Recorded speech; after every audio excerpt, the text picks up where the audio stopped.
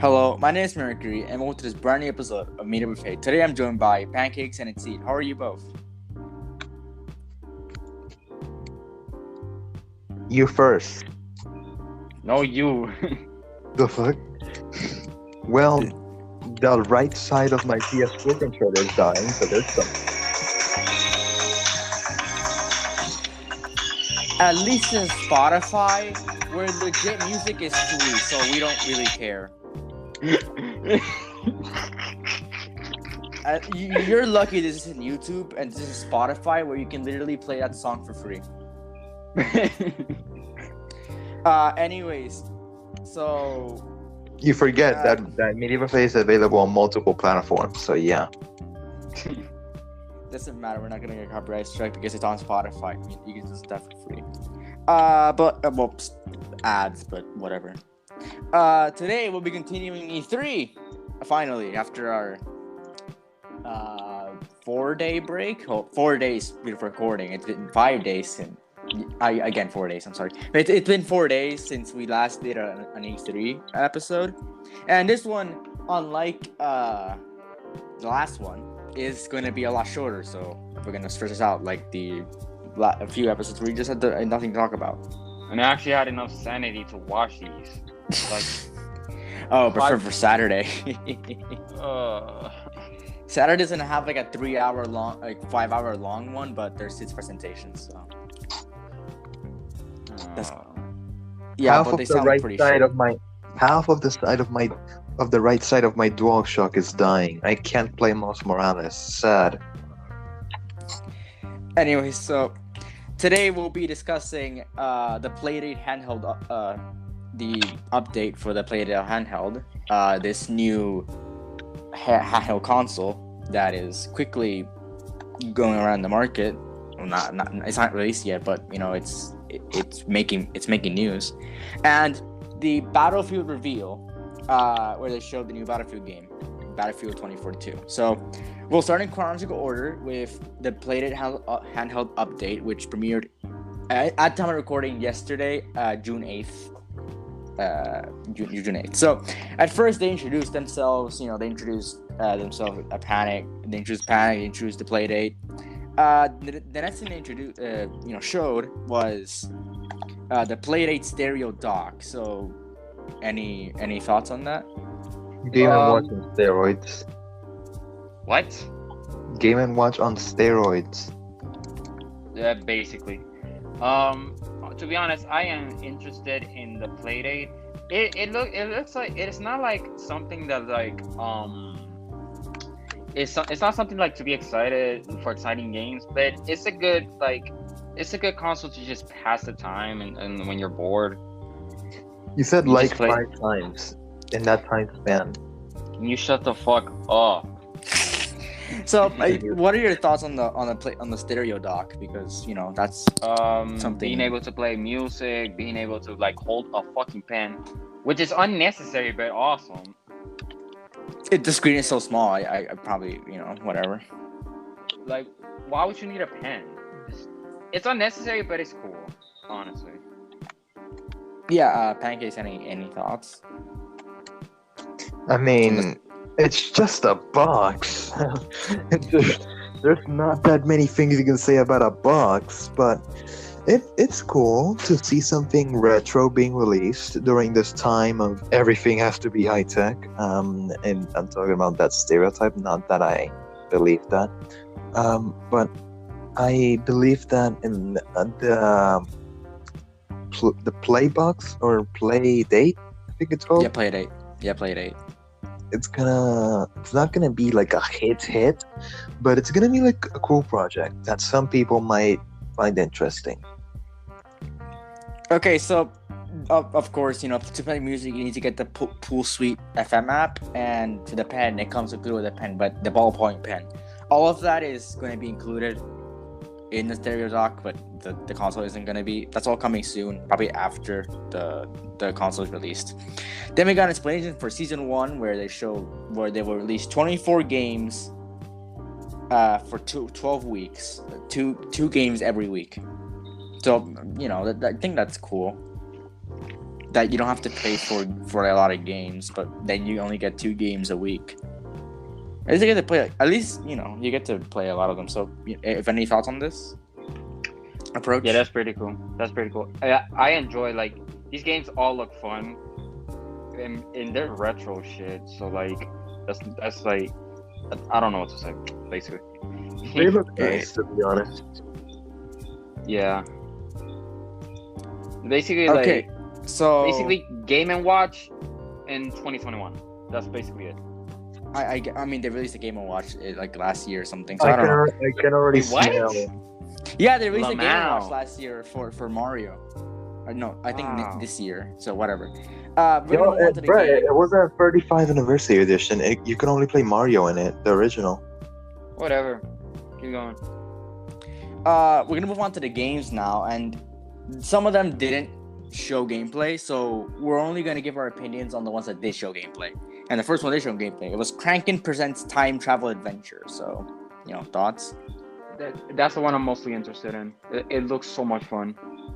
It looks great, but I'm looking for the one that was assisted by the Obadin creator. We'll touch on that one later. Yeah. Okay. So I think that this is the main one that uses the main functionality of the actual Playdate, the crank, the lever or whatever. Yeah. Which, there are games like that. Oh yeah, you have the main thing, which, it was 1-2 switch for the Switch and Wii Sports for the Wii.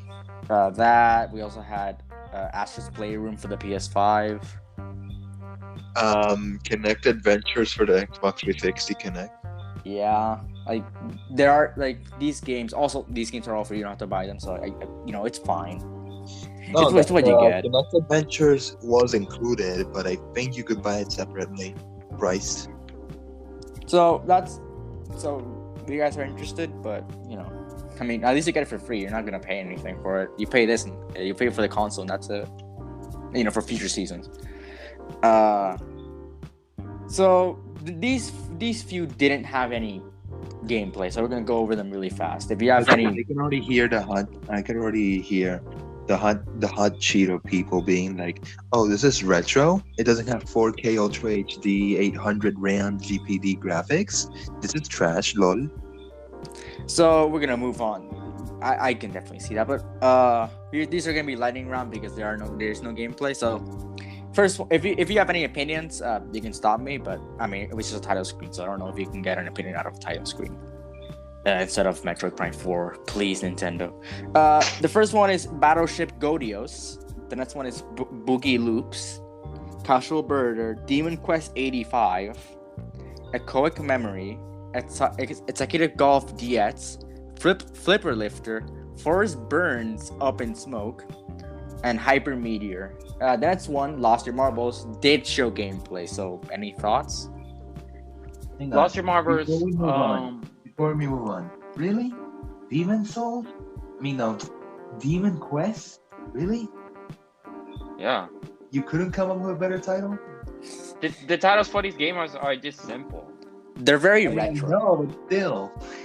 It looks like a Dragon Quest ripoff. I mean, it sounds like a Dragon Quest ripoff. Okay, so Lost Your Marbles. It was the I game don't where think that sounds it was really a visual novel, but everything was controlled by you moving a marble. Okay, it sounds fun. Okay, It sounds interesting, honestly. yeah. Interesting. We didn't get much gameplay out of these next ones. If you guys are done talking about Lost Marbles, but these ones are Omaze. They didn't show anything, so I had to go what I heard. Omaze. Isn't Omaze a streaming service? No, I don't know. Pick Pack Pup, Questy Chess, Ratatouille, Sasquatchers, Snack, Spellcourt, and Zipper. The next one was called Saturday Edition, which I thought was something like a special thing, but it isn't. So initial gameplay. So any opinions on Saturday Edition? Saturday Edition sound interesting. Saturday Edition. That was the mystery one, like the detective one. Oh, the detective one. Okay, that sounds interesting. Yeah, I had a conversation with one of our podcast members, Train, and I kind of expressed my opinions of how I want more detective things because I really find that interesting. Like even more games and movies or shows based on detectives, and this isn't quite it, but it's close to it. So I don't know. That one was featured in last episode of E3, Whitewater Wipeouts, when they actually showed gameplay. So thoughts, finally. Incredible. It looks fun. Wait, what's the title of it? Whitewater Wipeout. I don't remember that. I remember the title, It's but not the... It's the surfing one. It's the surfing one. Oh, right. Sounds cool. Okay. The next, we got a message from a developer called Sleep Baby, and they announced that they are developing two games baby? called That baby? Sweet Shut up. Baby, and they're developing two games called Recommendation Dog and Real Steel, but real pronounced differently. They're now in development. We next got a message from Lucas Pope, the developer of Return of the Obra Dinn. And he said that he's developing a game called Mars After Midnight. They show gameplay, so thoughts. It's What? great. It's great. I'm interested because he made Obra Dinn. What? Did you play wait, Obra Dinn? No, I just watched it. I thought it was cool. Wait, what are we talking I heard about? it was like a Mars After Midnight. I heard that it was the game where you monitor aliens. I think I remember the clip thinking like the Obra Dinn was the game where like you had a specific superpower that you could only return to a specific shipwreck and find out clues about how it happened and shit. I don't know. Like So, yeah. Next week I learned lightning round of games, but they showed some gameplay, so I guess we'll give our brief thoughts. Widget Satchel 2 Return of Sprocket. So, thoughts on that? That's the most British game title I've ever heard in my life. I'm Yes. pretty sure it's just a platformer. Also, I thought I heard about it, but apparently I didn't. I get this. The name sounded familiar, but apparently I didn't. I never heard about it. The hardest phrase to actually learn is edited it.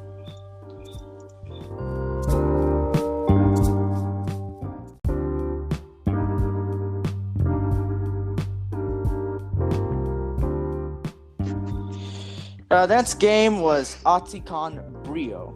So they showed gameplay. So it was a game where you go ping pong, I guess. That's what I remember. So thoughts? Yes. Ping pong? That's Yeah. what- Yes. It was like okay. that mini game in Pokemon Sword and Shield, where in the Ghost or Fighting type gym. Okay. Wait, I don't remember that. I don't remember the fighting type gym minigame. What was it? B. Yeah. No, I know, but what was the minigame you're talking about? I was moving a cart around. Oh, it's that? Bruh. Okay, Yeah. so just ping pong, basically. It sounds fun until you get beaten by a random athlete called Xiang. If it even is online, like. Yeah, ping pong is all fun and games until you get beat up by a guy named Xiang Ding Dong. But like, is it online or is it just like, what the fuck? I don't know. But I don't know if any of these games are online. I know they have Wi-Fi, but They have waifus? yeah, they have Wi-Fi. They have because Wi-Fi. they have to download the game somehow. Well, yeah. The next game was Daily Driver, which is just a sandbox driving game. So thoughts? Sounds Sandbox interesting. driving game. Yeah, sounds legit. Yeah. Yeah, I think that it's just like a game to have fun in, where you pick your Yeah. levels and you just drive Yeah. around. It's all fun and games until...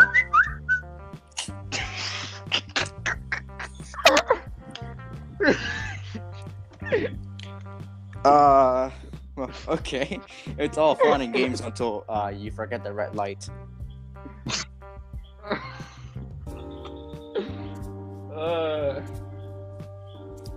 Well, the next game was Data of Life, and I absolutely do not remember anything. Awesome. So, yeah, this is the only game that they show gameplay, but I don't remember anything. Wait, what was it? The game called? Date of Life. I don't remember anything either. I don't. So I guess we're gonna move on. The most forgettable Playdate game. Okay. It's about life. Wow, fitting. The next game we didn't get any gameplay. Far Away Fairway, which we all got was a shooting star. So that's not much gameplay. The next one was Getting There, which was a very weird one. So any thoughts on Getting There? Is this the Cyclops This is the Fairy one. shit? No, this is the one where where you're a hand, I think, and you have to move. You have to traverse through feet. I don't know. Damn. Okay, imagine the dinosaur game from Google, right? Yeah. But instead you know how you make that sign with fingers that like the fingers are moving across the table or something. Damn, yeah. It's that, but you're trying to get away. You're trying to like walk, and you don't get swished by a foot. That's the best way I can describe it. That is legitimately that's the best way I can describe it. So it's like the thwomps in Mario, right, where they come down. Yeah. It's a mixture of like kinda- those levels of Mario with Yeah, that's cool. But Exceed, you were trying to say something? I was trying to say, what the fuck? Oh, this? No, don't. Wait, what? I don't know what you're gonna do, but whatever you're gonna do, don't. I already did. Fuck. poor. So yeah, Getting There side. It's just like the Thwomps level from Mario, with the dinosaur game from Google and feet. Instead of Thwomps, it's feet. Instead of Mario or the dinosaur, it's the finger sign where you go around across the table. That is legitimately the best way I can describe it because it's so weird. I was like, what am I watching? Cool. Anyways, going back to the topic of the toxic dudes that I talked about earlier, like, honestly, they are not gonna back down when they see this shit. Honestly, if they say something, I'm just gonna hit them with the. To yell. No need to have a riot. Shut your eyes. Take a deep breath. Oh, you've gone all quiet. That's cool and all, but why? Because yes. I guess we have to move on. Robot fishing, and I'm pretty sure the name itself is explanatory. Yeah. They fish robots. Exactly. So there's not much to say there. So if you have any thoughts, then go ahead. Nah. Well, this I is don't have any. disappointing. The top Yeah. game in the App Store is Genshin I Impact. barely like even remember it. What the fuck? The next game was Direct Drive. That sounds self-explanatory too. No, it's not about driving. It was the singer one. What where- singer? I don't fucking It was know. a singer, and you play with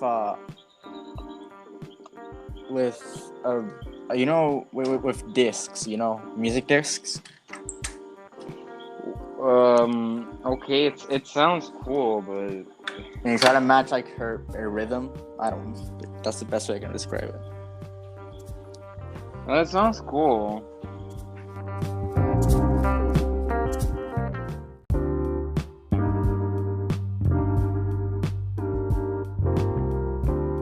The next game they announced was Playmaker, which I think it's about. I remember. I just don't remember.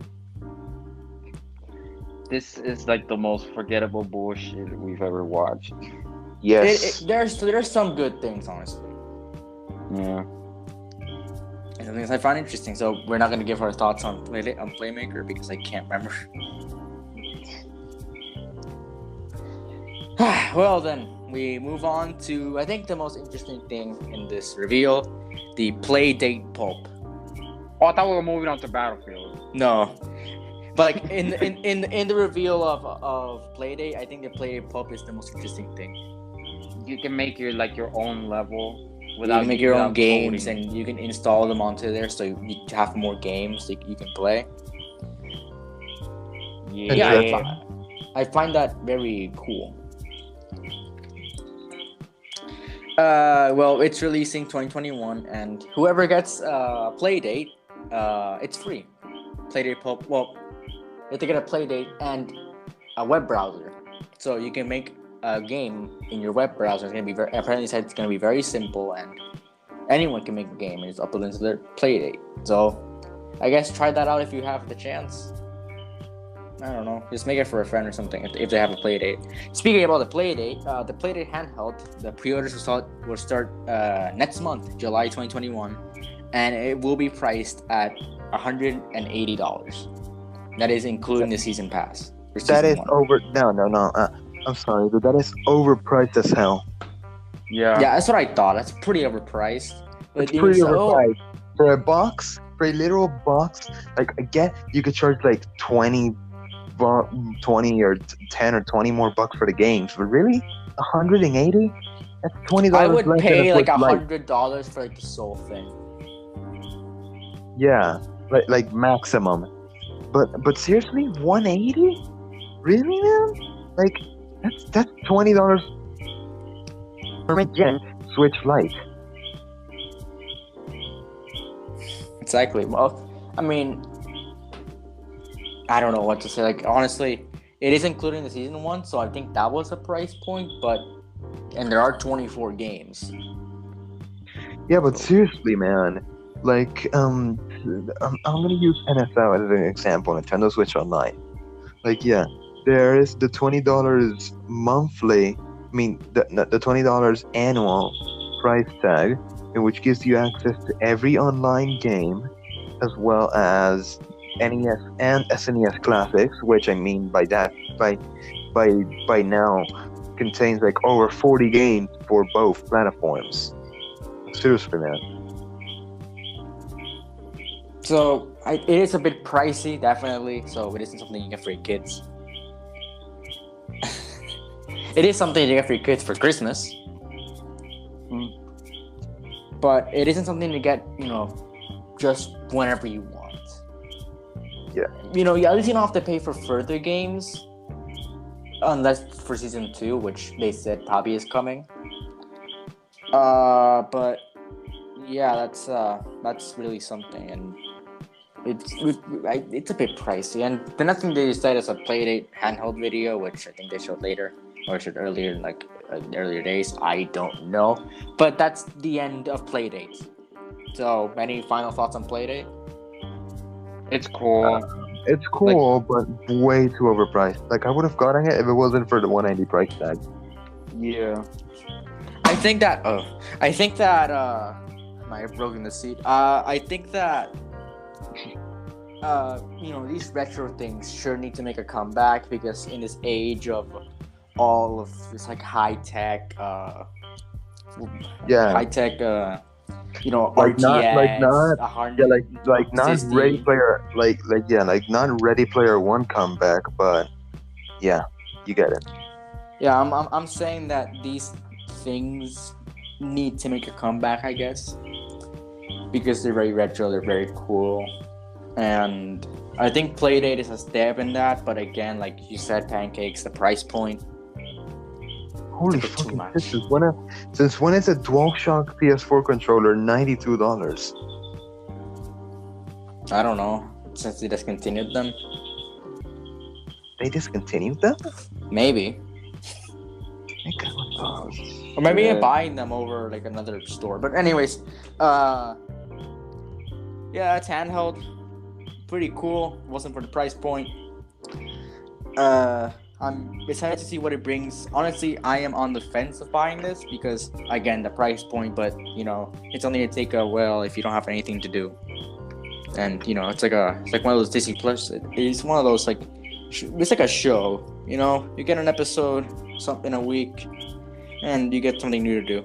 So for like a while before you just don't care. At least it's free, so you don't have to buy anything. I go, I'm disappointed. So now, very substantial. We've talked about this for a while, but today, now we're going to the biggest reveal of today. I have no fucking clue about Battlefield. Battlefield 2042. So, since you guys don't know anything about Battlefield, and this is probably the first Battlefield game you've ever seen, right? No, not really. I've seen gameplay of previous Battlefield games. Yeah, but like full on, pretty much. Yeah. I do not Pancakes. know. I have never played or seen gameplay of Battlefield, so I have no idea what to expect. So, like, without like further interruptions, go. Just your full thoughts on this trailer. It looks fucking incredible. Futuristic the Call of Duty or some shit? I don't know. It's like okay, it's basically like Call of Duty Advanced Warfare era, basically. It says 2042, and Advanced Warfare is like set in like 2051. So it's like playing Advanced Warfare all over again. Yeah, I think that's. I don't think. Like, of course, there's Battlefield and there's Call of Duty, but Battlefield kind of doesn't come out yearly. The last Battlefield actually came out 3 years ago, so that's something. Right. So, I guess any first thoughts? We haven't gotten any gameplay. Technically, any gameplay. They did show a lot in the trailer, which looked very cool and very interesting. The aesthetic I really like because it's futuristic, but it's not too futuristic. It's not radical futuristic. Yeah, that's an era that's never really explored. Where it's futuristic, but we're on our way to everything you think is futuristic. Yeah, like it looks like it looks like this could be in real life. This could happen in the future. Like I can see this becoming 2042.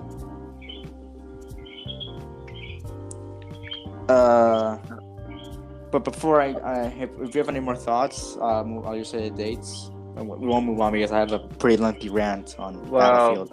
You can pre-order now, and the game is coming out in October 22 this year. Yeah. There'll be a gameplay reveal on June 13th. We'll cover that when it comes out on our episode. It's being recorded on June 13th and will come out June 14th. So you can expect us to talk about more Battlefield. Hang on, before we move on to your lengthy Battlefield EA field rant, because it's made by EA, I just want to bring a random out of these presentations topic that is still a game topic, but I would like to bring it to the table.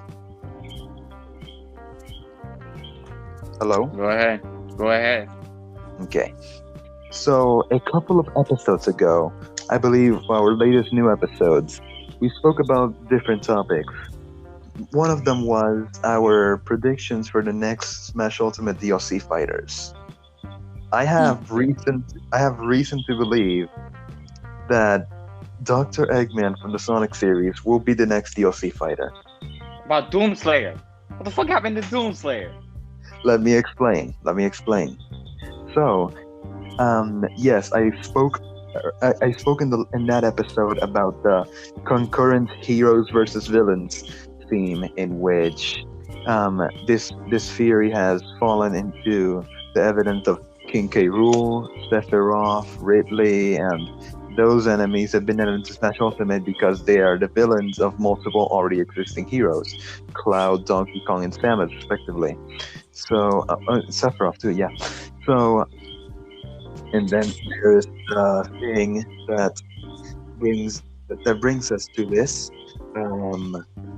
Yeah, I spoke in that news episode that Porky would be one of them because he's the only villain out of the OG 12 to not get added yet, and Red Falcon did that franchise. But let's let's just take it out of the OG 12.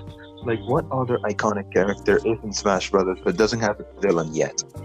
Okay, Sonic. Yeah, we get it. Yeah, Sonic. Plus, this year is Sonic's 30th anniversary, so it falls in line. But nah, but nothing. That's just one of my predictions. Doom Slayer could still happen. There have been leaks and predictions and rumors of that. Also with many other fighters. But let's just see what happens. As long as it's not Goku or Waluigi, we're good. And it's nice to see that Sonic is not gonna be like the only Sonic character in Super Smash Bros. I mean, we don't know that yet. Exceed. These are just theories. I know. Hey, but if the prediction turns out to be true, you heard it here first.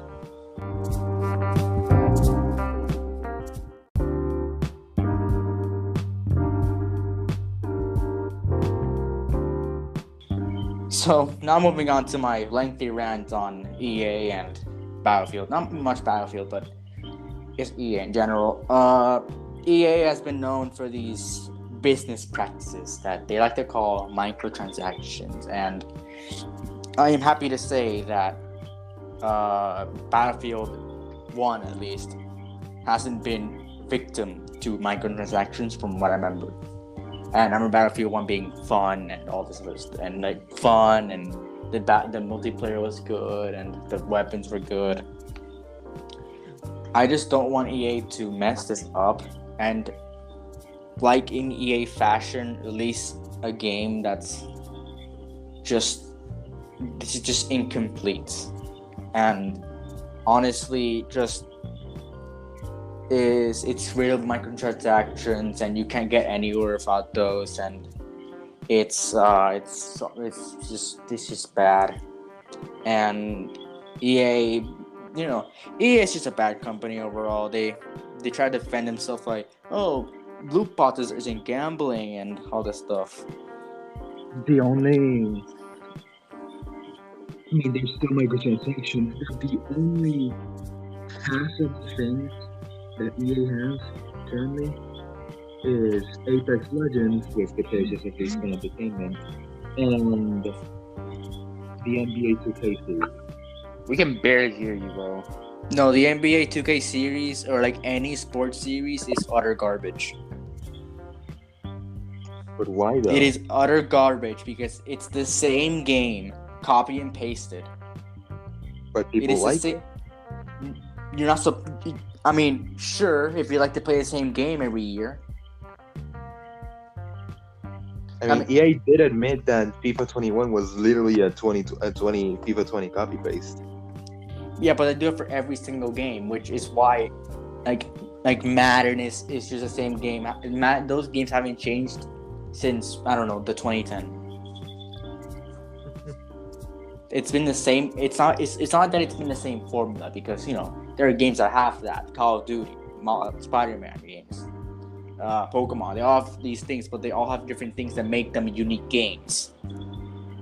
Like you can definitely say like Sun and Moon is different from X and Y. You can see that, but like because games, one takes place in a Europe ripoff. That's not what I meant in gameplay, because another takes place. Strip all of that, and you still have a different game. What I meant is that it's just the same game. It's the same game, copy and paste it, put it $60, go with microtransactions for all of time. It's a full price game, $60 with microtransactions. And now that I'm pointing that out, it doesn't seem good, right?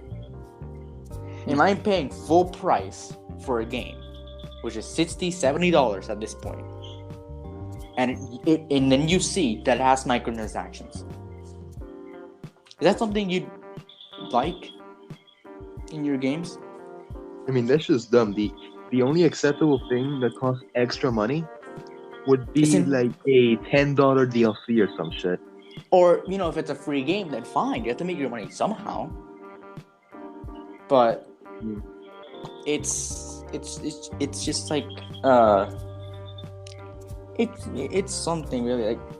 I hope they don't mess this up where it's a $70 game because it is coming out on next gen consoles, but it's coming out on like last gen consoles. So I don't know what it's gonna go. It's probably gonna be $60.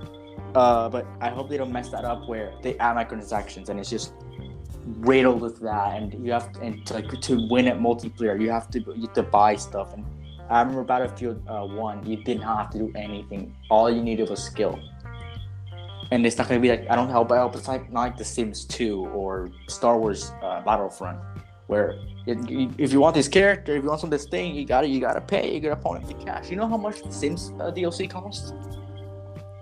30? More than the game. What?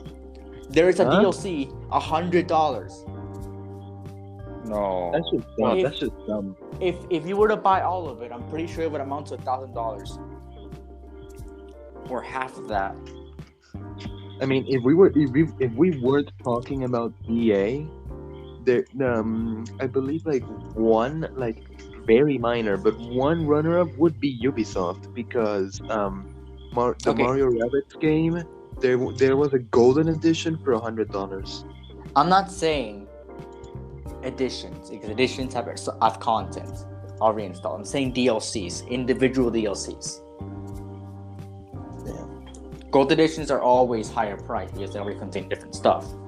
Like Dying Light Platinum Edition, where that's $100, but that includes every DLC.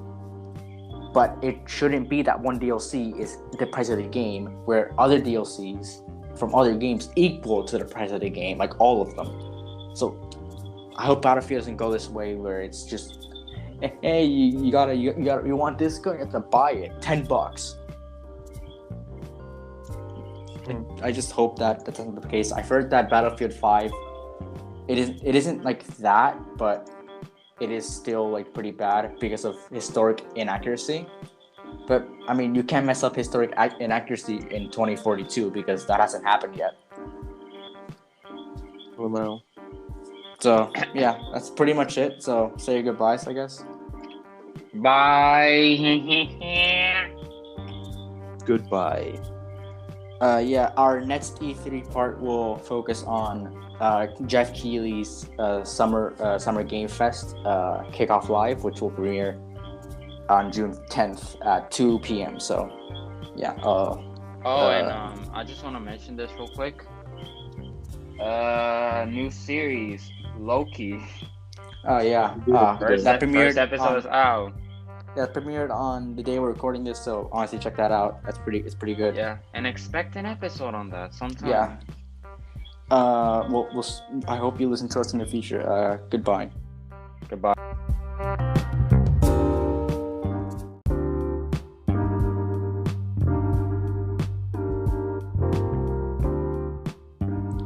Hello, my name is Mercury, and with this brand new episode of Meeting with Fate, today I'm joined by Pancakes and Exceed. How are you both?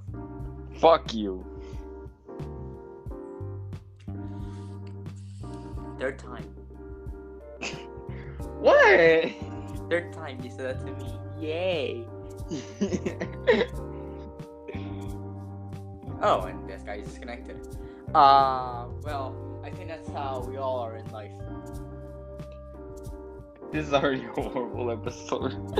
Don't worry, I can save this. He's back. Pancakes. How are you today? I am good, thanks. After disconnecting, okay. So we will continue our very long, not very long. Well, as long as it's gonna be the Clone Wars series, but we've canceled that. Our coverage on E3, sort of. This is before E3 starts. E3 starts tomorrow, June 12th, officially. With Ubisoft. Who cares? We'll be covering, this is part 3, we'll be covering the Summer Game Fest alongside the Day of the Devs showcase that is in the Summer Game Fest. We're going to start with the Kickoff Live. This was the biggest presentation of Summer Game Fest, the premiere. This is pretty much just a glorified VGA with all the boring stuff, aka the people who won. So we're gonna start off with something I guess cool. Tiny Tina's Wonderland. So, any thoughts? I do not remember jack shit of what you just said. I'm right here on the stream, just to remember. The game looks amazing. Tiny Tina's Wonderlands, it looks amazing, and they compare this game a lot to Borderlands, to be honest. It is made by the same people. Okay, makes sense. Where's the meat?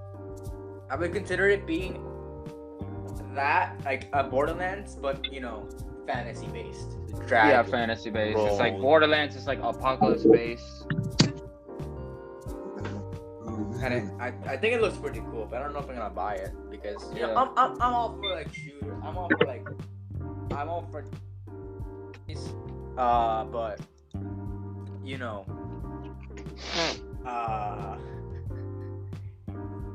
I have the Hanson collection on my library, like of I think 1 and 2. I haven't tried those out yet. I might. So yeah, just. That's me. Might buy it, might not. Pancakes, any like opinions from what we heard, from what we said about this game? Does it sound interesting to you? Okay, so let me get this straight. This will also explain something on the one of the last episodes, part 1, I think, in the Live Expo. So, I think one of our podcast members that still hasn't made an appearance. I'm not sure what her name was. I think it was Pan or Strawberry something. I'm pretty sure she doesn't want to be in the podcast. She doesn't want to be here. Just want to be here, so don't even count her. Anyways, one of our friends has a preference for games that she doesn't like anything violent. Like she's all for cartoony shit. Like the more cartoony it is, the more she's likely to get it. And I'm not in that category, but I would say that I'm in a similar issue. Like I could play shooters and I could enjoy them, but they're not my favorite type of game. My favorite type of game are those that have some bit of animation. Seeing this, it's 50-50, honestly. Well, it's a looter shooter because it's all for items and stuff. It is releasing early 2022 with more info this summer, which probably means that we'll get more info on Gearbox's showcase tomorrow on June 12th. That's I think all we say. The next game is Metal Slug Tactics, which is apparently a road from a old franchise from the 90s, and it looks very arcade. So, any thoughts? I don't like it. I really don't like it. Honestly, I don't know either. I think it's. Do you guys know what Mario & Rabbids Kingdom Battle is? Yes. It is what? that. Mario & Rabbids Kingdom Battle. Lamau. It's that. It's that, but like more arcade-ish, and humans and tanks and stuff. I don't know. I played that game. I never completed Mario & Rabbids Kingdom Battle. I think it would be very similar. It's a strategy shooter, which just means be smart. You know something I don't like? What? Cold vegetables. Cool. We're not here for that. Well, to whoever actually wants to get Metal Slug Tactics, there is no release date as of now, so just gotta wait and see. Probably more info coming soon. I don't know. They never said anything. We next got an interview from a man who's literally never said anything since 2019. Hideo Kojima, the creator of Solid Snake. Oh shit. And Metal Gear Solid as a whole. Before he left Konami Studios and made his own studio. And he made the only game he's ever made on that studio, Death Stranding, and he's milking it more by releasing Death Stranding Director's Cut, which is pretty much the Zack Snyder version of Death Stranding. Zack Snyder's Justice League. So we can expect this game that should not be a game, honestly. The game is boring. You know what the game is? Deliver a package from point A to point B. That's it. Wow. For the whole game. The game is a good movie. Don't get me wrong. But it's not a good game. The gameplay is terrible. So, I don't know. Also, I like the whole meta Solid Snake bots reference they did, even though they kind of did it wrong. Well, any thoughts? It looked cool. To be honest, like, I actually wanted to play this game, but hearing I honestly forgot about this game, to be honest. I think it's better if you watch like all the cutscenes. You'll get a real enjoyment out of that, but playing it, please no. Yeah. There is some action, but it's very far in between. Yeah. So, any more thoughts, or No. No? Okay. We don't know when it's coming out. They said it's coming out soon, and this is a director's cut, which pretty much just means PS5 edition, so it's coming only on the PS5. We'll get a full reveal soon. Next, we got an interview with the man, the myth, the legend, Jeff Goldblum. The man who played... Yeah, let's go, Jeff Goldblum. The guy who played Ian Malcolm in Jurassic Park and Jurassic World Fallen Kingdom, and also the guy in Thor Ragnarok, let's go. And the Grandmaster in Thor Ragnarok. And he was there to reveal Jurassic World Evolution 2. I'm gonna gush about this game a little bit before, but before that, here you two thoughts before I go like full. Not interested in the game, honestly. Mercury came while watching the stream. Whoa! Hey, I'm just repeating what he said. I didn't actually. It was an expression. Yes. I'm sorry, Twitter cancelers, not this time. You're gonna cancel for that. So no thoughts before I go into this. What can I say? It's dinosaurs. Graphics wise, it's good, but not interested in dinosaurs. Me neither. How dare you? Anyway, so this game is just building your own Jurassic World. Like how you would do it, and you have to keep the dinosaurs in bay. If you're like me, which likes just to build a park with dinosaurs in them and look at them, or you can make complete chaos and make dinosaurs to kill the guests. It's whatever you want, honestly. And it's a park same with dinosaurs, which I have the first game since August of last year. It wasn't release day. I didn't get release day. But I've sunk 400 hours into this game, into the last game. Good. Just building parks and just getting dinosaurs. I've already bought all the DLCs. And I will be getting this game, and I'm excited to see they showed new dinosaurs, the Amargasaurus, Coelophysis, and not dinosaur but the Mosasaurus, the big aquatic thing in the movies, which wasn't in the first game. And this is what we expected. I called this reveal. Some 400 hours into the first game. I'm getting this game pre-order. I know people say don't pre-order games because you're just giving the money to the people like months in advance, so they don't need to like make the game better. I don't really care. As soon as it goes up for pre-order, I'm getting it. Lol. I will be streaming tonight, June 11th, when this episode goes live. I will be streaming the first game to do an episode on it. I will probably be joined by some people, maybe a new guest if I can get him finally to join me buffet, but we'll see. So, Jurassic World Evolution episode coming in late June, early July.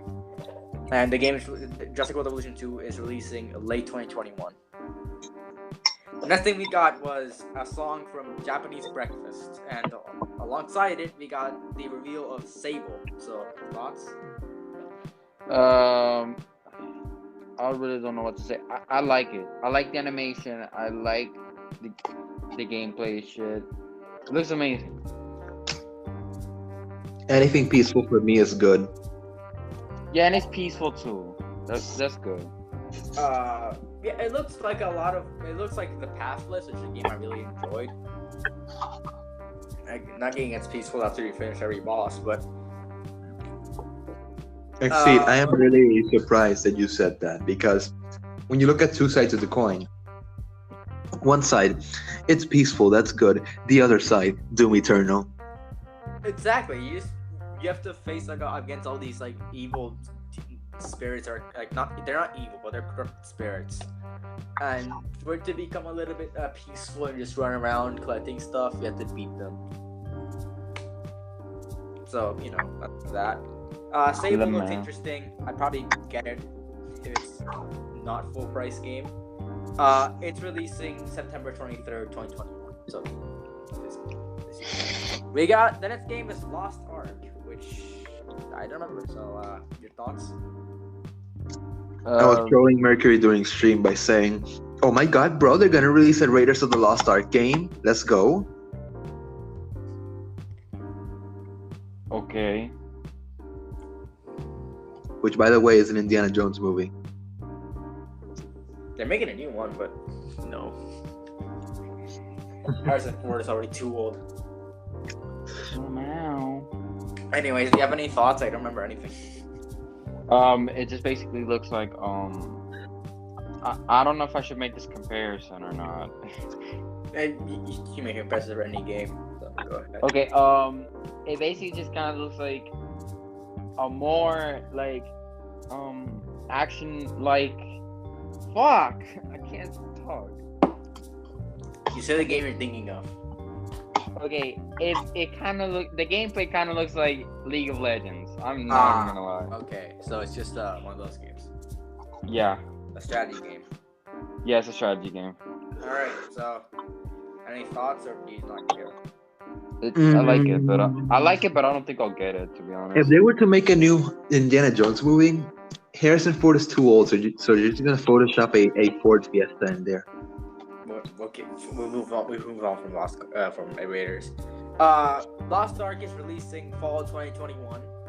So, I'm not gonna lie, the game just looks like a combination of fucking League of Legends with God of War. That's literally what the game looks like. Oh, it's releasing fall 2024. Like, who wants to get it? Next, they said some perks that you can get with Amazon Prime. If you have that, you can get these perks. You get Battlefield 4 and Batman the Telltale series for free. Battlefield 4 is one of the best games in Battlefield, I'm pretty sure they said. I heard some people say, like, oh, it's really good. And Batman the Telltale series is just like the Walking Dead Telltale series, but Batman.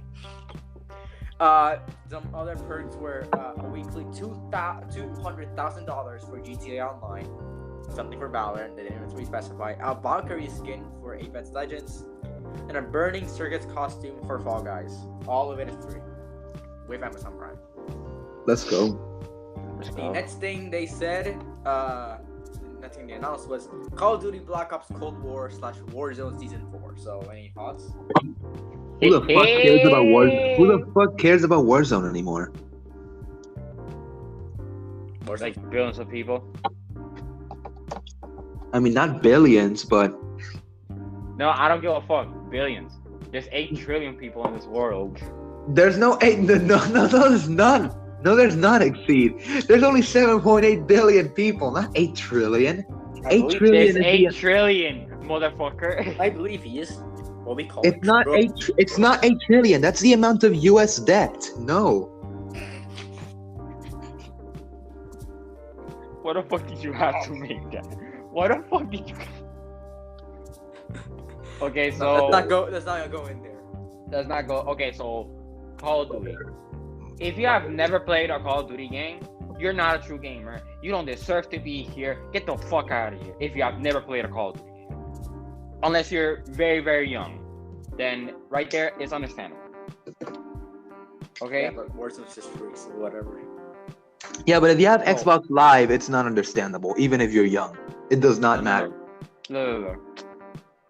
Look, I've been trying to get Warzone for months already, but my PS4 is being such a bitch. It doesn't have enough storage. It's like I have to download Warzone with Modern Warfare, and Modern Warfare is a big game. You know they actually made it so you can separate them both. Exceed Warzone. I had to download like 80 gigabytes, like just to start up the game. From online, I had to download 800 more gigabytes. Yeah, fuck that shit. Anyway, Warzone is basically Call of Duty Battle Royale. That's all. Call of Duty And- Battle Royale. I mean, it is that. You can't lie. It is that. Not a- Anyway, Call of Duty Battle Royale. I've seen gameplay of Warzone. It looks insane. I've played it, but if it weren't for the storage, I would have kept it. Well, they Damn. separated both Modern Warfare and Call of Duty, so you can just uninstall Modern Warfare and keep Warzone. Modern Warfare is just like 80 gigabytes. I'm still gonna have like fucking No. 800 gigabytes just No. Warzone. No, pancakes. I've had Modern Warfare. It's like 100 gigabytes. Worse. I've had Modern Warfare. I know. Modern Warfare is a big game, just like Red Dead Redemption. Oh, okay. So, any more thoughts? I'm excited for season Okay. 4. Even though I can't play the game, I don't. No I one don't cares give a about fuck. Warzone anymore. It's releasing. Oh, the season 4 is releasing June 17th. So about a week from now. Best thing they said was for Twitch rivals, World Season Warzone, which is just them. Like a Warzone league in Twitch, which is starting June 22nd and ending the next day. And then some players are just I'm gonna butcher these names, but Swag, Dan Dangler, Nate Shot, Tim the Tapman, and Aiden. Those are really Nate Shot, let's go. Yeah. They're gonna be playing, so I don't know who these guys are, but they're there. Next, we got I only know of Ryan Nate. Reynolds. I only know of Nate Shot because he won Mr. Beast's $100,000 rock paper scissors tournament. I only know about Tim the Tap, man. Next, we got an interview with Ryan Reynolds. Let's go, Deadpool, Ryan Reynolds. Deadpool. So, any thoughts on the movie Free Guy? It looks amazing. I like it. An NPC. I mean, he looks great. Mark my words. This is not gonna be another Pixels. This is gonna be a good movie. Don't get me Yes. wrong. It is gonna be. It's Yes. not gonna be Pixels, where it's just Adam Sandler making funny comments for an hour and a half. Yeah. Okay. Basically, the movie is about an NPC who snaps out of it and becomes like an actual player or some shit. No, he just becomes self-aware. No. I know he becomes self-aware, but it's like he has like player. He has that awareness. I don't give a fuck of what they call it. And what I love the most is that we had YouTubers like Jacksepticeye, Dan TDM, just complaining about this motherfucker. Yeah, Dan TDM, Pokemon. Yeah, Dan TDM, Pokemon, and Jacksepticeye, and fucking Ninja. He's fucking Ninja. You know that Moist Critical turned down an offer to be in the movie? He was supposed to be in the movie, but he turned it down. He turned it down to work on Last of the Grads. Okay. On what? Last of the Grads. What's that? Oh, yeah, it's a movie. Yeah. It's a movie he actually stars instead of being a cameo. He's one of the characters, side characters. Okay. Okay. Well, Free Guy is gonna be in theaters only August 13th. We have to watch this shit. We have to watch it. If we don't watch it, we do an episode on Free Guy. Yeah, we're doing. Hey, we're doing August episode. 1st. Hey, August 13th, man. For me, classes start on August 16th, so that's a plus. I don't know about. Look, man. I don't know if we should watch it like immediately on like August.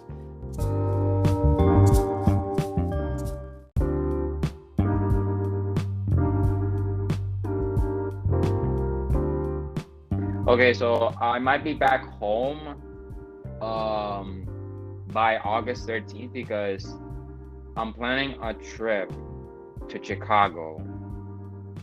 Chicago. Yeah.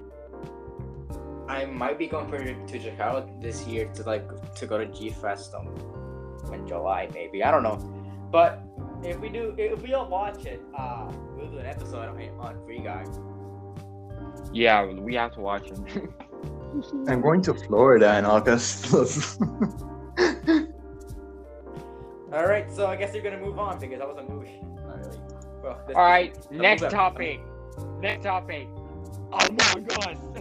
Among Us roadmap, where they announced some very interesting things. we got a new game mode. Finally, it's our only game mode. New game mode. Hide and seek. We got new roles: the sheriff and the scientist. New colors: coral, tan, rose, maroon, banana, and gray. Based on Visor cosmetics, achievements, and a lever of map 5. So thoughts? Honestly, it looked like a fucking clickbait video. Like, you know, this fucking new sheriff role in Among Us, funny slime challenge. It kind of did, but at the same time, it looked real. And I'm gonna be honest, leave the game alone. It's fucking dead.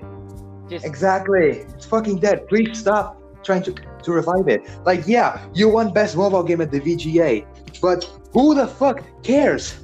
Like, yeah, you won an award. Congratulations, Best but mobile- stop trying they to won- revive the game. they won best mobile and best multiplayer. Yeah, but still, just don't fucking try to revive it. It's fucking dead. And they also got achievements. They also brought achievements. They're desperate to bring this game back. Yeah, like, it's a fucking good update, but every time I see a trash can, it's fucking Among Us now.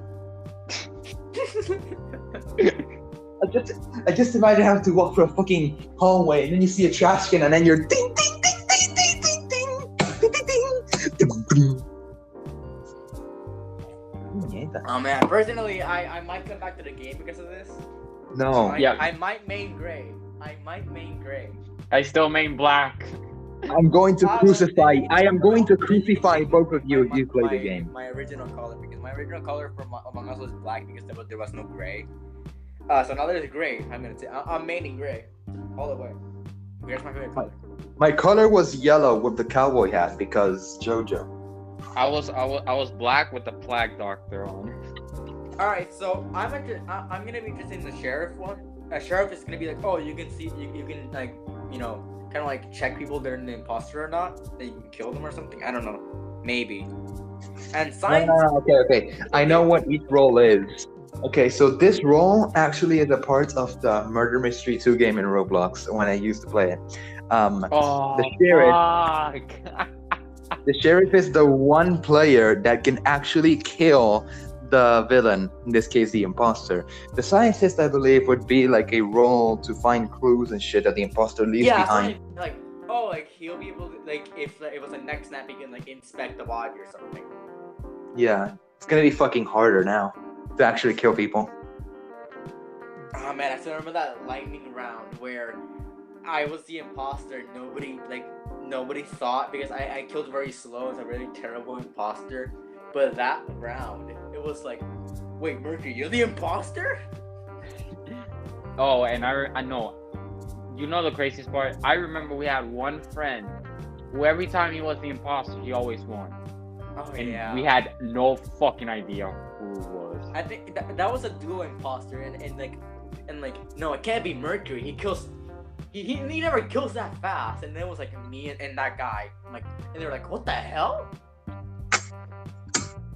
Since when? Anyway, I swear to God, that motherfucker is skilled as fuck. Anyway, so fun memories of Among Us. That's you know, that's something you can expect. So, you know, I think this is something. I'm still gonna crucify you if you play Among I Us don't know if again. it can bring you guys back to the game, but it'll definitely probably bring me back. No, I'm going to crucify you if you play the game again. Fun fact, they're selling a McDonald's chicken nugget for $10,000, I think. No, not Or 10,000. $100,000. It's not $10,000. 100,000. $100,000 because it looks like an $100,000. Among Us astronaut. Okay, so that means This is coming from the guy who wouldn't eat a McDonald's because they served him a McDickin. So now the best way to earn money is buying chicken McNuggets. Let that sink in. You have to find the chicken that's like formed in that way, put it on eBay, and you get like around $100,000. It is insane. That's how easy it is to get money. A Cheeto sold for a fortune once because it looked like Harambe. Lesson learned. Anyway, so Buy nuggets and Cheetos. the next thing they said was the Jeff Keighley Among Us mask, which was part of an event last year, I'm pretty sure. which if you watch 15 minutes of the stream on Amazon Prime, you get the mask. This offer is not available now as the stream is completely closed. So you can't get this mask. I don't know why. So we are outside of McDonald's at 3 a.m. because if you are outside of McDonald's at 3 a.m., you can order the Among Us Happy Meal. Okay, we can And do if it. you don't, We have to stop. We have to stop. Stop. that fucking guy is a fucking clickbait god. You know the guy Satire, right? Damn, I did not know that. That guy Satire, he does it for the shits and giggles. Damn, I actually did not know that. He knows how he's kind of riding that wave because he knows how stupid it is. Anyways, we're gonna move on with the interview with Shuhei. I'm sorry, Japanese viewers or not viewers, listeners. Shuhei Yoshida. It's okay. We know you don't speak Nihon. PlayStation Indie with 2 new games. Chicory, A Colorful Tale, and Salt and Sacrifice. So, thoughts on these 2 games? Nah. The first one, nah. The second one, nah. Either. You just say both. Too late, don't even correct that. Pancakes, any thoughts?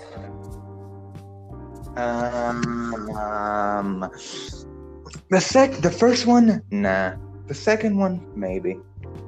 Yes, that's what I can say for myself. Like, okay, maybe, but again, I have that thing with these type of games that look like that because I had the same problem with Octopath Traveler, but it looked like that. But I was like, Octopath Traveler for me was a mix of I don't like it, I like it, the graphics, and Salt and Sacrifice looks like that, but I don't know, maybe.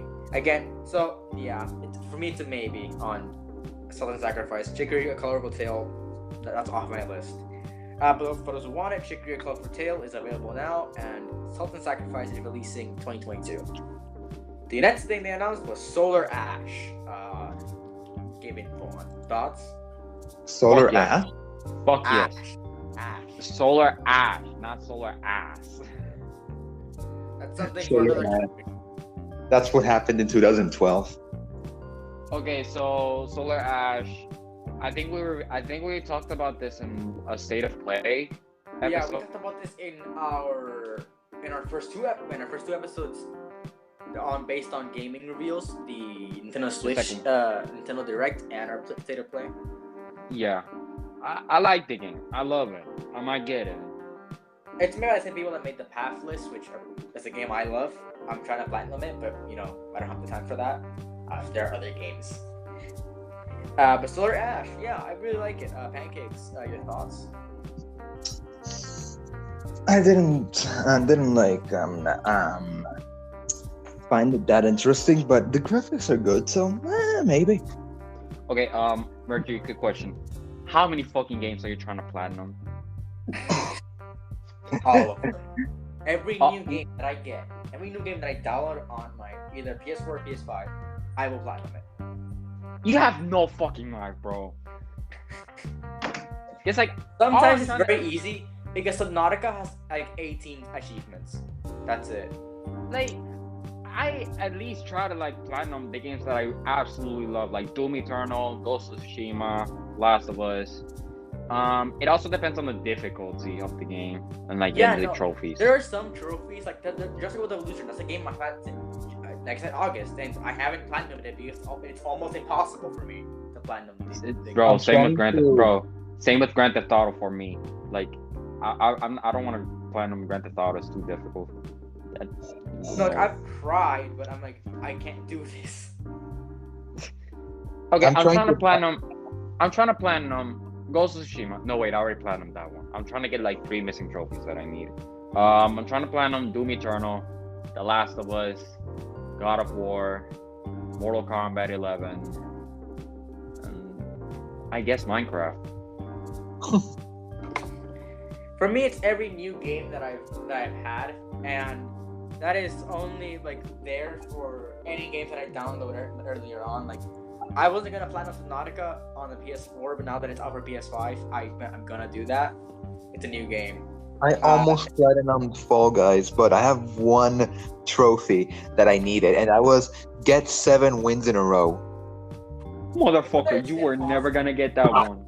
You were 7 never or gonna 5, get that right? one. 7 or 5, I don't remember. You were never gonna get that one. Wow.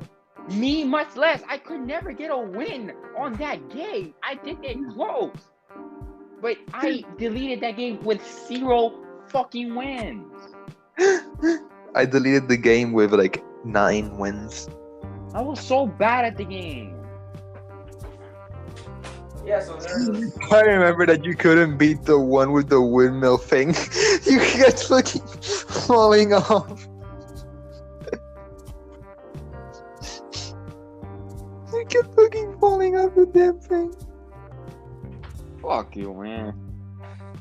yeah, so those games that are platinum. So yeah, so again, Solar Ash, right on topic. Okay, so Solar Ash, I'm definitely getting this game. It looks amazing. Yeah, I love it. We should be something for this game later this year. You know, technically later this year.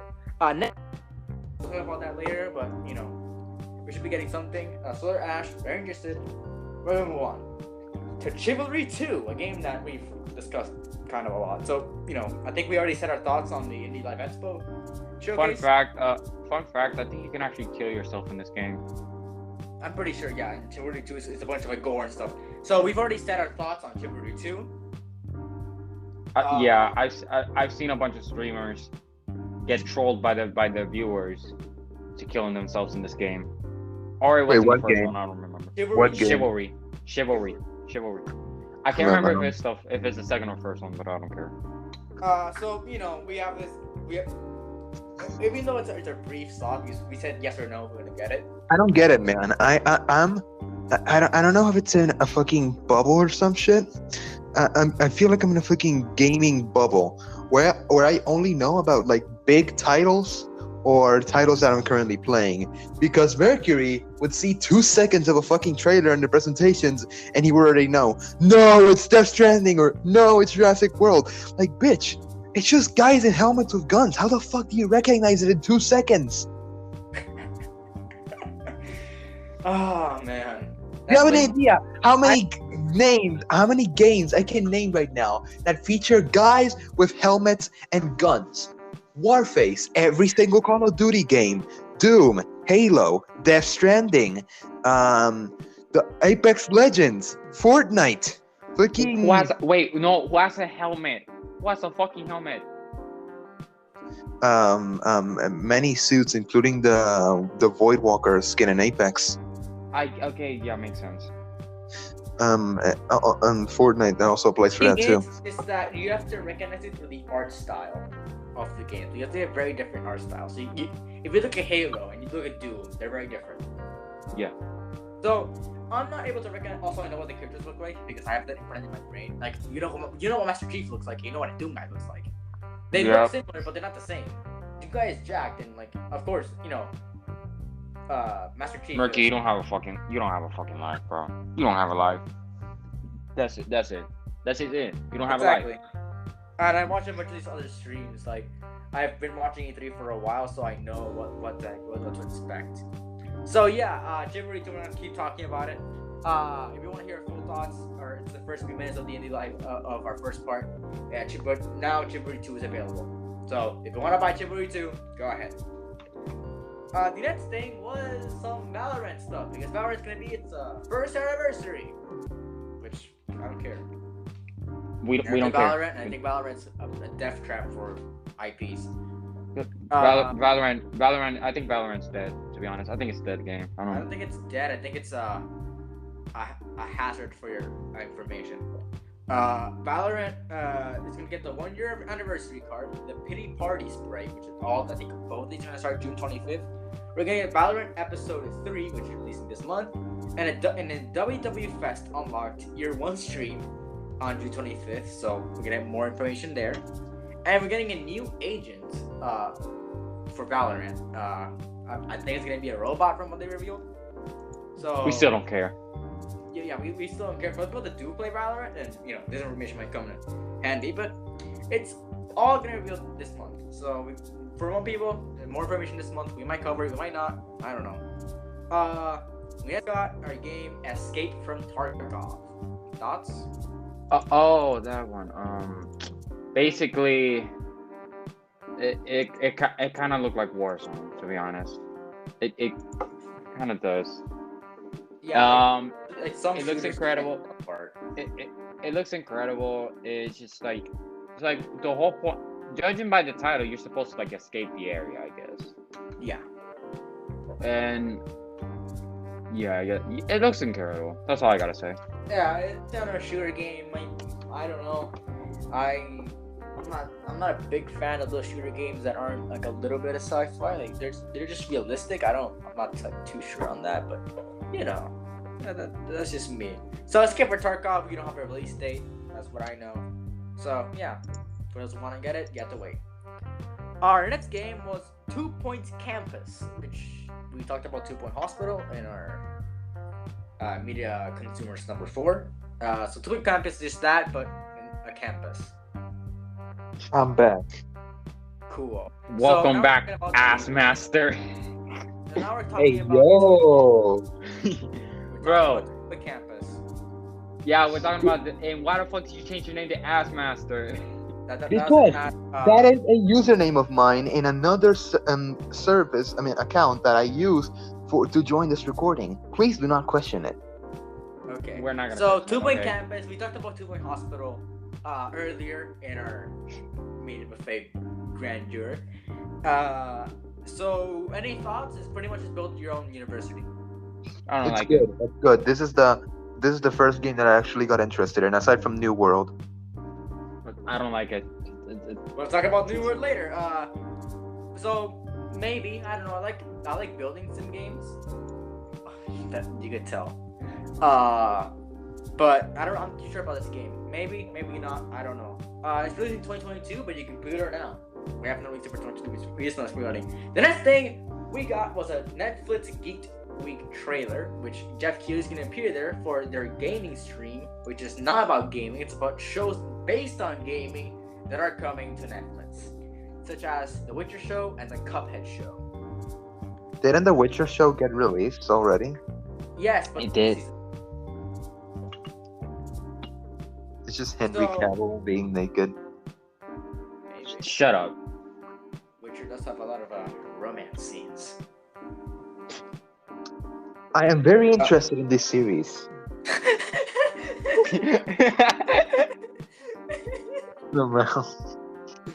Anyway, so we're gonna cover Netflix Geeked after E3. So we're gonna give more information on that later.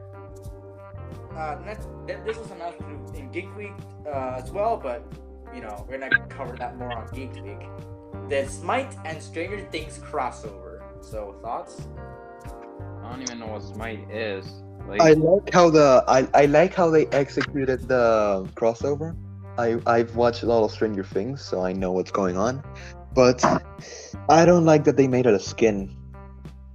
Okay. Wait. Smite Battleground of the Gods. Can I get some context on that game? I think it's pretty much just like Overwatch, but medieval or in League of Legends. It's just dudes battling with different abilities and shit. And I think they made like a skin, and you can have skins like in Apex Legends for the different characters. But they made 11 and Hopper a skin. Okay. Okay. They made a version of it. They made a version. I played Smite before, but I'm pretty sure I deleted it. They made a version of 11 from season 1 that disguised the dudes made for her, and season 3 when she was actually getting normalized and went to Snowcourt Mall and shit. And there was another version of Hopper that was the cop version from season 1 and the mall version from season 3. Why the fuck is your name Ass Master, bro? Can you not question that? So, do you guys have any further thoughts? I personally don't care. I never watched Stranger Things. I think Stranger Things is pretty boring. So The game, I'm not interested in the game, but the skin is nice. Okay, that's it. I guess. Is that all? Okay, so the crossover is releasing July 13th, but the game is available now because I played it. The next thing they announced was not a game. Okay, they didn't announce the games, but it was a whole studio. A studio? Damn. A whole fucking studio. A whole fucking Studio. yeah, a whole fucking studio. Okay, shit. I took the Prime Matter opportunity. Games and Prime Matter announced a lot of games that they're working on, including Gunrave Gore, The Last Oricru, Outward, Scars Above, Kingdom Come Deliverance, Dolmen, Crossfire Legion, Iron Harvest 1920 plus, Mount and Blade 2 Bannerlord, Discord mods, King's Lol. Bounty, Codeman Final Form, Encased, and Echoes of the End. So thoughts on the studio and whatever and like what they showed of their games? I don't fucking know. Interesting. Fuck. Yeah, Interesting. I'm always up for new studios, and these games look very cool. So yeah, the next What's thing the studio called again? Prime Matter. Okay. Okay, I took the opportunity to I speak keep here an eye because on them. You know, these studios may make one of your favorite games. You know. The next thing announced was Painkiller franchise that doesn't have a game like a while, I think. Nothing at all. So there's more gonna be revealed today. So we're gonna cover that on Saturday's episode. So anything else about Painkiller?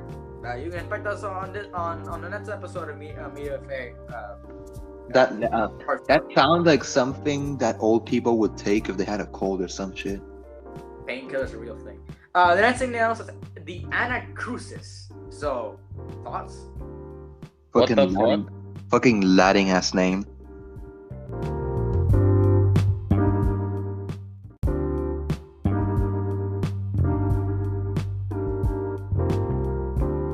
So the Anacrusis looks like Overwatch. I'm gonna be honest here. It looks like Overwatch. Is it like a zombie alien? Yeah. Oh, okay. So basically, this game just basically Call of Duty zombies mixed with aliens. That's literally it. Well, more like, yeah, Aliens everywhere. it's just aliens yeah, everywhere. I'm personally a little bit interested. I'm interested too. I like it. Pancakes has no opinion, I'm pretty sure. So the Anacrusis will come out in the future. No release date. Just no. Next thing we got was the New World. So thoughts? That's nice. I actually liked it. Yeah. Yeah. Yeah. All right. So I don't have much to talk about, but today, June 11th, they announced more stuff on New World. So, and we're gonna cover that on Saturday's episode. So, that's the thing. So, it's an 18-minute presentation on New World, exclusively on New World, and we're gonna cover that. So, expect more there. All we know is that New World is releasing on August 31st this year. Obviously, more info there, and it's gonna be a closed beta on July 20th. The next thing they announced is a Rocket League and Fast and the Furious crossover. So thoughts? That was interesting. I think it's long overdue. The Rocket League and Fast and Furious crossover we're talking about? Yeah, it's a crossover. I already played Rocket League and like just got off from that game for like a week later. There's this one thing people ever say: you're never good at Rocket League.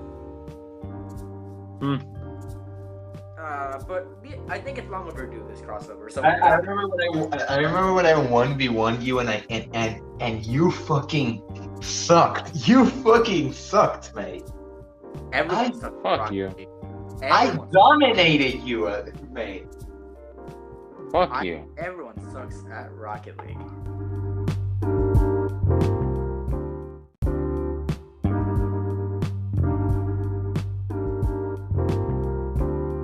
So the crossover is releasing June 17th, so very, very soon. So any Rocket League players, get this.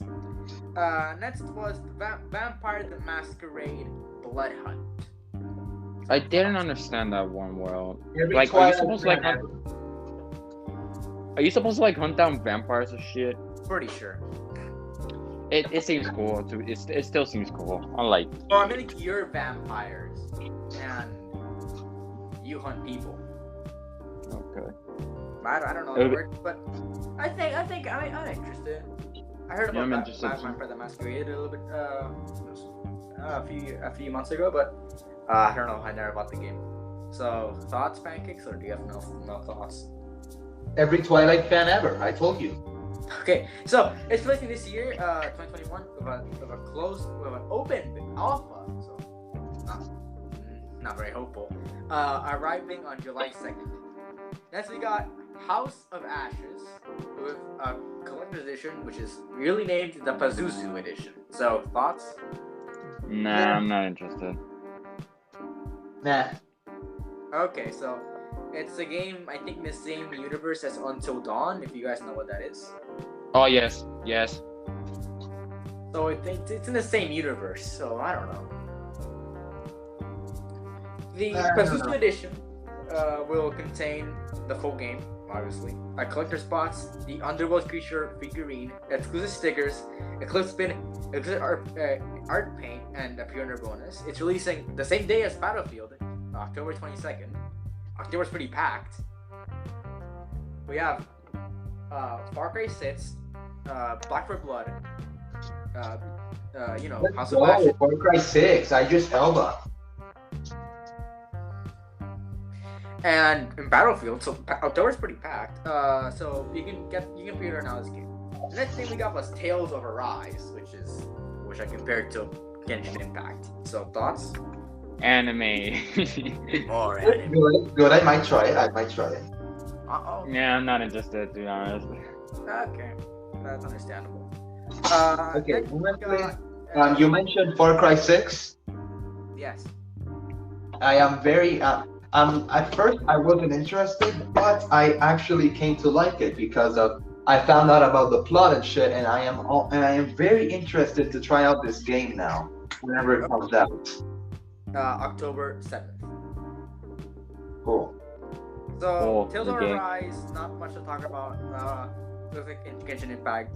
It's released September 10th this year, but you can pre-order now. Next we got Sky, Children of the Light. For Nintendo Switch. Bingo game, let's go! And there's this mechanic of seasons in the game where you go around in their seasons or something. And Sky Children of the Light, it's like that. And they announced it's coming to Switch on June 29th. So thoughts on that or no? I am very interested in this game, not only because it's peaceful, but because that one of the seasons that they're gonna release is based on Le Petit Prince, which is a novel that has a Spanish cartoon on the Discovery Kids channel called El Principito. That is my fucking childhood. I fucking want to play this game when it comes out. I am hyped. I am hyped for this game. I am getting it. Well, it's available on mobile for free right now, but it's going to be releasing on June 29th on Switch, and the Le Petit Prince season is releasing July 6th. Let's go. Next we got Planets of Lana.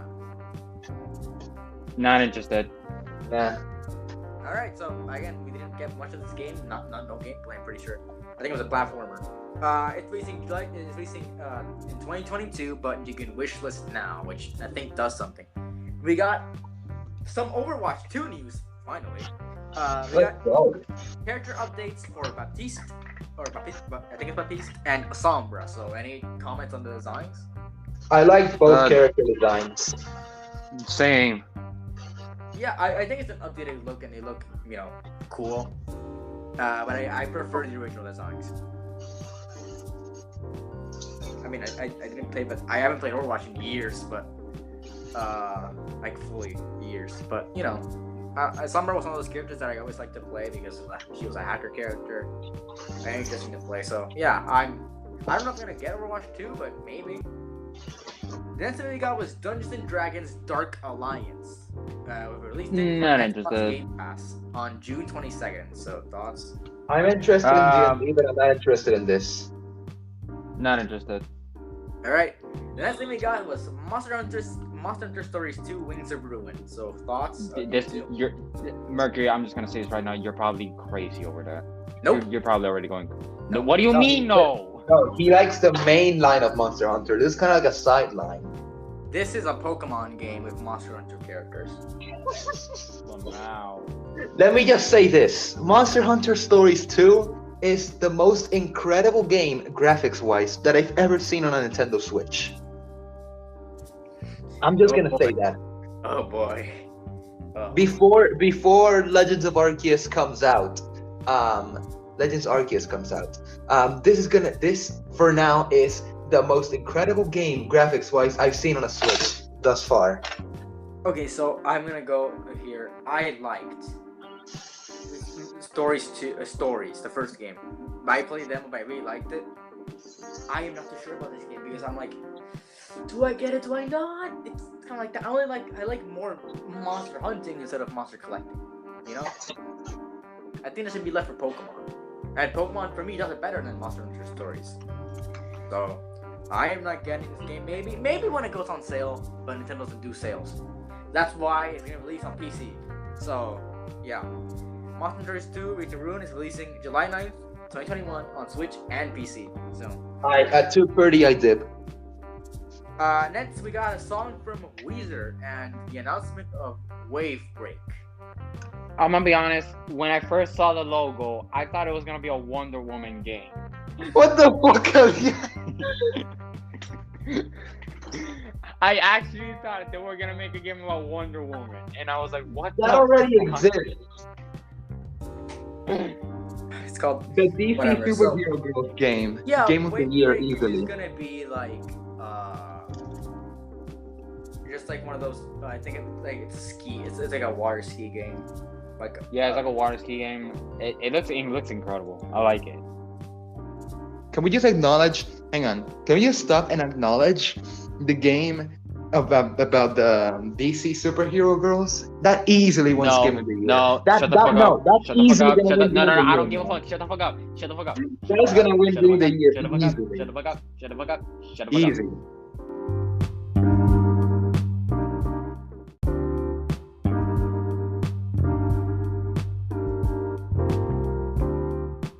So yeah, Mercury, what do you think? Yeah, it's good. It's definitely gonna win Game of the Year. Not gonna lie.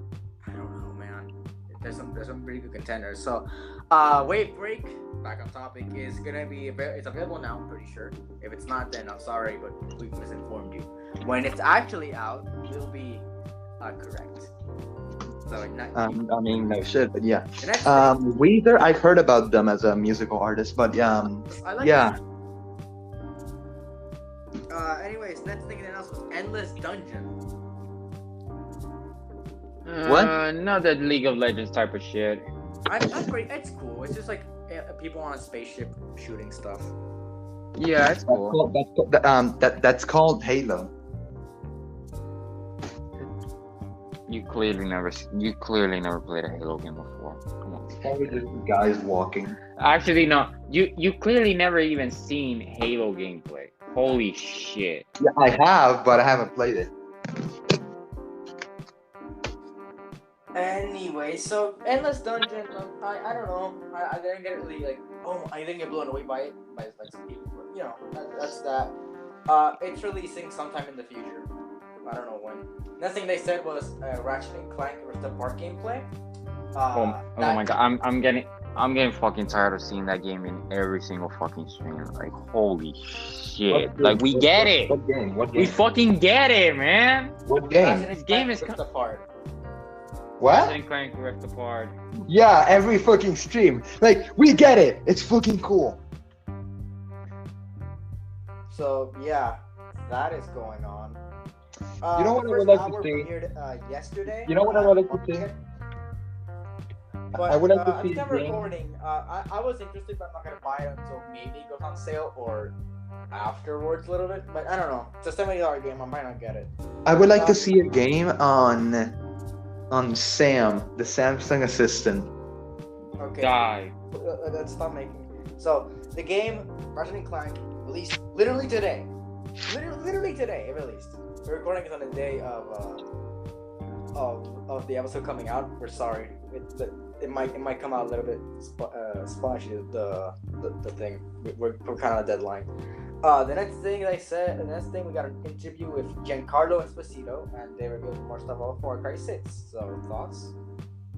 Like I said, That looks like I said, I am interested in getting this game because of the story and plot to it. Like kind of like dictatorship and stuff. I can relate to that. Not in the sense you think, but yeah, you just had to clarify that.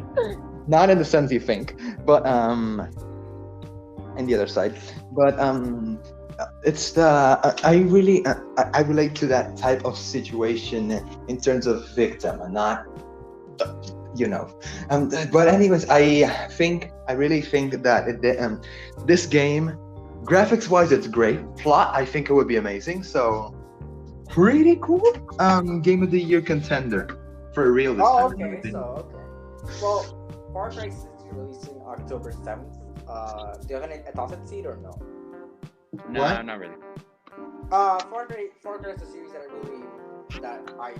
I saw, and I like what I see. I like what I saw, so I might get it. I don't know.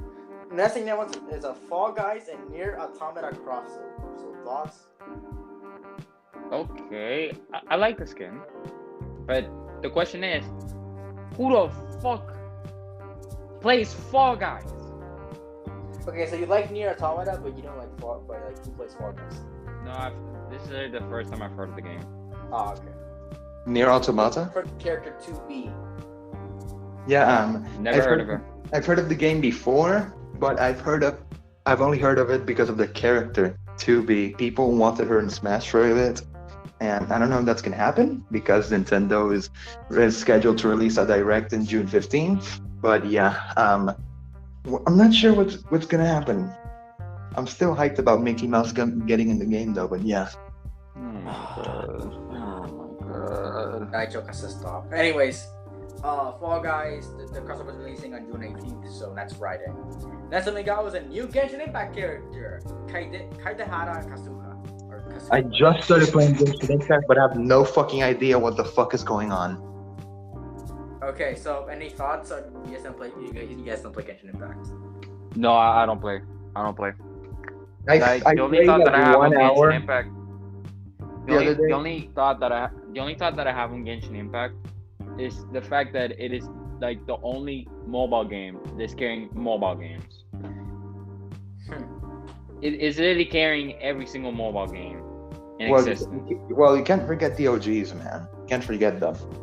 Can't forget. Okay, yes, the OGs, but like right now, in recent fucking games, Genshin Impact is carrying everything. Mobile games are right now 75% clickbait ones from the same studios. Mind you, the same studios. Playmaster, the other one, Voodoo. The same studios make the same clickbait games. 75% of them. 10% are fucking good, good actually fun on games such as Altos Odyssey and Sky Children of the Light and shit like that. And 15% are the OGs. Like, every time I watch YouTube, I have to go through this fucking cringy ass ad of a mobile game. Like, I'd rather watch cringe game intros than that shit. I would rather watch a kid blind himself with a light for no reason than this. Let's move on. We have no information on this character as of now, so yeah. Next thing we have is a partnership with Deviation Games with PlayStation. Nothing announced. We're not gonna give our comments on that because nothing is announced yet. So yeah. Next thing we got is an orchestra performance from. It's an orchestra performing the Sonic Unleashed main theme. So thoughts on the music? I skipped that part. I skipped that part. It was good, but I haven't played Sonic Unleashed, so I can't tell you. I haven't. No. I've seen gameplay of the game. It looks incredible. Like years ago. I've seen gameplay of the game, and I've seen my cousin play it. Okay. Anyways, I'm a dip now. Bye. Alright. Guys, we're gonna continue ourselves. So the full performance is releasing on June 23rd. So yeah, that's that. Next we got Back for Blood news. So I guess I thought of Back. Yes. So I remember. Back for Blood. I'm really hyped for this game. I fucking want this game already. Yeah, sad. So, they pushed it back. So they pushed it back from this month to October. So yeah. that's sad. But whatever it is to release a good game, whatever it takes. Yeah. So I never played Left 4 Dead, but I've seen gameplay and I really like what I saw. So Back 4 Blood is releasing October 12th this year, and there's gonna be an open beta on August 5th. And we're gonna get a PvP showcase on June 13th, which we'll also probably cover. So yeah, Alright. we have some free games on Xbox, including Tunic demo and a Sable demo. So thoughts on Tunic? Tunic is just, it kind of looks like Link's Awakening remake. Yeah. Thoughts. It looks cool. I still need to finish that game. I haven't finished Link's Awakening remake. I don't have Link's Awakening. But yeah, no, I think I might, maybe not. I don't have an Xbox, so I can't really say. But is an Xbox exclusive? The demo's like available on Xbox. Oh, I'm not gonna get this game. I'm not interested. Okay, so it's available June 15th for anyone who wants to get it. Next we got Tribes of Midgard. Another fucking no. This one. You know what? No. Wait. It was where you were a Viking and you go plunge and defeat demons and stuff. No, I know. I'm just trying to make a game comparison because, like, at first I was gonna compare this game to League of Legends, but then I just thought this game looked more like Raid Shadow Legends, but I don't remember gameplay of that game anymore. Shit. But you know what? Fuck it. Whatever. So this game it looks interesting, but I don't think I'll get it. Yeah, it's I don't know, maybe not. Yeah, it's releasing June 27th of this year, but you can pre-order now. Next we got Evil Dead the game. Oh, I love that game. I want that game. I love it. It looks very cool. It looks very cool. So I don't know, maybe not. It looks like the same developers as Friday the 13th the game. Yes. Which is the game I've seen gameplay of, and I kind of enjoy. I've seen millions of people play that game. Yeah. I love it. I just want to play it. I just want to get all of us together and just kick your asses as Jason. Huh. Okay, so Evil Dead the game is releasing on this year. So yeah, and now we're gonna go on to the final announcement of the main event before we move on to Day of the Dead. And the one that I'm most excited about. Elden Ring. Fuck yes. Finally. Okay, the funny thing is, From Software is the same developers as Dark Souls, by the way. Yeah, I can tell. But they've literally not said anything for 2 years. Anything. Nothing. Wow. And now they dropped the massive nuke on us. That gameplay and an actual trailer and a release date. Okay, you know how much of a joke it was? The subreddit on the game literally became a meme subreddit until the reveal of what's coming. Until this reveal. Wow. Literally, they were just starved. They made jokes about called Humanity Restored when they saw the trailer. It was like that subreddit wasn't dead. It was just a meme fest until now, until legit yesterday. So, we're all excited, right? Yeah. Let's go. Elden Ring will release on January 21st next year. So it's at least it's coming out early. Now we move on to Day of the Depths. So yeah, not much to talk about here. So yeah. That's the first thing was Axiom Verge 2. So thoughts? I don't like it. I'm not too sure. It looks like a lot. I'm not too sure about this game. Maybe not. It's coming soon. Toem. Oh yeah, the camera game. I like it. It's peaceful. I don't know about me. I don't know about me, but maybe not. I don't know. I like it. I actually like it. You can wish this now. Phantom Abyss. that's a whole new like fucking gameplay style. Like you get a temple, and when you die, you can never play that temple again. So each temple can only be completed by one person. That is just insane. You're just competing, and you only get one shot. And what else? The phantoms. You can see the phantoms are players who have died before. Like you can see how they fucking run. Yeah, I like it. It's interesting. It's interesting. I might get it. Maybe. Yeah, maybe the same. Early access, I can see you fail. Just like sometimes I can see your character fail. Maybe not. Early access is this month, so yeah. Then we just both get it, and then all of a sudden I just see your phantom there on my temple. Next game is Garden Story.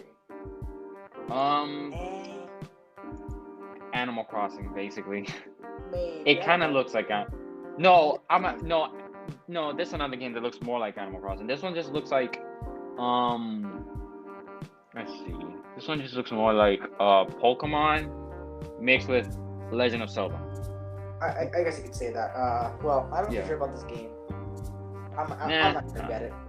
Yeah, me neither. It's releasing somewhere 2020 this year for anyone who's going to get it. Next we got Soup Pots, which is a cooking game. Gordon Ramsay. They said it's inspired by Overcooked and all those games, Cooking Simulator. Yeah. But I see more of Cooking Mama in that game than anything. And I actually, contrary to popular belief, I like Cooking Mama. And the best part is that they actually make they actually partnered with chefs so they can make so that the recipes you can actually make these in real life too. I'm kind of starved for no pun, but I'm kind of starved for a new Cooking Mama game. No, that's on purpose. That's not on purpose. No, that's on purpose. Fuck you. That's not on purpose, but maybe not. I don't know. There's no release date. A musical story. Unlocking memories by just playing music. Yeah. The animation, I don't like it. I don't like the animation. I don't know about this game. No, just. I don't Nah. Nah. Whatever. I also want to get it. It's summer 2021. There's a demo available now on Steam. And they got the Vocabulantis, which. Yeah. That game. I think it's interesting how they made it. It's really cool how they made it. Stop motion to make a game. Yeah. That's nice. That's a lot of work, and you have to appreciate that. Yeah. But I'm not sure about the game. It's just a platformer. Okay. I'm not interested in the game, but I want to give quick props to the developers for putting such effort into this game. Yeah. With stop motion. That has to be recognized. Yeah. So yeah, there's no release date for this game, but whatever. I'm gonna give props to developers for that, but I'm not gonna get it. Sorry. Next game was Road 96. Oh, I'm actually interested in that one. Yeah, same. I'm interested because you have 128,000 ways of completing the game. Yeah. It's like you get different paths or like that, and that's cool. But I don't know. Last time they said something big like this for a game, we got Cyberpunk 2077. So I'm not too sure. The next game was The Wandering Village. Okay. Let me just say real quick, when they suffer from overpopulation, what are they gonna do? This is Sparta.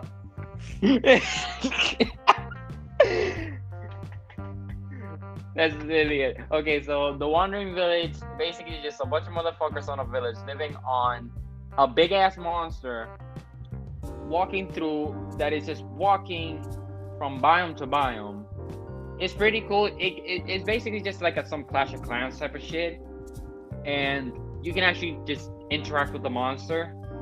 And the different types of biomes, they look amazing. Yeah, I might get it, I might not, but But sadly, I don't think I will get this one. I don't know, but we haven't released it for that game, so yeah. Next game was Unbeatable. Unbeatable. Is that the rocking? Is that the rocks? That was like the musical game. Yeah, the musical game. Basically, music is illegal, and how dare you for making that a concept in the game? Music should not be illegal.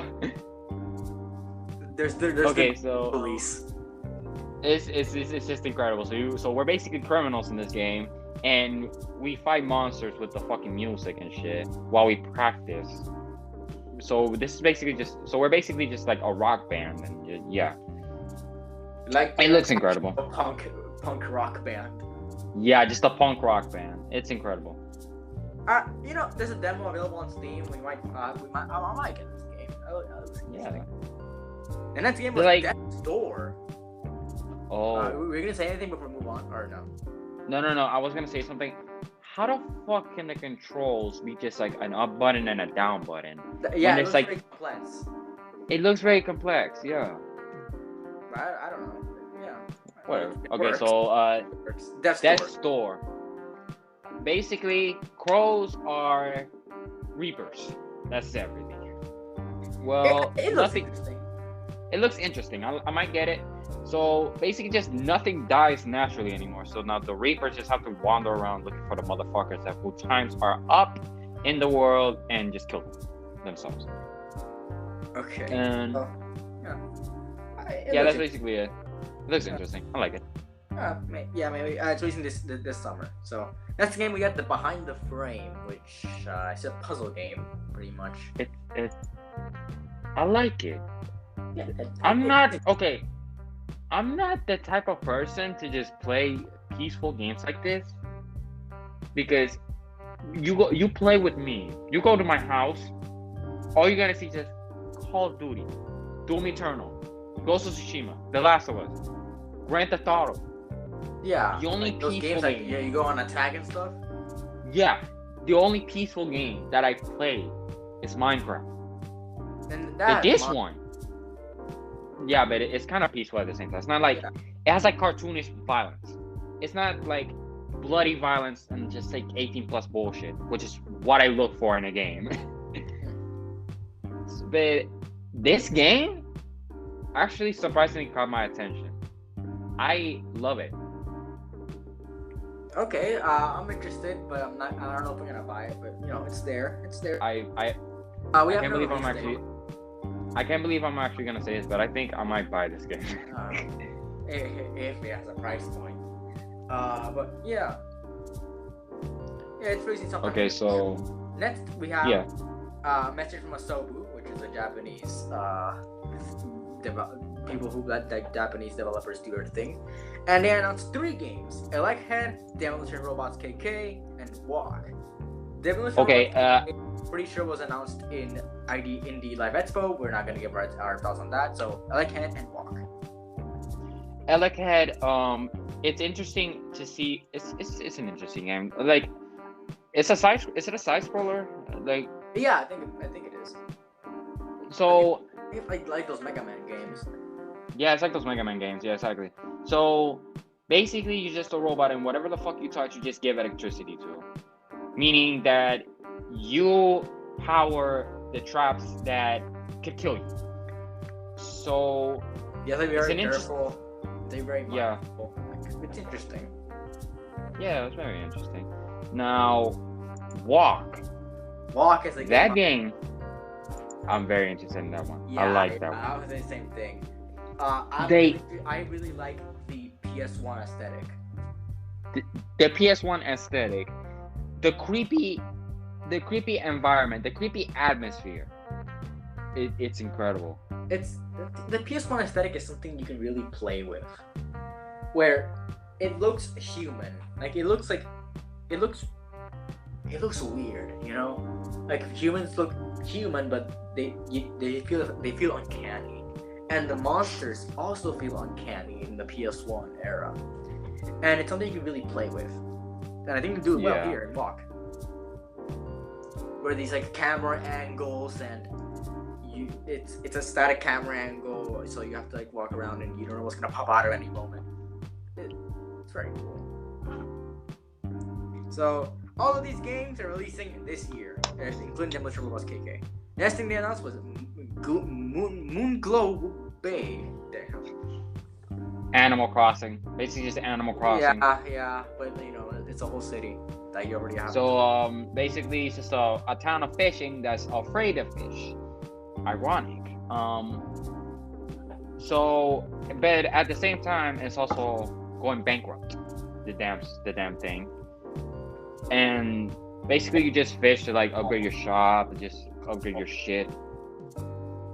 Yeah, maybe not. You know, again. I don't think I'll get this game, to be honest. It's peaceful, but I'm not interested. You can wishlist it now sometime. I don't know. That's we got Loot River, a game which I'm very interested in actually. Which one? Loot River? Loot River. Okay. Damn, the voice crack. Yeah. Loot River. So you basically just like you use the platforms to your advantage. You move around with that shit, and fuck, I don't got much to say about this game, but it just looks amazing. The fact that every time you die, you just wake up in an alternate reality, it's incredible. That's nice. Yeah, I think it looks cool. But I'm gonna be honest, I don't think I'll get this game. I think I'll get it. Alright, so we have no release for Loot River. Next we got Despelote. This looks like, I don't know if there's like a certain goal in this game where you just like play soccer in the fucking park. I don't and know. That's it. Yeah. We only Like, go. Yeah, and the last game. Well, Despelote has no release date. We're not interested, right? yeah, I'm not interested in this game. Yeah, I don't care. And this game was Last Stop, which I don't remember much about. If you remember anything, you can go ahead. No, this shit was confusing as hell. Last Stop, I could barely understand anything about this game. Okay, so yeah, last thing is releasing July 22nd, 2021. Next game we have is Annapurna. It's not a game, but last thing they announced was an Annapurna Enchanted Showcase on July 29th. You can expect that from us, talking about that. And the last thing we have Performance from Scientific, We Are OFK, and Hades OCT. So we're done. Yeah, we're fucking done finally. Alright, so say goodbyes. Yeah. Alright, so that's it. We'll see each other again. Hope you listen to us. We're gonna continue with E3 Part 4.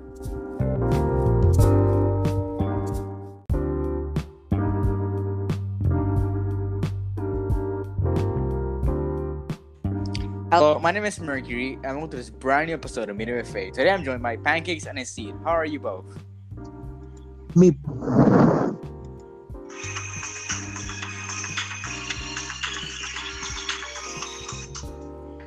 I will say it again. You better be thankful this is Spotify, where you can stream that song for free. But you know, ads, but whatever. So from Spotify gets the song, we haven't get a copyright struck anyways. From what I've heard. And Pancakes is just blowing his mic. I'm blowing on my mic. Today we'll be continuing our E3 coverage, part 4. It might have been a day since you've seen us, be here talking about E3, but for us, it's actually been around 6 hours. Yeah. 6-7 hours. It's been a hot minute. So today, I forgot to mention this in the last episode, but today we'll be talking about the New World, 4 things actually. The New World deep dive, all about New World. So Pancake's gonna be very excited for this one. The Tribeca Games Spotlight, where news for some games that we might have seen before and some others that we don't, and the Koch Primetime Gaming stream, where we'll get to that joke later. We got more info on Prime Matters games, supposedly, and the IGN Expo, the main event. So we're gonna start off in chronological order with New World Deep Dive, which premiered today at our time, 11 a.m.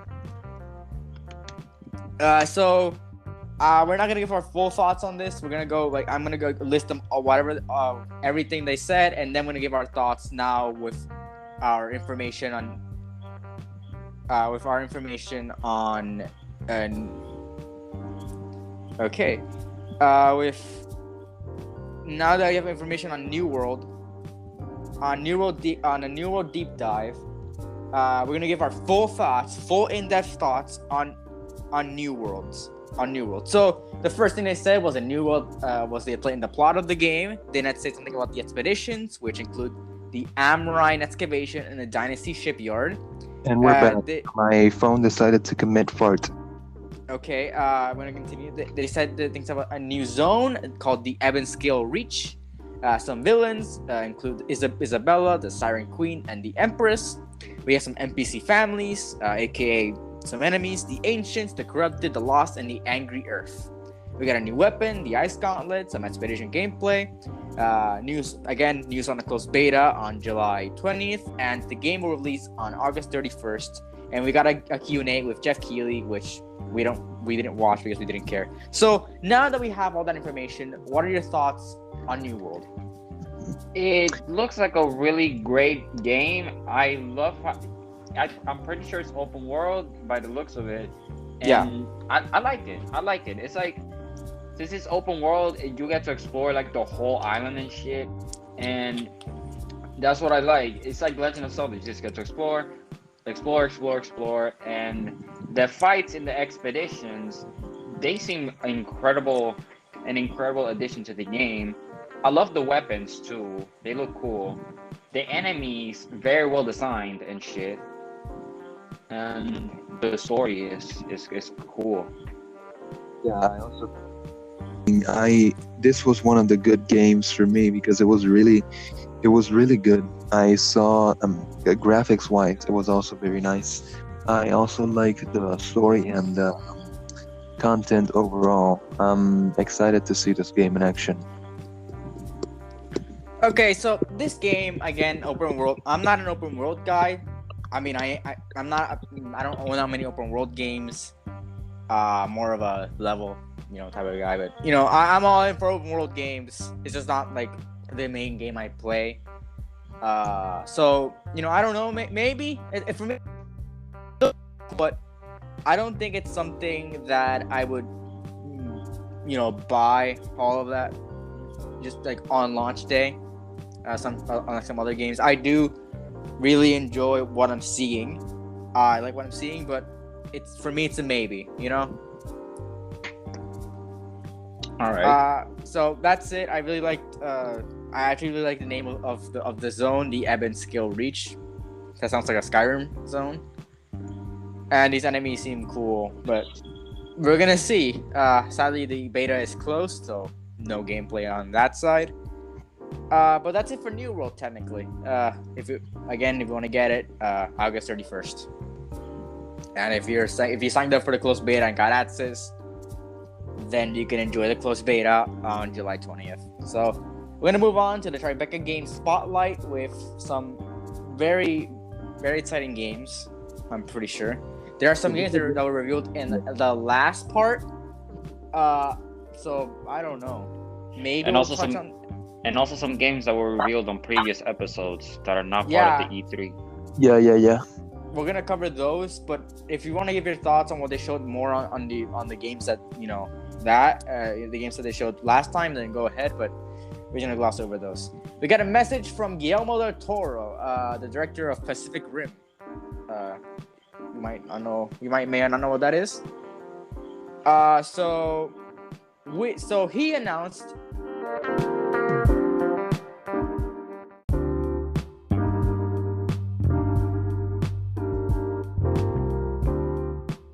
So Guillermo del Toro, I was cut off. I had to cut all that. So he announced the game called Signalis. So from what we saw, what did you think about Signalis? It's Guillermo del Toro with the R. It's pronounced Guillermo del Toro. No, I'm pretty sure it's Guillermo del Toro. Anyway, not interested. Yeah, not interested. It looks cool, but not interested. It's a horror game too, supposedly. Oh, it's not. I'm actually really looking forward to that. I think that again, like I said last part, I think horror games that use the PS1 aesthetic, it looked very PS1-ish. Yeah. And I really like that for horror games because it gives an uncanny feeling. Like Just something like- is not right. Just like Walk. Yeah, like Walk. That was such an interesting game because of that style that they made it in. So, yeah, it's something. I might get it just because I really like that aesthetic. It's uncanny. It gives a good creepy vibe. It's really all you need. So we're gonna Did you release it say- on that. Never mind. What was this guy's name again? Shit. We're not. No, We're not moving. We're not no. moving. Hold on. No. No. No, he's still with us. He's part of the podcast. Shit. I'm moving on. The anime dude, Broly. I'm moving on. Kilo. I'm moving. He would have I- canceled me like that. This, but Can yeah. you just, bro? Can you let me move on? Yeah. So Yeah. the next game that was announced was not announced, but they gave more info on was Kenna Bridge of Spirits. So more thoughts. If you look at just the title, it sounds interesting, but 50-50 for me. Actually, this was created by a studio which made a very popular Legends of the Fan movie. You may or may not have heard of it. It's called Majora's Mask. Terrible Fate. So, There was a fan movie, and it looks really cool.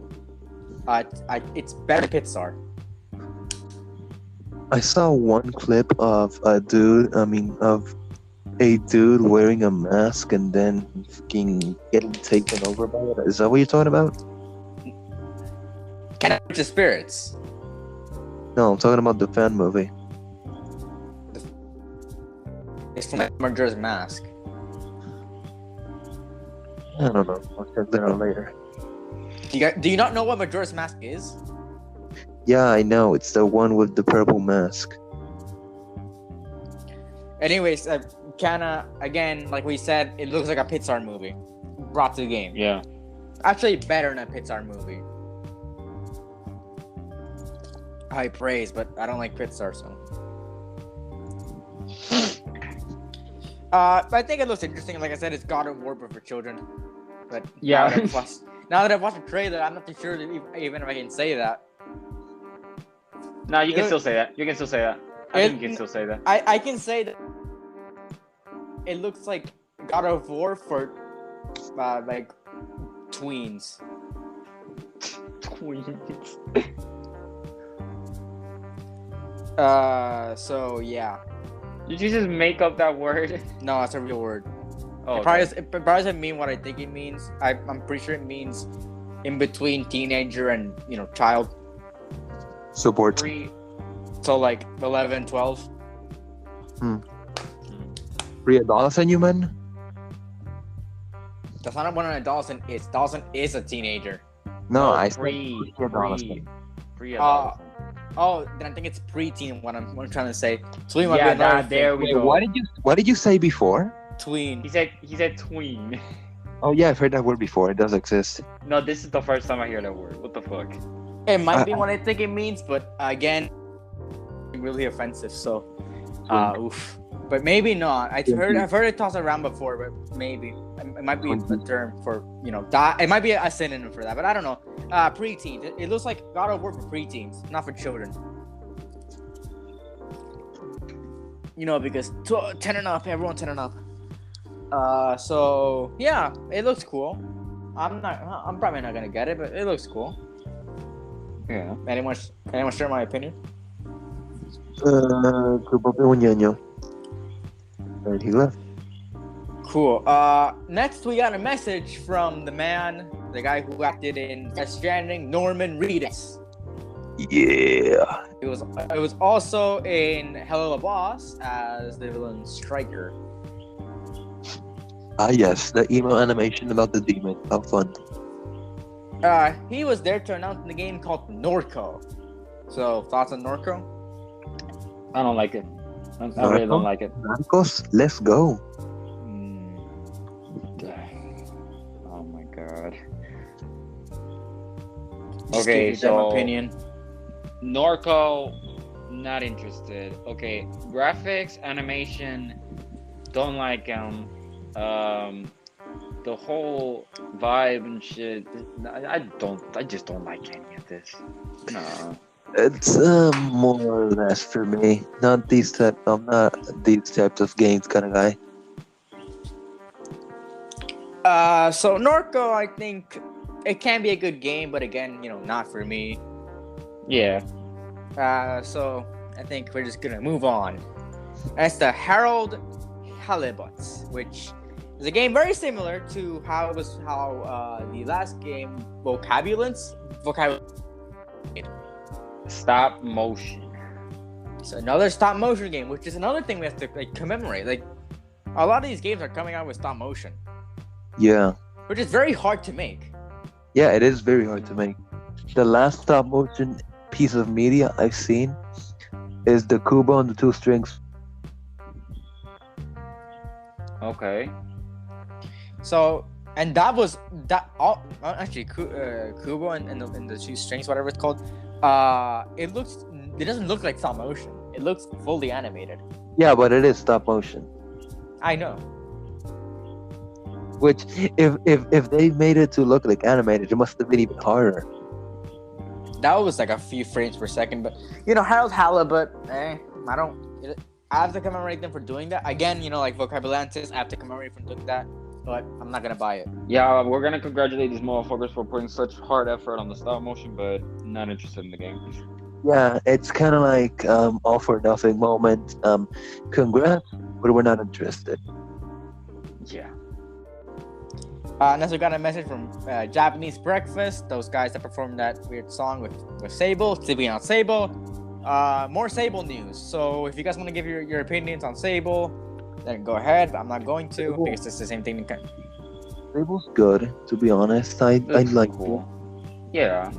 We gave our opinions on the last episode, so we're not gonna worry about that too much. Let me just say real quick, the animation in the game, it looks kind of like incomplete though. It looks kind of unfinished and. At least it's releasing. At least they didn't give it a release date. Yeah, I don't know, but like if the game is supposed to look like that, to me it just looks incomplete. Like the game just lacks animation. It kind of looks incomplete, to be honest. Okay, so I reevaluated my opinions a bit, and yeah, I think it's a bit. I think it's gonna be a little bit better than before. It's gonna be really good. So if you guys want to know the release date of Sable, just look in the last episode. That's gonna be there somewhere. We're not gonna put timestamps for every episode for every game, but whatever. That game was awesome. You can find those on the most common sections for most streams. The next game they announced was Lost in Random, an actual game we can give your opinions on. So thoughts? This was interesting. It was interesting. Yeah. It looked like a lot like Little Nightmares. If it wasn't like full on horror. Yeah. It reminded me a bit more of Limbo, the game series. Is that a game series? I thought it was just one game. Yeah. I think it has like 2 games or some shit. I don't know. I thought Limbo. I thought one of these games later on. I thought it was gonna be like a new Limbo, but that didn't come to pass. Yeah, I'm not sure about that. You gotta check that out. No, I know it wasn't a new Limbo, but I thought it was gonna be, but it isn't. It was called something else. I don't remember. But yeah, no, it looks interesting. It looks like Little Night. Again, not without horror, the characters, the animation, all that. Can you explain to me why my legs are crippled? I have not walked today. We're not here for that. And no, I get it that you're talking about Limbo and shit, but my legs are crippled.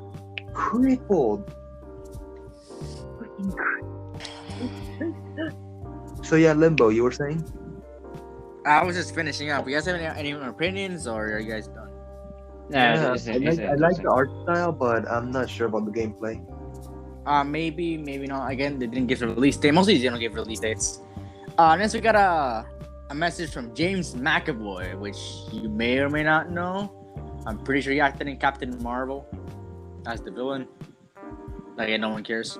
No one watched that movie. And he announced the game. I did watch the movie. What do you mean? Oh yeah, it made $1 billion. Yeah, it made $1 billion. It's Marvel. What do you expect? Exactly. Bad Marvel. For a Marvel movie to not make more than 500 million is rare. Thor 2. Yeah, Damn. we don't talk about that. Actually, no, Iron That Man movie 3 was made it. That movie was good. Thor 2. I like that. Are you? Do you not know about Marvel? Anyway, let's move on. Then he announced 12 minutes. Wait, what were we laughing about? Thor 2. Dude. I actually like that movie. I don't know what you're talking about. I actually like that movie. Next week, he announced 12 minutes, a game where it's Groundhog Day for 12 minutes. Before I give my opinion on 12 minutes, Exceed, what we're laughing about is that, yeah, from a general gloss of overview point, yeah, 4-2 might be a bit good, but story-wise, when you dive deeper into it, it's shit. Okay, I didn't like that deep into it then. Whatever. Anyways, Yeah. yeah, 4-2 is a very Marvel product. Yeah, 12 minutes for me. And this was actually one of the first games that I found interesting. 12 minutes, everything from the perspective to the genre, everything. I just have something that captivates it. It was really interesting. I don't like it. Like The duality of man. Yeah. Don't do Okay, it. so 12 minutes. I don't like it. You're just going through the same shit over and over and over again. Yeah, but the idea is that you already know what's gonna happen, and you have to find a way and to choose the right things so that the outcome does not happen. I don't care. It's still like, what the fuck? Oh man, you know what I love most about 12 minutes? I love how it's about the villain from it's about the villain of Captain Marvel. I know the name, but I guess I'm never gonna remember it. So it's the villain from Captain Marvel. It's about him trying to save his wife Ray from Green Goblin. Huh? because Goblin? What? okay, let me explain. The main character is voiced by James McAvoy. The wife is voiced by Daisy Ridley, and Captivated. and the villain's name is voiced by William Dafoe. Oh no. It's the villain of Captain Marvel protecting his wife Ray from Green Goblin. Alternative title for 12 minutes. Villain from Captain Marvel tries to defend Ray from Star Wars from getting shot by Green Goblin from Tobey Maguire's Spider-Man. That's more like the description of the game. I like that description more. I might buy it. I actually might buy it if that was the description. Yes, I may buy it because of that. Really? Captain Marvel villain tries to defend Ray from Star Wars from William Dafoe. I love how he's in Norman Osborn. It's just William Dafoe. Just William Dafoe, like Jason Statham. There's no description. There's no Fast and Furious or Hobbs and Shaw shit. It's just villain from Captain Marvel and tries to protect Ray from Jason Statham. Okay, so moving on from that very big pile of Disney stuff. We got a message from Melissa Joan Hart, which I don't know who that is, and she announced the game, The Big Con. Yeah. We're gonna see Sawcon. Let's go. Suck on these nuts. Okay, so the big con is you're basically just a con artist trying to save your mom's store. Yeah, because from TV loan sharks. or some fucking loan sharks, and you broke as hell, so you gotta go rob some money. That's literally the whole point of the game. So Yeah, it's a deep. So pretty everything- much, Yeah, pretty much. it's pretty much street. It's pretty much street level animated. If the characters from GTA were children, GTA. No, it's for people who know, it's season 3 of Stranger Things. If it was like 10 years later. Oh yeah, it's set in the 90s. Yeah. So Yeah, it's- because Stranger Things 3 is set in 1985. So petty crimes. Yeah. Yeah. Very good. Anyway, so like 12 minutes, the blurred yeah. Anyway, so many things from the art style to the narrative to the funny moments, like that one moment where it said, "My mom needs 97,000. I have $0." No, it says 97,000, and I have $80 something. Anyway, so many things from the art style to the narrative to the story to the funny moment. Yeah, this game has a lot of potential, and I'm interested in it. I'd see your thoughts. It's a good game, like you said. It's just GTA with petty crimes, nothing too big. I'm not gonna get it, to be honest. Yeah. I might get it just because I kind of like that, but whatever. Too. It's that really rad 90s punk game you always wanted, but because in the 90s games looked like Mario's, like that's late 90s, but like Mario 4. That was not a thing. Mario's whatever. Super Mario World. There you go. Super Mario World. Super Mario World. There you go. Mario 4. It's basically Super Mario 4. Yeah. Can you get a better mic? Jeez. I think that the only is it better now? Yes. You sound like you were eating the mic or were a whale. One of the two. Yeah. Whale eating mic. I'm good now. Anyways, so I think that the only Mario game that could captivate the 90s style was Mario is Missing. No, that's Mario's Hotel. Moving on. Next we got the Koch Primetime Gaming.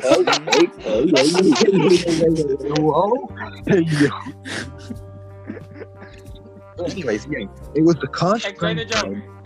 No. You know what? No, explain it later. Explain it later. Yeah, we're gonna explain when we get to Kingdom Come Deliverance. So, it was exclusively on Prime Matter. Like exclusively on Prime Matter. They showed only some gameplay, so we'll touch upon the ones that did show gameplay. Or something. Anyways, I just want to say something real quick. We're talking right now about Koch Primetime. I feel bad for You cut out so horribly right there. God, he just disconnected. So we're gonna move on technically from anything. They showed the trailer again. That was, last time. They showed more news on Painkiller. Epic. Nothing, which is nothing. They showed a new game called The Chant, a working title. Nothing. That was a horror game. And here comes the one that we'll talk about just a little bit. Kingdom Come Deliverance. The developer of the game was saying how excited he was to be on the Koch Primetime Gaming stream, but accidentally misspelled it as Koch Primetime Gaming stream. And we were laughing so hard.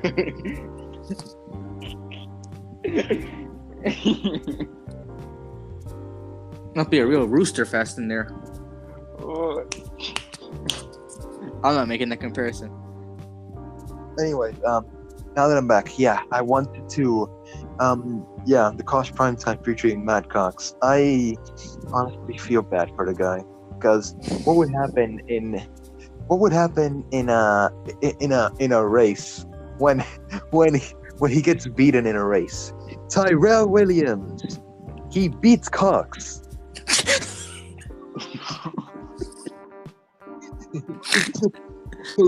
It was during the Kingdom Deliverance one where he said the Koch Primetime Gaming stream.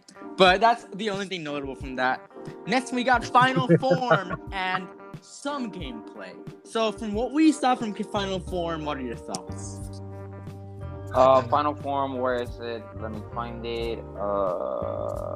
Anyways, for anyone who is interested in that, search "He Beats Cox" with an X on YouTube. It's an actual clip.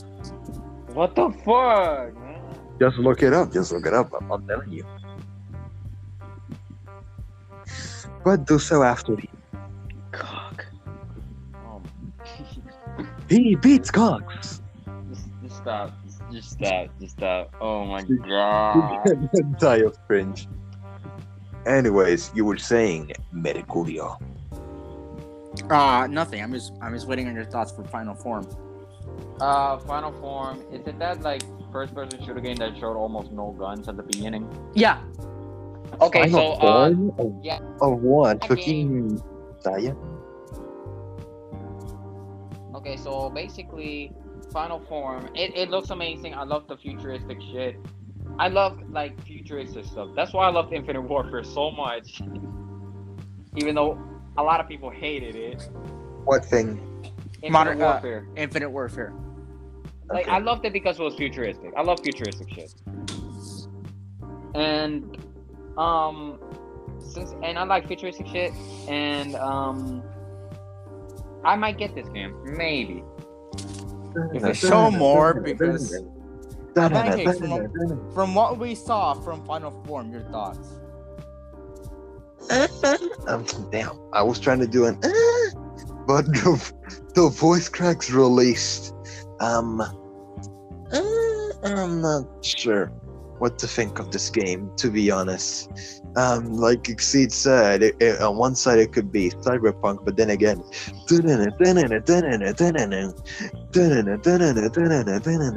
Okay.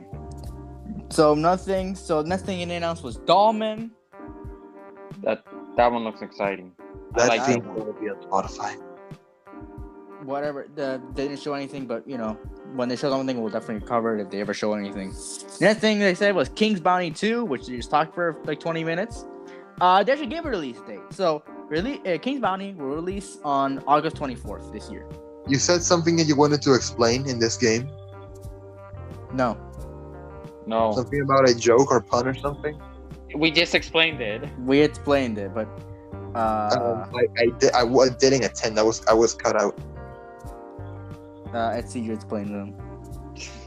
I mean, okay, so basically, one of the guys that was being interviewed for one of the games, During the Kingdom Come Deliverance.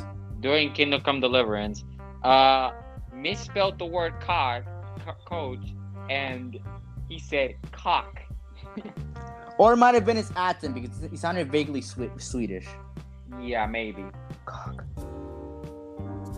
So, Yeah.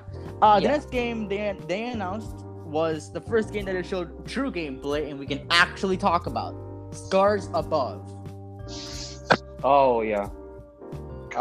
Basically, it looks like Uncharted on space.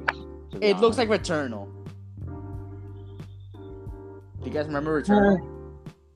Ah, yes, Returnal. The game that we were excited about for one day, then completely forgot about. Really? Yeah, That game- you haven't talked about Returnal since. Do you guys like just forget about every game we talk about? Not me, but you forgot about it. No, I never forgot about it because one of my family members' friends, is a big about the game, so he's been talking about it for a while. What can I say? So no one told you that life was going to be this way.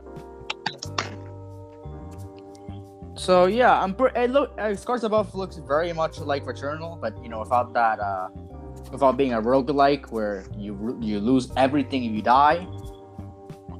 Ah, Yeah. yes, Fire Emblem. Um, So, any more Yes. thoughts on Scars Above? nah. Man, It's a pretty good game. I might get it. Decent. Okay, so that's that. No release date. Next we got Encased. Nothing. Echoes Nah. of the End. Nothing. The Last Ori Crew. Nothing. And the last thing they announced with something, wasn't gameplay, but something, was Payday 3. Oh, that looks interesting. Payday 3, I love it. It's like, it's pretty cool. Yeah. I forgot what this game was about. You're basically Robbing. just criminals. Yeah, you're robbing banks.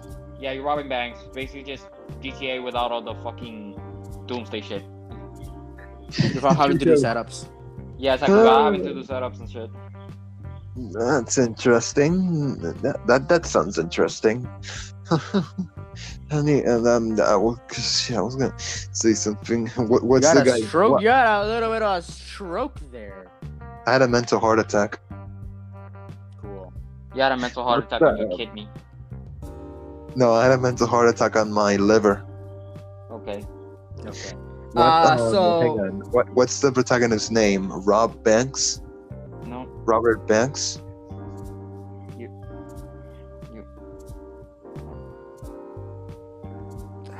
whatever. So Payday 3. I've seen gameplay of Payday.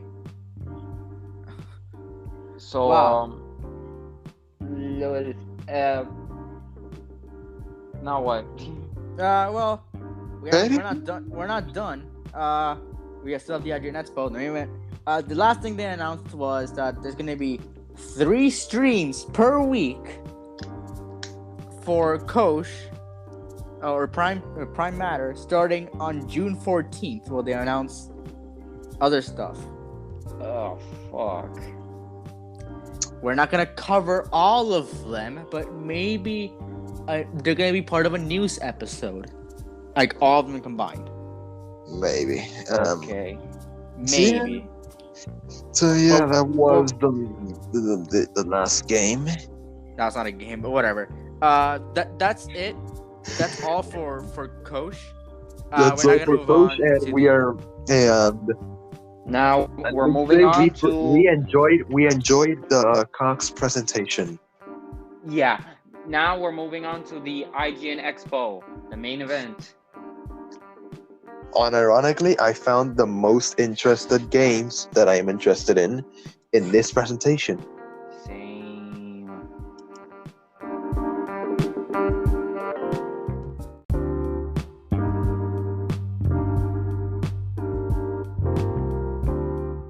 So now that we're moving on to the IGN Expo, the first thing they revealed was the hype reel. Let's go. Yeah. So a bunch of games that they didn't even show. So the first game that they announced was Mortal Shell: The Virtuous Cycle. So thoughts? I am currently drinking a jarrito mango. We're not Okay, for that. We're not talking about that. So Mortal Shell, I find the game very interesting and incredible. And well, my thoughts aren't like complex like a full paragraph. I'm just gonna say that it's a DLC. I think they mentioned it, and I'm excited to see. it. Yeah. Okay, I don't know anything about Mortal Shell, and honestly, I didn't remember much about this game, DLC, whatever it is. Sorry, but yeah, I don't know if I get it. Maybe Pancakes, any thoughts? Mortal Shell, please pay attention. Oh yeah, Mono Shell. All of these games, graphics wise, are good, but I'm more of a plot kind of guy when it comes to serious games. So yeah, Please turn off those notifications. It's on vibration. I So don't have notifications on. What do you mean? It's So on what the fuck? vibration. What is That's that? annoying. that's why do I hear vibration? Like, bro. I don't know, man. You check your settings. I don't have them on. No, You it's have yours. them on. It's you. It's you. You should check your notifications. Anyway, so the next game was Big Rumble Creed Champions Boxing, a game based on Rocky. I watched the movie. Which Rocky or Creed? Creed. I watched the movie. It's good. It's good. It's good. That's what I heard. And- I've been meaning to watch the Rocky movies. Okay, so Yeah, basically, classics, alright. the game looks good. The game looks good. It's pretty good. You can pre-order now, apparently. Yeah. So I was gonna mention that you can pre-order now. It's another fuck you. boxing game, so I hope it isn't like WWE. Whatever the newest game WWE was, I think it was pretty bad. Like it was broken. Higher quality version of the Wii's Punch Out. Okay. You said it both at once. We don't care. It's good. To be honest, I'm looking forward to it. How they portray it and all.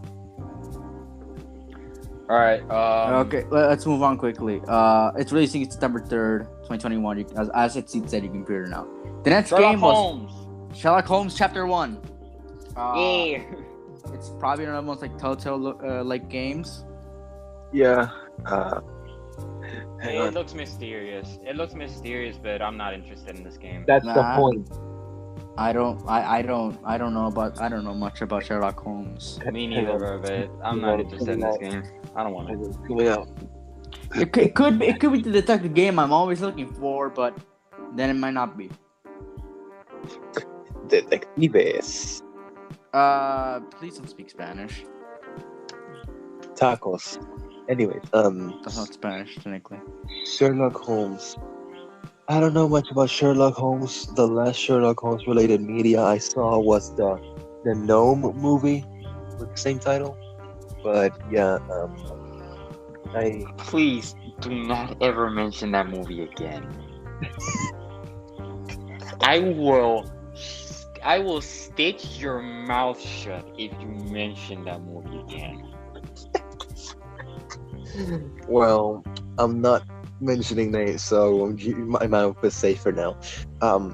The movie, Sherlock Holmes. Anyways, yeah. So I don't know much about Sherlock Holmes either, but I am interested to see how these types of games play out because usually it does not go well in terms of sales and Just things.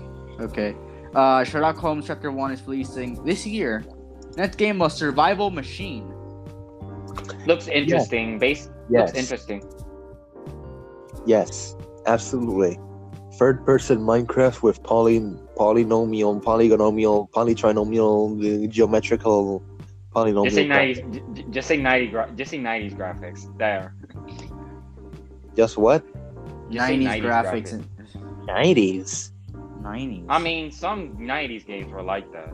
That polynomial bullshit. 16 bits. It's more 32-bit, but whatever. Oh, Okay. the squares, the trinomial, whatever the hell they're called. 32 bits.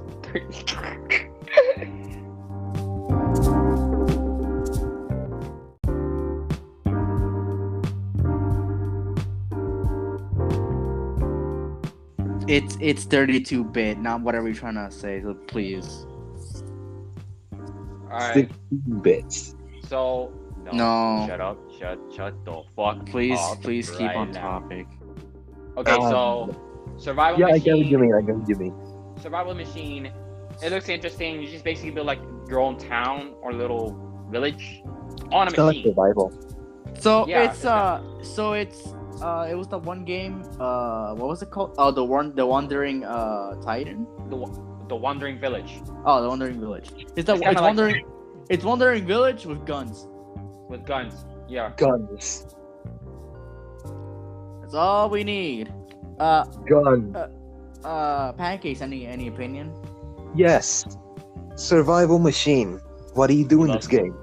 You try to survive with a machine. And it's pretty self-explanatory. It's pretty self-explanatory, but I really like how they kind of brought back the 90s polynomial graphics and kind of like made them modern. I like that a lot. A lot of And games I do hope- that. I hope that we can make more games like that in the future. But yeah, besides, Minecraft is my #1 favorite game of all time, so there's that. kind of like third-person Minecraft. Okay, so Survival Machine is releasing next year. You can wishlist now, obviously on Steam. It's the only place you can wishlist. Before we move on, let me just say that the next game that appeared caught me off guard because this game has been dead for years. Exactly. Doki Doki Plus, Literature Club Plus. Yes, 2 pluses. This one caught me off guard. I swear to God. Okay, I have never really been a fan of Doki Doki. And I don't think I'll ever be, to be honest. But Yeah. I like psychological horror. That's it. The only thing that you've most likely seen of Doki Doki is the Korean Kenshin playthrough. That's most likely it. I haven't even seen that. Sheesh. Man, fuck, my charger went poof. Okay. Yeah, I'm not a fan of it either. So I'm not sure what to say. Maybe I wasn't a big fan of it either. No, I'm gonna stay there. But it's really cool, the concept of like getting into your files and deleting like characters. I find it really interesting. So yeah, it's releasing June 30th. But you can pre-order now for everyone wants that. It's coming on the consoles, but I don't know. PlayStation and Switch. PlayStation and Switch, and I think Xbox. I don't know how it's gonna work, because how it worked in PC is that you had to access your files, right? And you went to check, and the files weren't there. So I don't know if it's gonna work on PS5 or like on console. Sorry, PS5, PS4. Okay, right here they show the cases for Switch, PS5, and PS4. I have the stream right here on. Okay. And they only show those, so I don't know if it'll be available for Xbox. I doubt it, to be honest. Xbox seems like a hard console. What is available on on? Xbox? Damn. What is available on Xbox?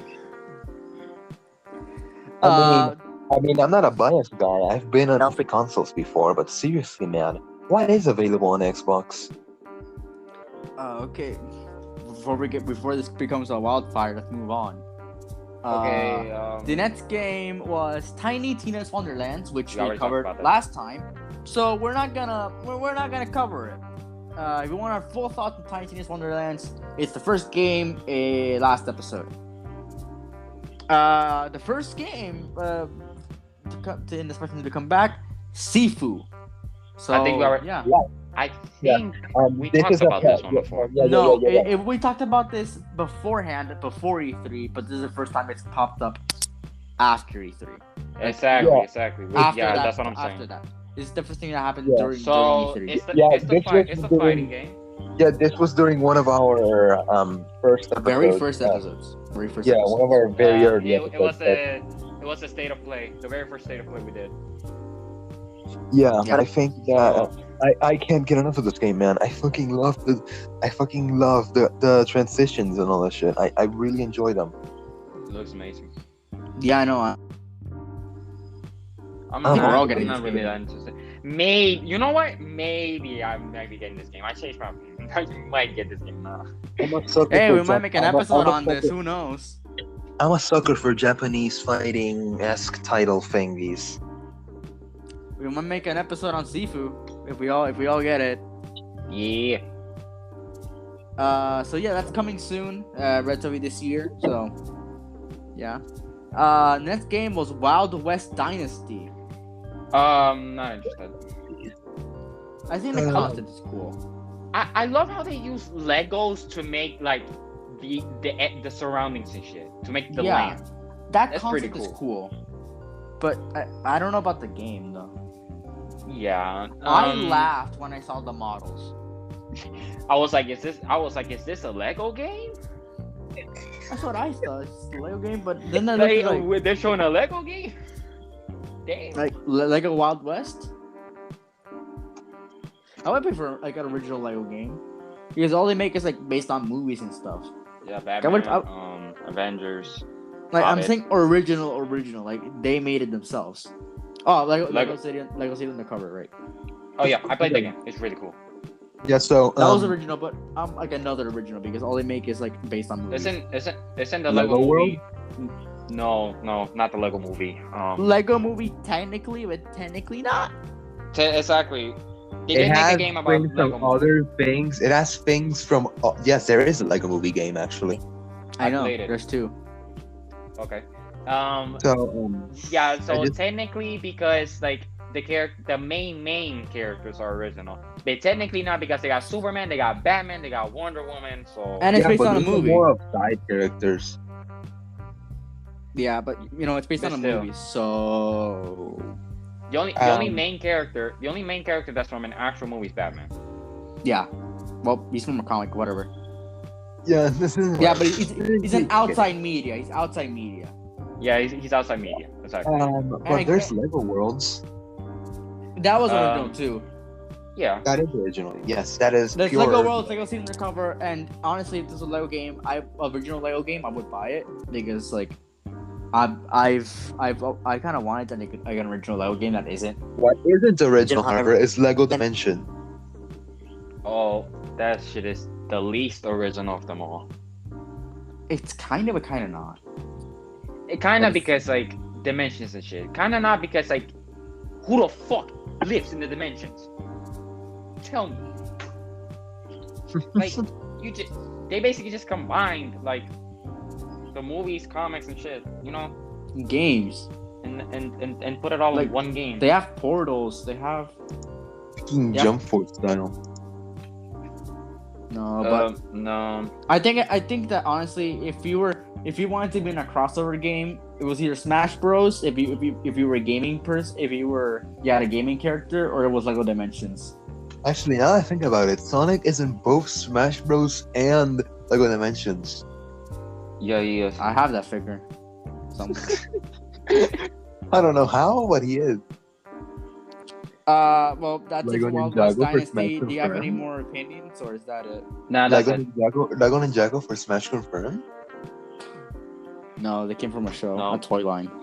The next game is Oli Oli World.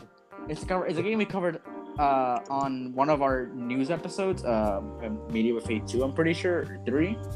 No, it was 3. Pancakes here didn't see the stream, so now we get to hear his full thoughts on Oli Oli World. Okay, that's cool. You don't need to keep reminding me of my irresponsibility from that episode. But I just don't. Okay, you know what? I'll go. No, I'll no. I'll go. I was just saying that I was just trying to make an indirect comment to Mercury here. I'll go. Don't worry about it. So yeah, I think that this game is not really that much of a hit for me, but I think that it could have a bit of potential, but I'm not sure. It has its flaws, so 50-50 for me. I kind of don't like it. I like the whole skateboard concept, but just The No. art style. the art style is kind of cool, but just no. There's something about it that I just don't like. I'm not No. interested in this game.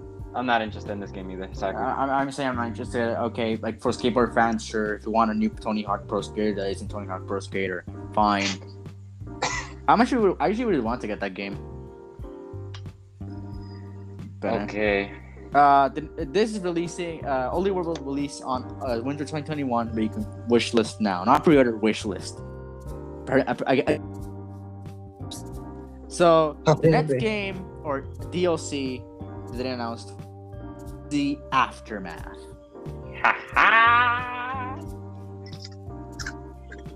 So I- thoughts? I seen gameplay of World War C. It It's is basically it's crazy. It's crazy. The only. Oh yeah. The You only. eating something? No, I'm just drinking and eating ice. But yeah, I'm still eating. But yeah, ice. Anyways, so No. Who eats ice? Exactly, that's what I've been trying to say. Everyone in this room eats ice. No cap. What? No. Oh yeah, you're the only one in the room. It's okay. You're the Makes only more one in sense. your room. You're the only one in your room. Okay. No. Hey, but who doesn't eat ice? Oh, if you don't eat ice, you did not have a childhood. What? Oh, fine. Did I have no? Did I not have any lights? Okay, let's back on topic. What was it? Yeah, I love zombie games. The only World War Z content I've ever seen is like 20 minutes of the movie. That's it. Okay, the game is based on the novel, but whatever. Novel? Yeah, it was a There's- novel. Shit. Okay, Actually, a lot of movies are based on novels. Jurassic Park, World War Z. wow. Yeah, you didn't even know that. No, I actually did not know that. Wow. I know. I think Basically, you didn't know the Star Wars movies were made from books. No. No. The movies were continued in books, but the books are considered non-canon. Wait, huh? Weren't they actual books? No, Wait, the books came after the movies. Oh shit! back on topic. Back on topic. But I do remember reading book adaptations of the movies. Yes, but that came out later. Can That we was go back Disney. on topic? Yeah. Okay, thank you. So, I love zombie games. I play a lot of Call of Duty Zombies. Gotta say, I really, really tried to get the Easter eggs on Infinite Warfare, but I just failed every single time. Damn. So, yeah, mostly because I was by myself. So yeah. Yeah, but like on actual World War Z, this game is crazy. I love like the whole song, like horde of zombies coming at you, and it's just like graphically impressive because I don't know how something can handle that. Ever heard of Dead Rising? Ever heard of Dead Rising? Yes. Damn. Okay. Exceed, have you heard of Dead Rising? I think. It's Corey Kenshin's best favorite zombie game. Okay. Okay. But yeah, no. Any thoughts on World War Z, Pancakes? Not my type of game, obviously. Fuck you. Like I said, I can tolerate and play shooter games and have some fun, but zombies, no go for me. Well, The only shooter game you actually loved was Fortnite. No, that was fucking horrible. I actually play Apex Legends and liked it. Okay. I like Apex Legends. The game is releasing on this year. The next game was Bramble the Mountain King. Not interested. Also, Fortnite is a battle royale, not shooter. It's still a shooter. Yes, It's not. it Anyways. is. Battle Royale is the type of shooter. Yes, exactly. Yeah. Okay. So, moving on. The topic. Bramble the Mountain King. Pay attention. Bramble. The king of the mountain. Okay. Bramble the Mountain King. Not interested. It looks good, but not interested. I don't remember anything, so I can't give opinions. Man, this Bud Light hit different. Okay. Your opinion, Pancakes, on Bramble? Rambo. Man. Bramble. I know, I did that on purpose. Fuck you then. More or less. More on the good side, but man, I don't know what to say. Alright. We're gonna move on. Bramble, the Mountain King is releasing. You can wish this now on Steam. The next game is Skatebird. Birds on skateboards. Let's go. Let's go, Birds on Skateboards. This was the game that I was watching with Piwi, and I enjoyed it so much. I want to get this game, guaranteed. Yeah. Birds on Skateboards. I am getting this, no cap.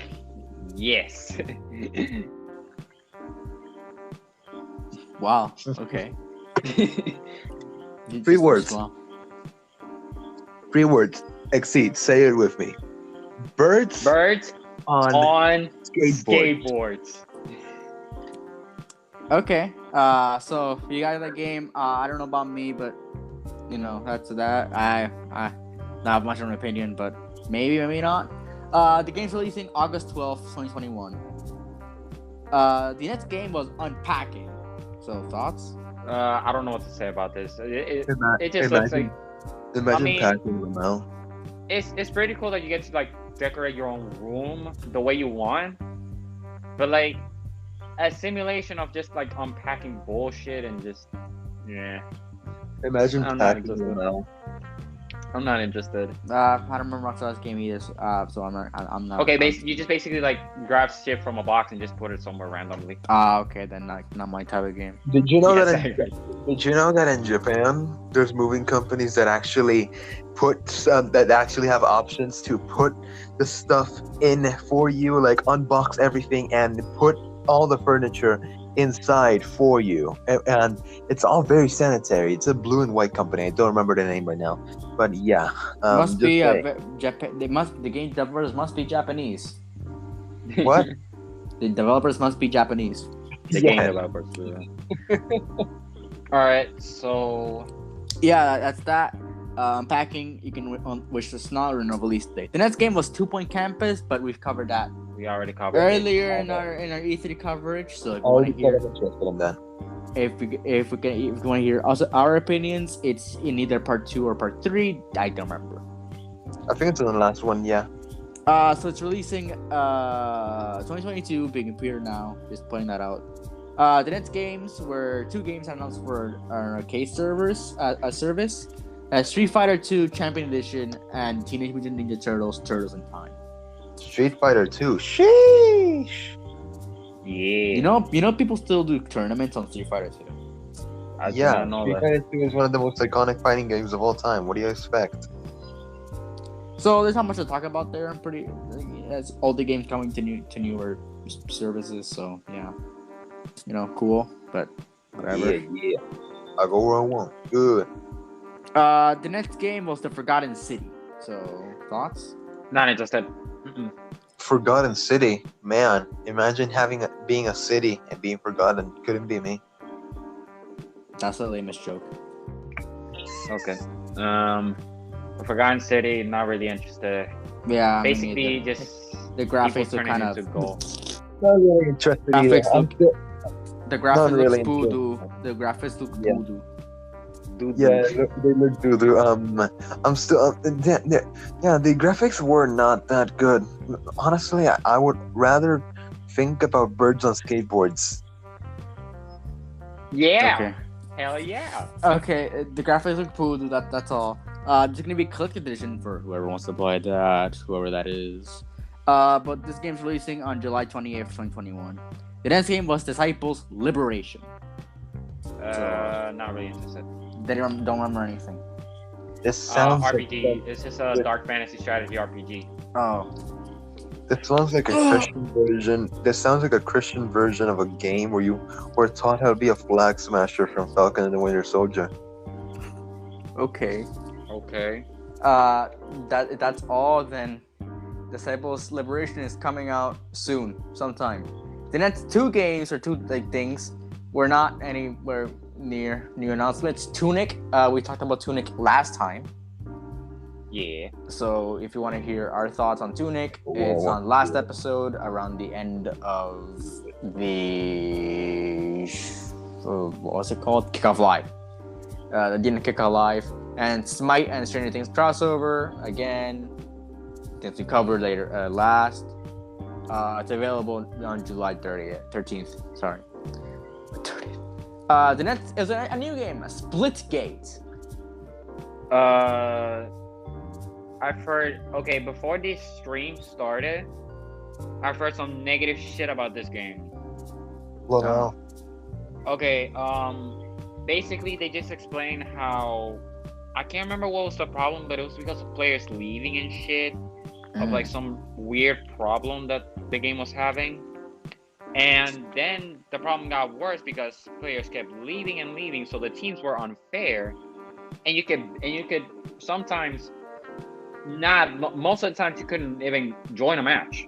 You were sent back to the lobby, and if you actually were in a match, you would have to just wish for the best that you were on the team with more people, because the team with less people, if you were on the team with less people, you would just like suck fucking rage and shit, and you would just like delete the game. So I don't know how this game's gonna go. But yeah, Pancakes, any thoughts? Yeah. Not. This game reminds me of that one game. What was it called? The one game where the guy. I thought it was Hyperscape. No, it's not Look like- Hyperscape. It looks It's like Hyperscape. Just remember. I've actually never seen gameplay of Hyperscape, so I don't know like what it is. I played the game. This- I played the game. Yeah, I also played the game for like 2 weeks. Ha. I Um, only got like one win and it just deleted the game. I never got past the first half. Anyways, That's sad. yeah. This reminds me of that one game with the guy that wore the suit, and he had like shit. Never mind. Nah, this doesn't remind me of the game. Never mind. All right. Hold on. Whoever's playing something, we can hear that. Who's doing that? I said whoever played that video, your mom's a hoe. No, I'm sorry. I was just checking that to see if like what I said about the game was correct. Apparently, I'm Okay. correct. So the next game or DLC they announced, Split is releasing July 27th. It's gonna be free. So yeah. The next DLC, I guess, was Streets of Rage 4 Mr. X Nightmares. I got lost. Shit. I'm looking around this stream and I got lost. Oh wait. Oh, found it. Okay. Fuck. My bad. Mute that shit real quick. Streets of Rage. It looks fun. It looks fun. Yeah, it's a beat 'em up game. I enjoy beat 'em ups, but yeah, I know I'm not sure if I'm gonna get this game. Yeah, I mean. Pancakes. I'm not a beat 'em up kind of guy. I'm more of a fighting games kind of guy. But yeah, the art style is nice. That's all. Yeah. I don't like it about the game. All right. Moving on. Okay, so Core Keeper, a game I don't remember anything, so I can't say. Core Keeper. Basically, just like go around and explore, fight, and survive the endless caverns. So, Pancakes. You remember Soul Knight? Yeah. It's kind of like that. Kind of like that. Well, I might be interested. Then I'm not sure. It's kind of like expand, upgrade, and defend your camp together. You set up a camp. Holy shit. Yeah, you just like mine shit. You're in a cave, so like you fight enemies. This might be interesting. Yeah, it might be interesting. Yeah. Anyways, other topic real quick. I just realized how there's always Chinese ripoffs for everything, but the one thing that I have not seen a Chinese ripoff for Okay, we have to move on. You have to move on. is Among Us. We have to move on. I have very little battery, and so yeah. So yeah, Core Keeper is releasing later this year. You can wish this now. Or early access available later this year. The next game was Ink. Is that the game with like the fucking bunnies? I think yes. Okay, so not interested. It's actually not interesting. The funniest thing about this reveal was it said coming this century. Lamau. Century Lamau. In culinary, yeah. Coming this century. Coming this century. Why are you laughing at it now? I don't know. We just realized.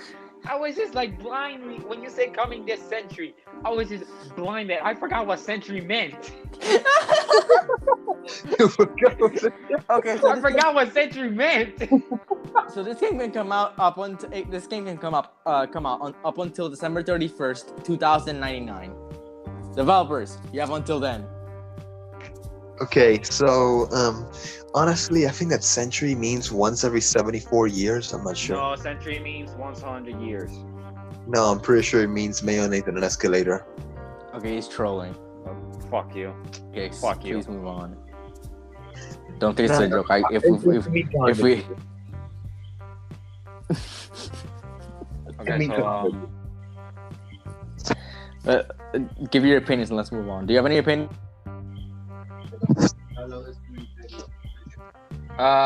which game? Include Include. I don't like it. Pancakes. Hmm?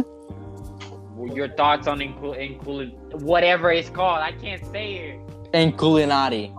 Inculinati. There. Mm-hmm. Give your thoughts, bro. Oh. More or less. I'm not sure about this one. Okay. Moving on. Okay, so next was Audio Clash Battle of the Bands. Oh, yeah, might be interested in that one. Yeah, sounds Good. cool. Bad title, good execution. Okay. It's releasing quarter 3 2021, which is around July, August, September. So expected around there.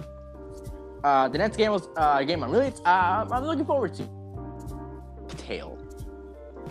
Is that the game about like the witch that they made? Yeah, that's the game that had like the cool soundtrack. Yeah, I want the soundtrack. Oh yeah, right yeah. now. Yeah, like you text me through Discord saying that you wanted the soundtrack on Spotify right now. Yeah, I want the soundtrack. It sounds like Proteus, and I really like the Proteus soundtrack. Okay. Oh, yes. Blacktail looks interesting. I might get it, might not. So we'll see. Pancakes. Blacktail. So, a good soundtrack from what I've heard. I might check it out. Okay. Up next. Up next is Death's Gambit Afterlife. Not interested. Graphics, good. Might check it out.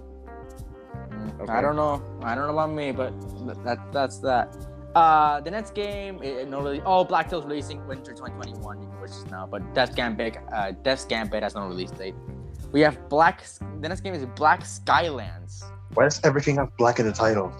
Fun fact: Black Skylands was made by Tiny Build, the same creators that made Hello Neighbor. Yeah, I just realized. I was just trying to remember what they made, but yeah, I remember them. Yeah, Hello Neighbor. That was such a good game. The release, their official release was really bad. Like it was better in early access. In alphas? Yeah, it was better in alphas than the full game. Wow.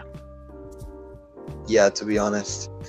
I still remember Alpha 3 when the animation for getting captured was a fucking and then we actually caught Anyways, Black Skylands. I'm interested. I'm interested to explore instead of steampunk, the skypunk theme. Not really interested. Like it's kind of like steampunk, but in the sky. Maybe, not sure. Okay. Up next. Up next is Black Skylands is getting early access on July 9th this year. Okay. The next game is Steel Rising, which if I remember correctly, it's about robots uprising. Robots uprising on France in like 17 something. Okay. So basically Terminator. Yes. Wow. That's weird. That's all I can say. That's weird. Yeah, in I'm interested. 1789. 1789 on Paris. I'm interested. Same here. I might get it. I might watch the Terminator movies, but whatever. It isn't based on Terminator, so I won't be completely lost. I'll be back. Shut up. Cool. So no release date for that. Next game is Unbound Worlds Apart. Not interested. Maybe I'm interested because there's a demo available now on Switch. So I might try it out, maybe not. It's maybe not, but whatever. As December news episode later, I'll give my thoughts on it or something. I don't know. Meh. Yeah, again, whatever. The Meh. game's releasing. The game's releasing on the 20th this year. Like I said, it's a free demo available now on Switch. The next game, we're on the last 4. This game is Broken Pieces. Seems interesting, to be honest. Yeah, interesting.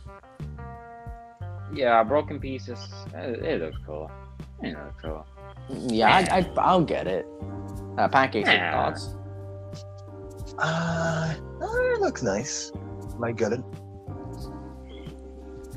Okay, so it's coming out in Q2 2022, which is April to June. May- April and June. April to June. So expect it around there. And you can watch this now. The next game is Martha is Dead. Batman is not happy. Neither Superman. Superman either. Okay. Why did you say that name? Okay, so you go. Okay. Martha is Dead. Oof. That So I is, don't of you. course looks like a horror movie. It looks like I almost said movie. What the fuck? I'll I'm be sorry honest. to inform you, but I have to tell you, Martha, she's dead. I'm gonna be honest. Okay. It does look like a movie. To be honest, it does look Yeah. like a movie. The trailer. It seems like a pretty good game. I don't know why, but this reminded me of La Llorona, fucking urban legend from Mexico. Ah. La Yeah, Llorona? Huh? yeah. I don't know why, but it reminded me of that. ¡Ay, mis hijos! ¡Ay, mis hijos! ¡Ay! Okay, you better stop doing that before you actually conjure the spirit. So, Yes. Well, I'm I'm screwed. not going to your house. Yeah, me neither. This isn't my house. I don't care. Where the fuck are you? That's My confidential. Anyway, so Martha is Dead has no release date. Huh? Wait, that sounds weird. The game has no release date. So, Haunted Space. Sounds like a horror. Sounds like a horror game. Oh yeah, it is. It is kind of like a horror game on space. Okay. You're basically just fighting like these creepy ass aliens and what the fuck? Okay, is this Sounds a like- horror game or this is this is an action game? What the fuck am I talking about? Sounds like Returnal. FNAF 57, Freddy in Space. Okay, so I'm leaving. I'm leaving this. I'm leaving this shit. No, I can't. so Haunted Space. Pancakes. Any thoughts?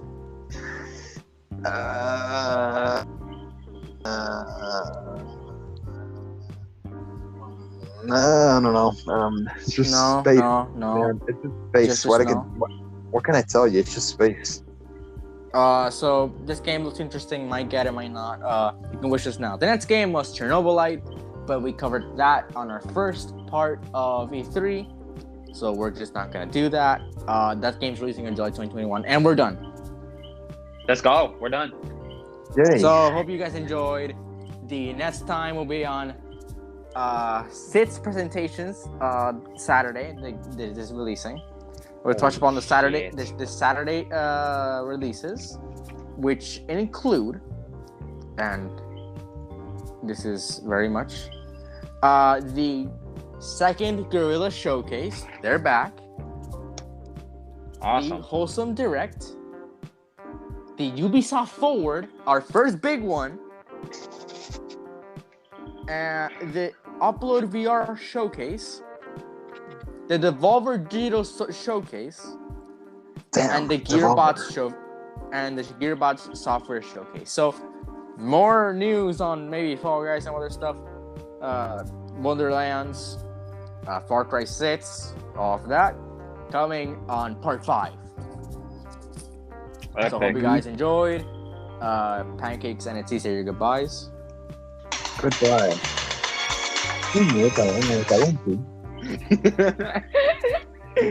Goodbye.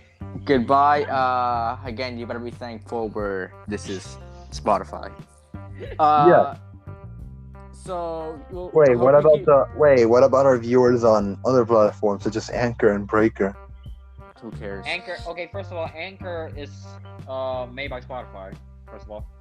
Yeah, but Yeah. then there's Breaker, Google Podcasts, Radio Public. You can find songs on YouTube. Who cares? So yeah, that's it for today. I hope you can listen to us, and I hope you keep listening to us. We're not YouTubers. We can't end it off like, "I'll see you next time," whatever. So, Or goodbye. please like and subscribe, and see us later now. Bye. So just goodbye. Follow us on Twitter.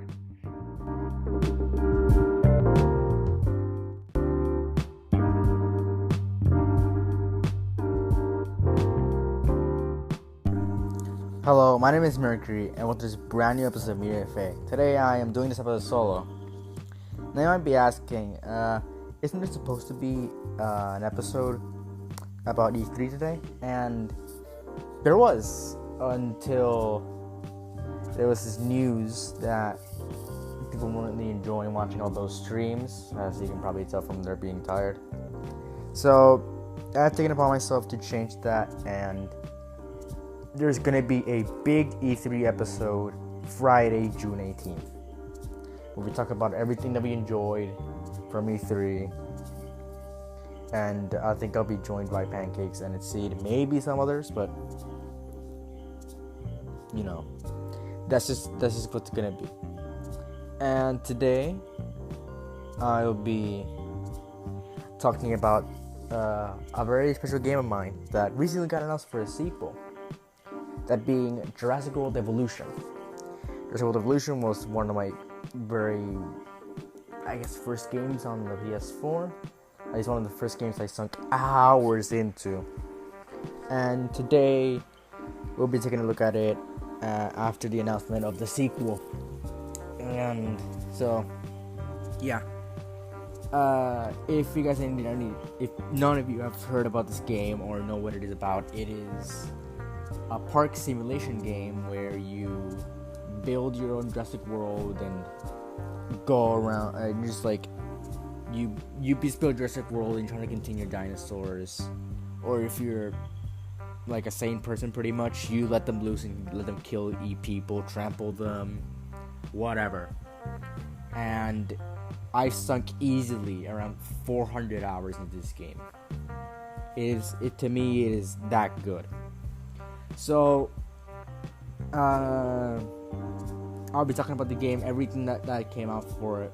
I pretty much know everything by memory. I have the wiki right here, and I'll be explaining some things that I liked, some things I didn't like about the game, and just going over the updates and all that stuff.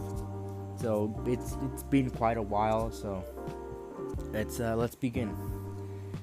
So the game launched with it launched with around I want to say like, hold on, I have the wiki right here. I'm just gonna look up how many dinosaurs there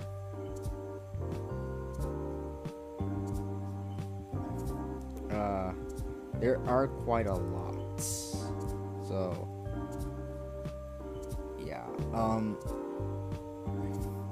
gonna look up a list of dinosaurs. It was really a lot, so let me just look it up. Okay, so the game launched with a lot of dinosaurs, and when I mean a lot, I mean a lot. So we're gonna start off with this list of carnivores that came with launch. Some of these I'm gonna explain further, but yeah. So here goes nothing. The game launched with many dinosaurs, which include the Ceratosaurus, Deinonychus, Dilophosaurus, Echinotosaurus, Herosaurus, Indominus Rex. No, I didn't. Okay. So, it didn't launch with Herosaurus. That was later on, but it did launch with Indominus and Majunga, Dimetricanto, Spinosaurus, Suchomimus, Tyrannosaurus Rex, Tyrannosaurus, and the Velociraptor. Those are the carnivores done.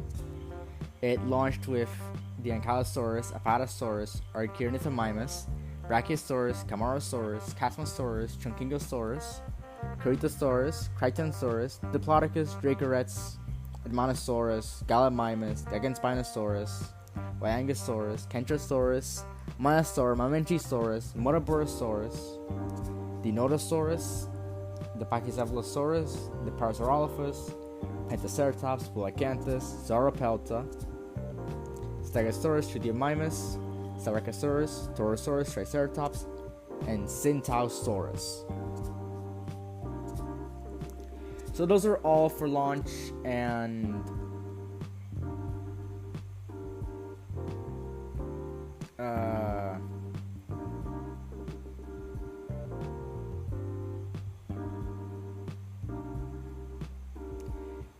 sorry, I'm dealing with something right now.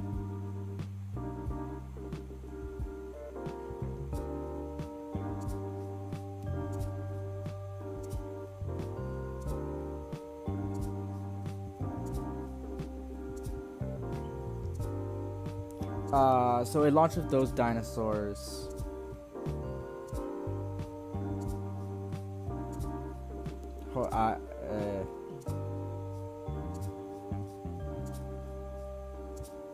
Just give me a minute. I'm sorry.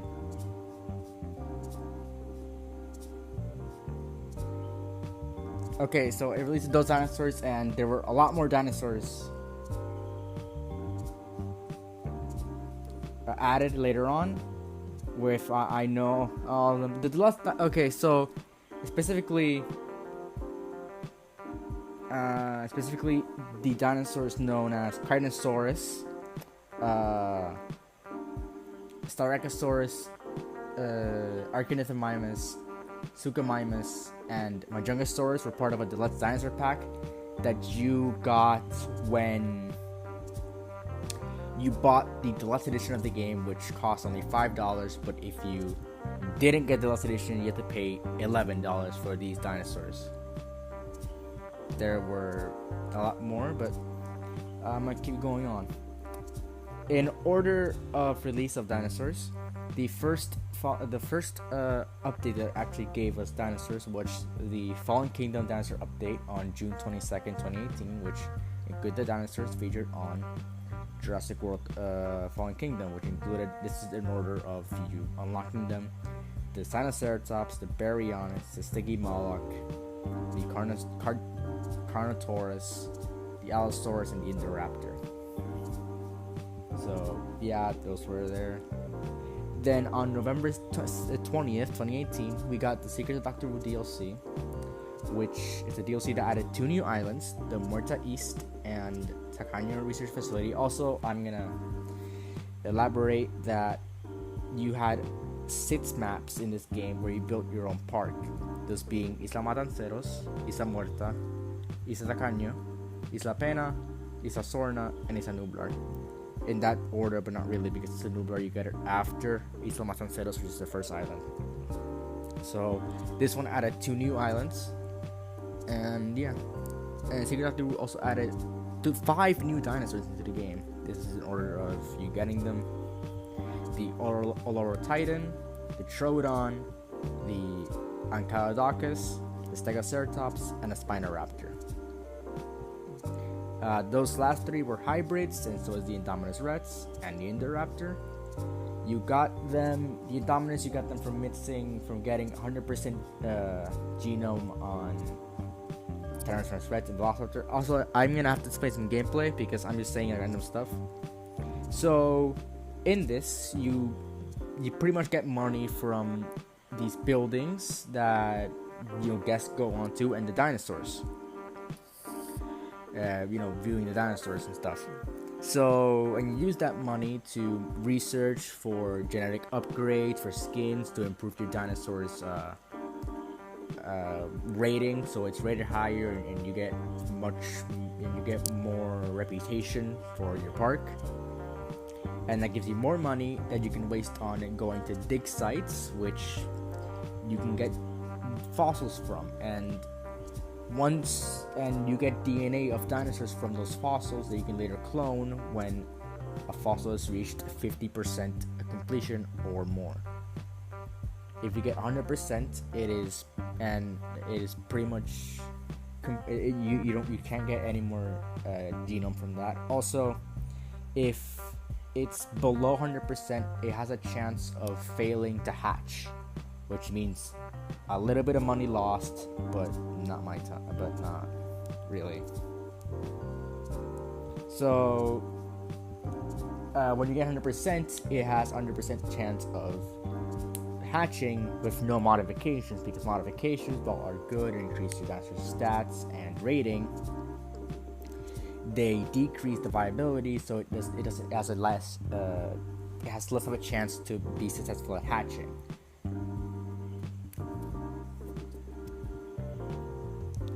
So yeah, that's pretty much all I have to say about that. And so Indominus, you get it by getting 100% Velociraptor and 100% T-Rex, and once you get those, you can research it at a research center, which is what I told, like, you research for genomes and building upgrades and general perks, and you get to hatch an Indominus. And for Indominus, you have to get you have to get Indominus genome.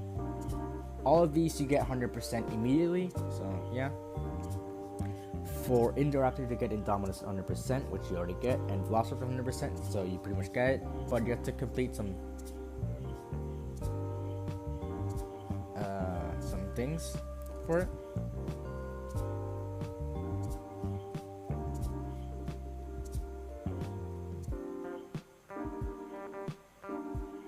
Sorry about this.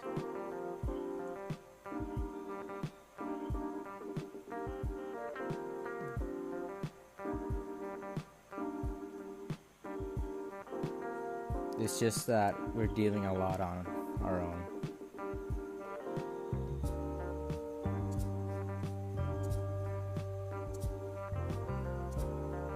So yeah. Also, I forgot to mention about the contracts. So contracts, you get 3 divisions: science, entertainment, and security. And you get reputation with those things, and you get unlocks like dinosaurs and some genetic upgrades, all that stuff, and buildings, all that good stuff. And if you don't have enough reputation, you get sabotaged, and that sabotage your park and dinosaurs, or they open gates, or they sabotage power stations, so your park runs out of power. All of that. You can turn it off all in sandbox mode, which is something I'll get into later. But yeah, so to get interrupted, you have to get very high reputation on last island, as a very high reputation on security on last island is Lasorna, and then you get Indoraptor. For Enchiriodocus, it's a mix. You have to get 100% on Ankylosaurus and Diplodocus. For Stegoceratops, it's Triceratops and Stegosaurus, 100% as well. And for Spinoraptor, it's Velociraptor and Spinosaurus, also 100%. So just telling you, if you're gonna get those, that's what you need. And most of them you get them on Isla Sorna minus Ankylosaurus, which you get Ankylosaurus in Isla Muerta and Diplodocus on Isla Tacaño. But anyways, that's that. And you get Trode on the Lower Titan on Muerta East, and you get the hybrids, Ankylosaurus, Stegoceratops, and Spinoraptor on Tacaño East Research Facility. Anyways, that was the next big DLC, and the next DLC was the Cretaceous Dinosaur Pack, where we got 3 dinosaurs, again in order of appearance.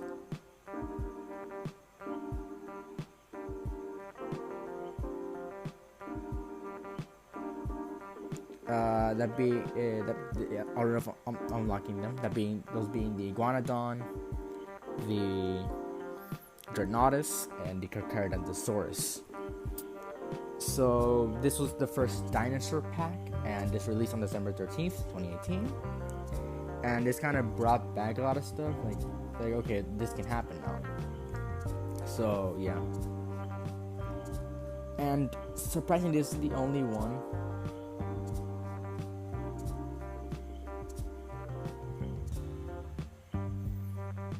that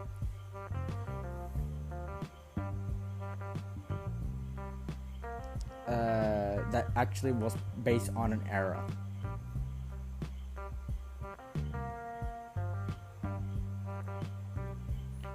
We didn't get a Jurassic pack or a Triassic pack. So yeah, that was it. And these all came from either, I think it was all early Cretaceous, but whatever. If I'll go on like listing like all the dinosaurs later, but you know, this is all that. So we didn't get much after that. It's all updates of like bug patches, all that stuff. And as we got the Carnivore Dinosaur Pack, which did get a follow with the Herbivore Dinosaur Pack, but that's not it.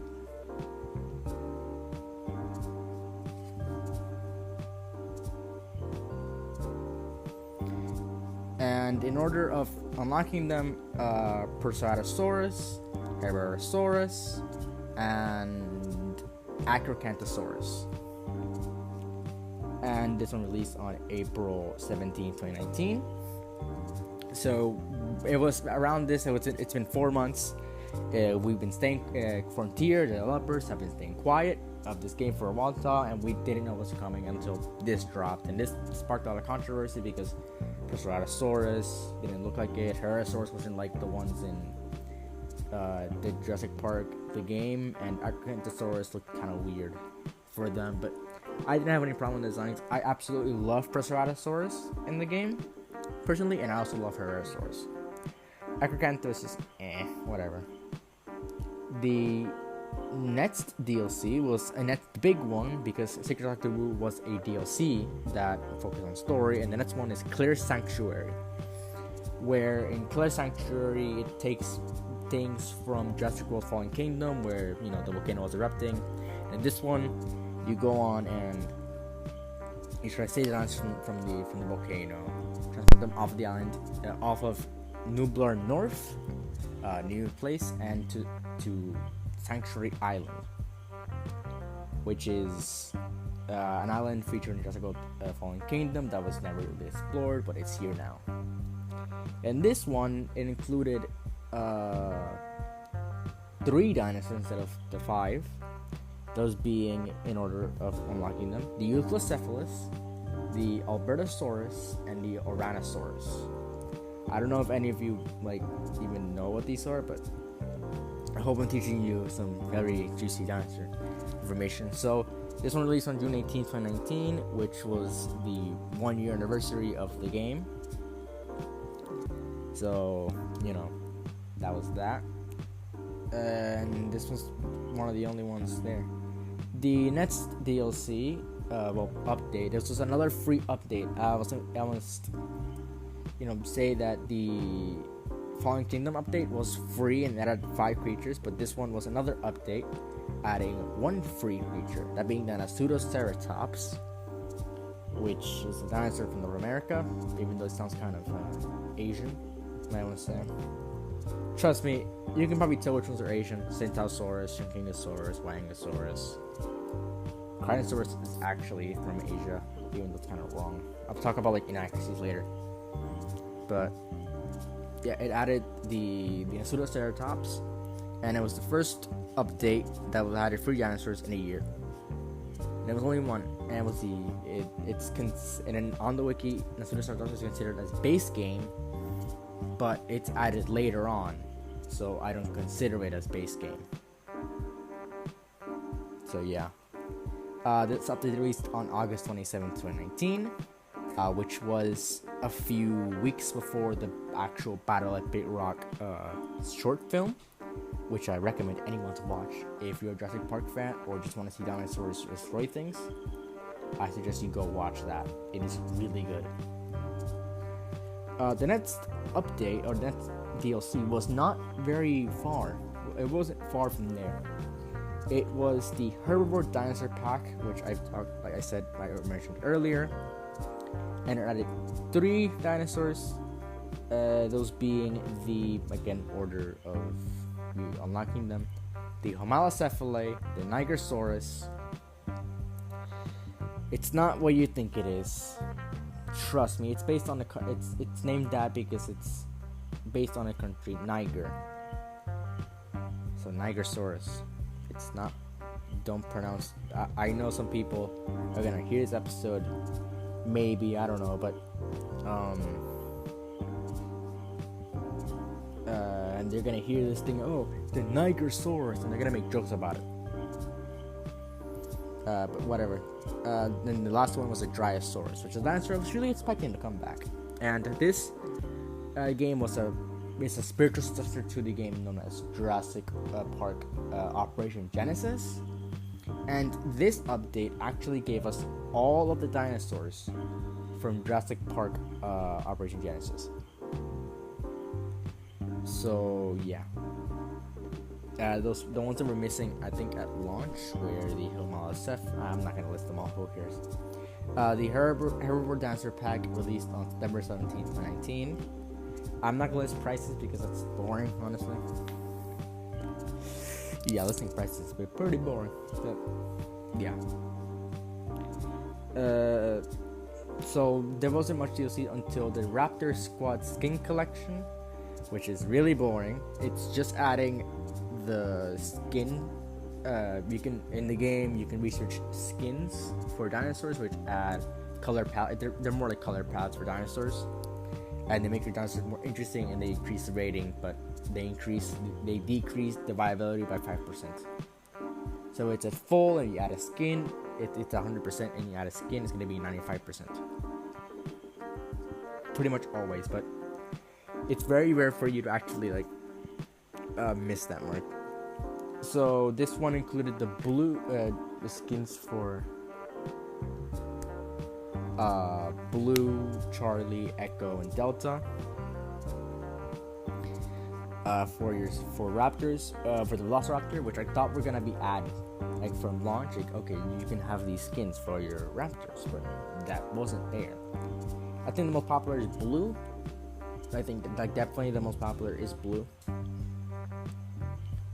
I think we all, Blue's pretty much the face of Jurassic World. I was talking the T-Rex, and I'm surprised they didn't add it. Oh, you're gonna take Blue, but whatever. That released on November 26, 2019, and I think it was a little bit overpriced for what it was. And the last big DLC was the return to Jurassic Park, and this was the end of the roadmap for this game, and it included something very, very interesting, that being the fact that it added not only the Compsognathus, being it is the smallest dinosaur in the game by a landslide. You can, if you put grass, there's a brush tool where you can put grass. You put grass, you can barely see it because the creature is green.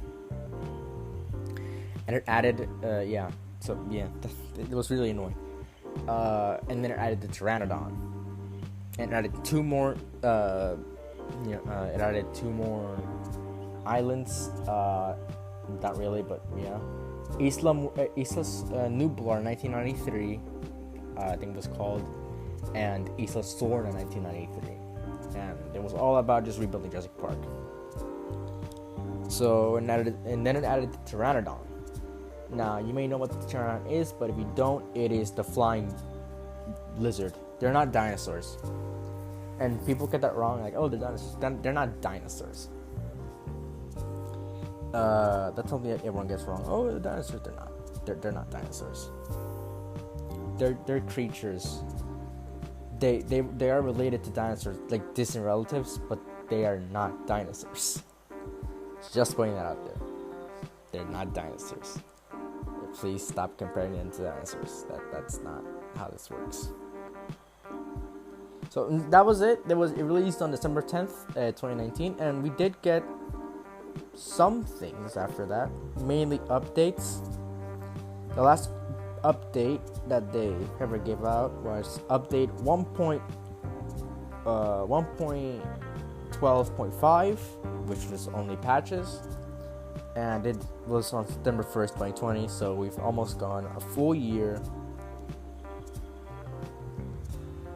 without an update.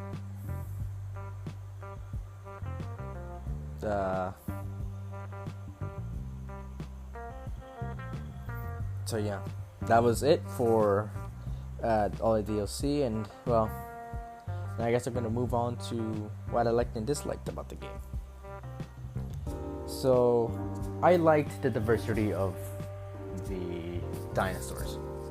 I think it added dinosaurs both from a bunch of dinosaurs from the movie canon, and a bunch of the ones from just run-of-the-mill dinosaurs that were just, kind of there to just kind of be there to pad out the roster a little bit. But I think it's necessary because you can't. Jurassic Park is very peculiar in that sometimes it has dinosaurs and it has creatures technically that just weren't programmed. Like there's I think one creature that is in the canon before the game came out that isn't in the game, and that is the Dimorphodon. I think Frontier had like a heads up of saying that like, hey, we can do this, but I think they would have added the Dimorphodon later on after like the Pteranodon update, but they didn't. So I think we can expect Dimorphodon in Jurassic World Evolution 2, which I'll touch upon later. But yeah. So it got a lot of movie, but some like okay, I spent 400 hours in this game. Let's talk about that. So the game at first, it wasn't. If you went in it, like bought it right now, you would be surprised by either how little the customization is or how much there is for a game like this. But at launch, there was barely any customization. If you want to know what we got for customization, right now, if you were to buy the game, you would get brushes for putting sand, dirt, shoal, rock, shale, whatever. At launch, we didn't have any of that. Right now, you can place trees like redwood, palm, just like normal oak trees. We didn't have those at launch. And you can place rocks down, and we didn't have those at launch. All we had were a tree brush, a water brush, and some bushes, like one bush brush, and then you added more bushes.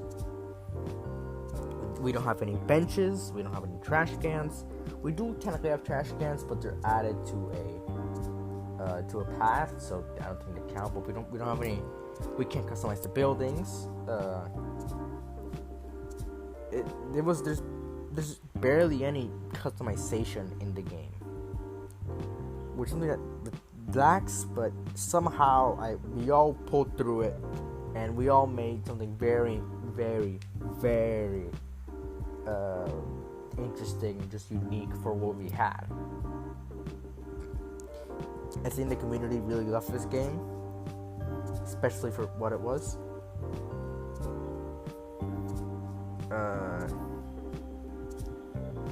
So yeah, and there were not that many dinosaurs at launch. Again, if you were to take out the Jurassic, it pretty much had only 42 dinosaurs at launch. And if you didn't pay for, if you didn't get the deluxe edition, you only had 37 at launch. So there's that. Also, there's some dinosaur designs that aren't, too accurate. The Deinonychus, for example, it's supposed to be more of a raptor, like one. And the backstory is that the Deinonychus is the main reason why the raptor looks like it, the Velociraptor. And if you're and the Velociraptor actually is of a turkey. It's much smaller and it has feathers. And Deinonychus did have feathers, but it's a lot bigger, and it's what the author of the first book, Michael Crichton, based it on. But he didn't. He knew about the Velociraptors, and then he said like, oh he was gonna use the Deinonychus, but he found Velociraptor a way cooler name than Deinonychus. So he, instead of using Deinonychus, he used Velociraptor, and Steven Spielberg and it was in the industry Lights and Magic. They made the designs of the Velociraptors based on what Michael Crichton made, which were just Deinonychus.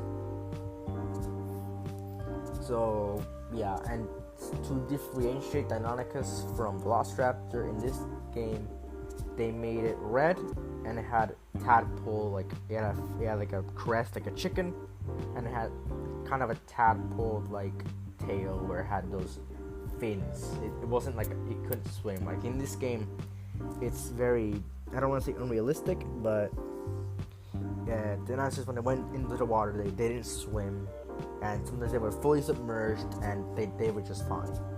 Sometimes they went through trees. There was no like collision technology for that, mainly because you place a lot of trees and they have to go through all the foliage, but they just walk past it like it's no problem, like nothing there.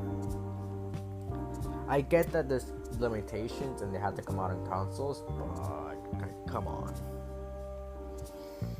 So yeah, and there was some other controversy, like the Giganotosaurus, which is a very giant dinosaur. It was the size of a T-Rex, actually I think bigger. It was it was very small. It was, I think, smaller than the Ceratosaurus, or equal. Ceratosaurus, which, to put it into perspective, Ceratosaurus is 13 feet tall, and the T-Rex is around 20. So,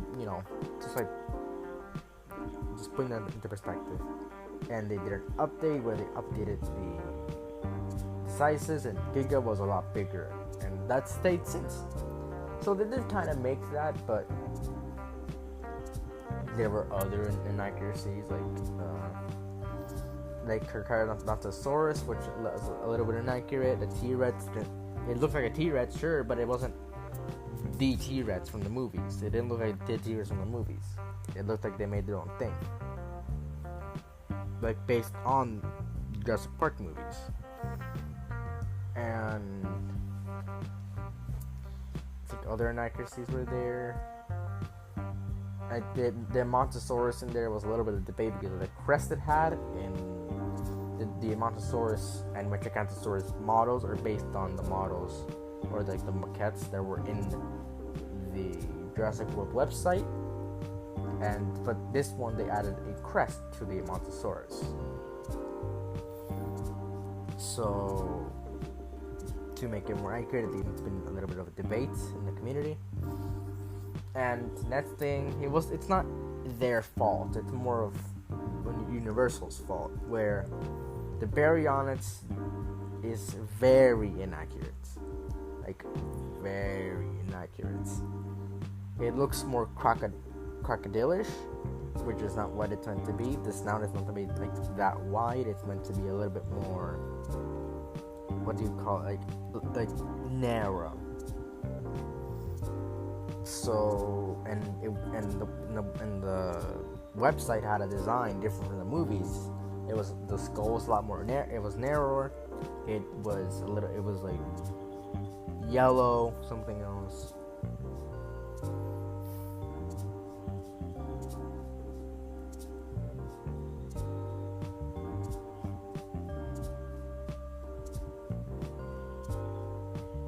So yeah, that was that. And Tsukamimas, there were some other. Tsukamimas was also based on the Jurassic World website, but that was the only one that wasn't based on it. I think Universal just made it so they didn't have to do that. They wanted to put it, but they said like, okay, this is a bit too much for us. They didn't want to animate that, so Yeah, so they redesigned the Baryon to make it more friendly for them to work around. I think that's all the inaccuracy. There's more than I don't know. Oh yeah, and they also added Sticky Moloch and Dracorettes, which, okay, Sticky Moloch was in the movies. So yeah, in the canon, Dracorettes, Sticky Moloch, and Pachycephalosaurus are part of a separate genus. They're separate beings from one another, but in real life, Dracorettes and Sticky Moloch and Pachycephalosaurus are the same. It's widely considered that Dracorettes is the very, very juvenile version of Pachycephalosaurus, and the Sticky Moloch is the intermediate. Now, I am tempted to say that this isn't true. Mainly because Dracorettes has a flat skull. And so does Homalocephalae. Homalocephalae is thought to be a younger version of Pranocephalae. It's mainly because Dracorettes and Homalocephalae are found in the same areas as, Sticky Moloch and Pachycephalosaurus for Dracorettes' case, and as Pranocephalae in Homalocephalae's case, and they both have flat skulls. For me, it doesn't make any sense, because how does your bone literally get a lump as you go bigger? Like, it's bone. It's hard bone. Now, I don't understand that. Because Pranocephalae and Pachycephalosaurus have that dome shape on there that the Pachycephalosaurids are famous for. Obviously, you've seen them. I know people have seen, like, the dome head dinosaurs.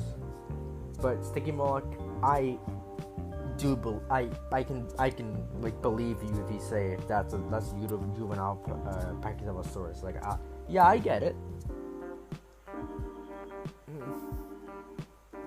Also, if it's like, it's for birth or something, like, no, because the dinosaurs laid eggs. They didn't give live birth. So, just side tangent. That's kind of inaccurate. That these three species that are just one species are like just here. And that's been kind of a debate. Also, I think Nigrosaurus has been a debate.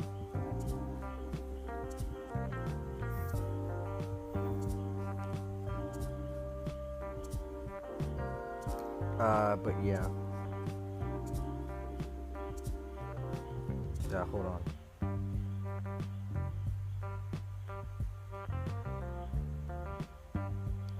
Just I gotta.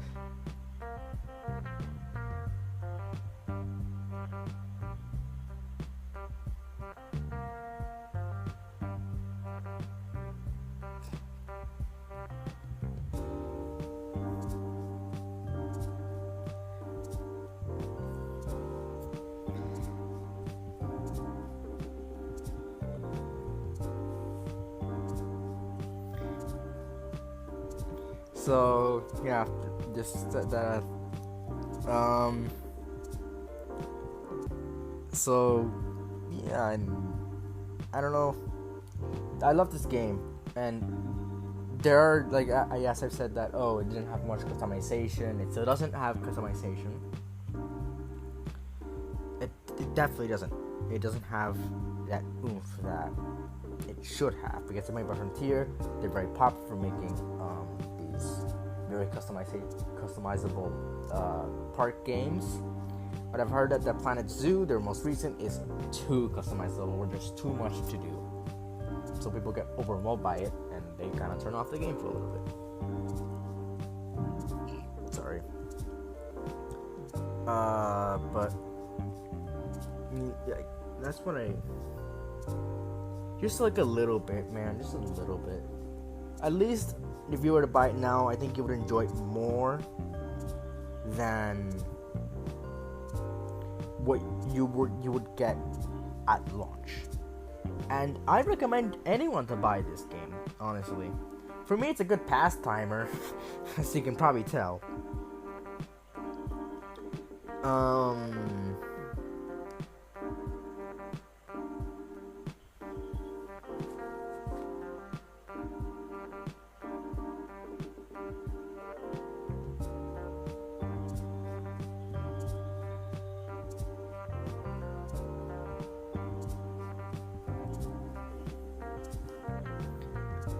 So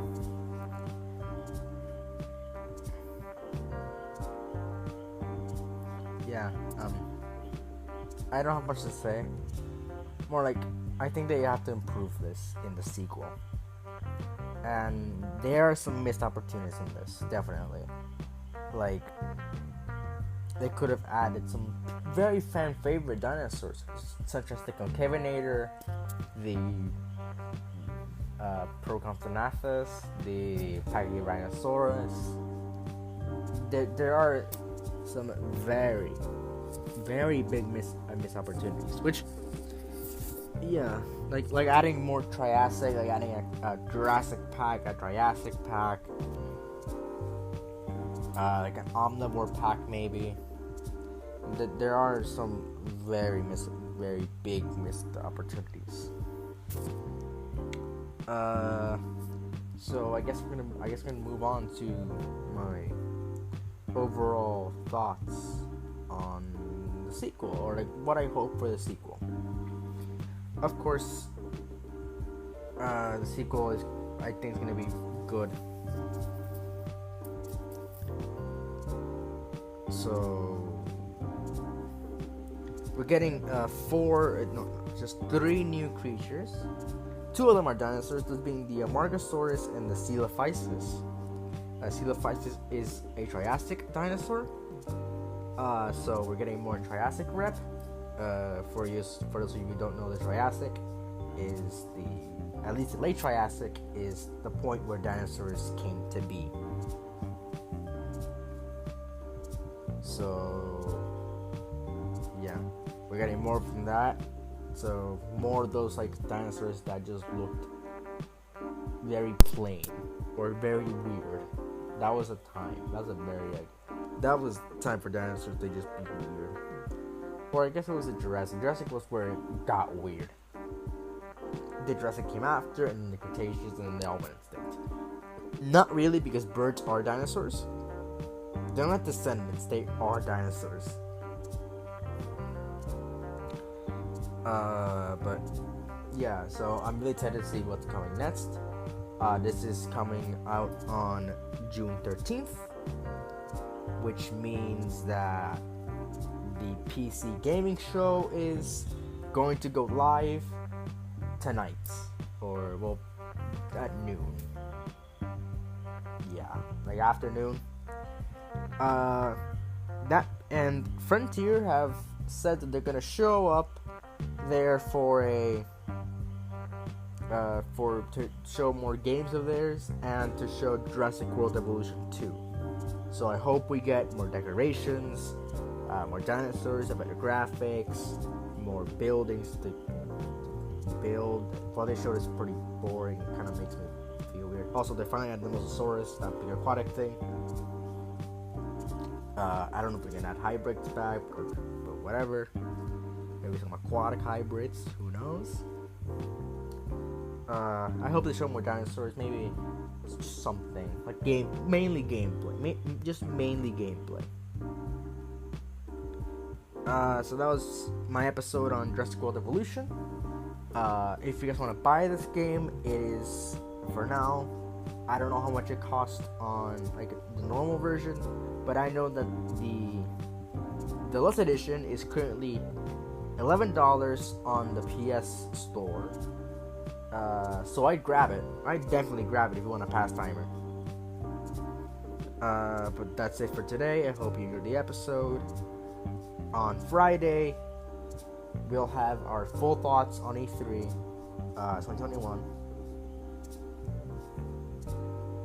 So yeah, that's it for today. I hope you enjoyed listening to us, and I hope you keep listening to us. Goodbye.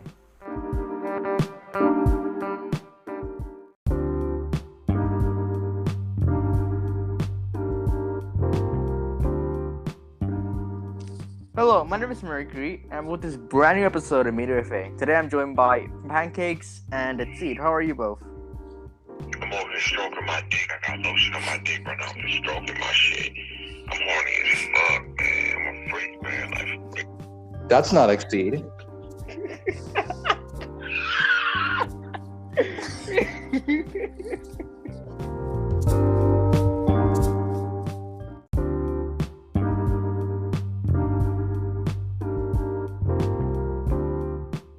to this brand new episode of Media Buffet, where Exceed turns into a 42-year-old man and Mercury becomes a screeching goat.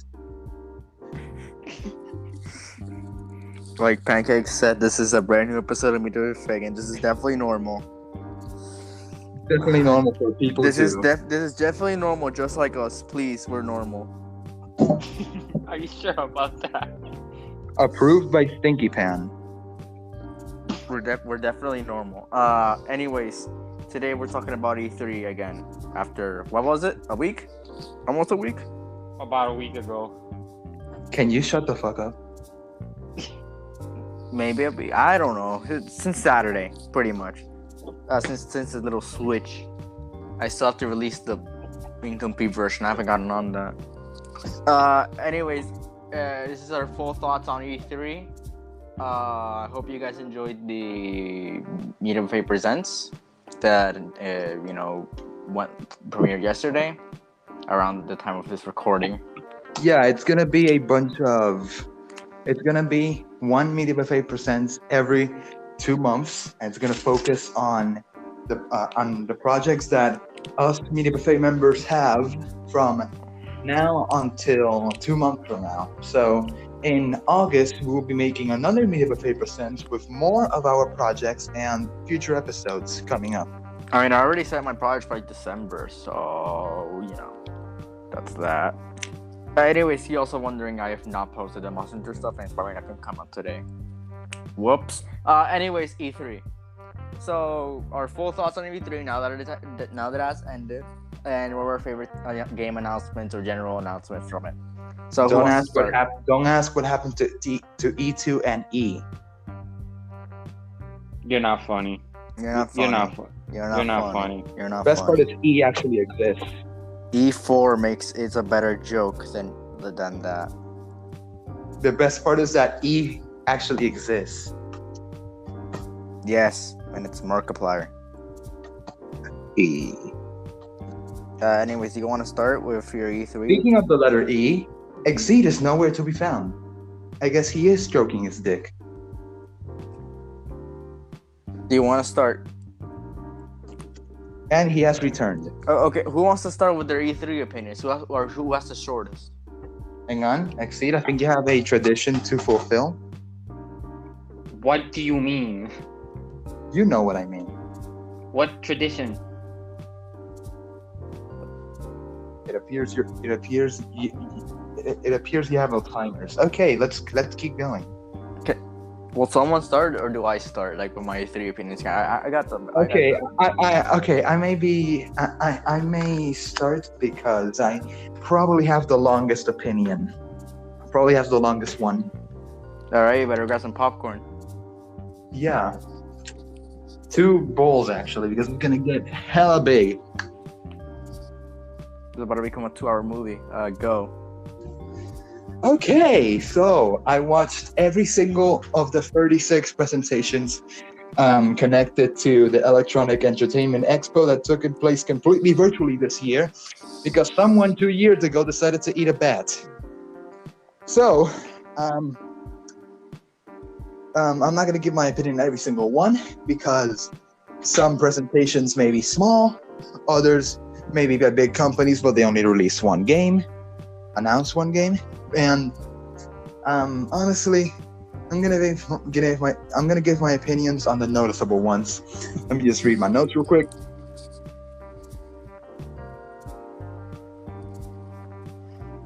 So we start with the Summer Game Fest. New World. They actually made an entire separate presentation of this game. I liked it. I liked the graphics. Not. I don't know about the narrative, but let's see how it goes. And the other 2 games interested me from this presentation are 2 Point Campus, which is a cartoony style simulation game that is apparently taking a shit ton of time to level up to what the fuck did I just say? I had a stroke. We're joking about that now. Yes. Anyways, Yeah, shit ton of time for a cartoon game. Anyways, in the tone Mercury put it, Elden Ring!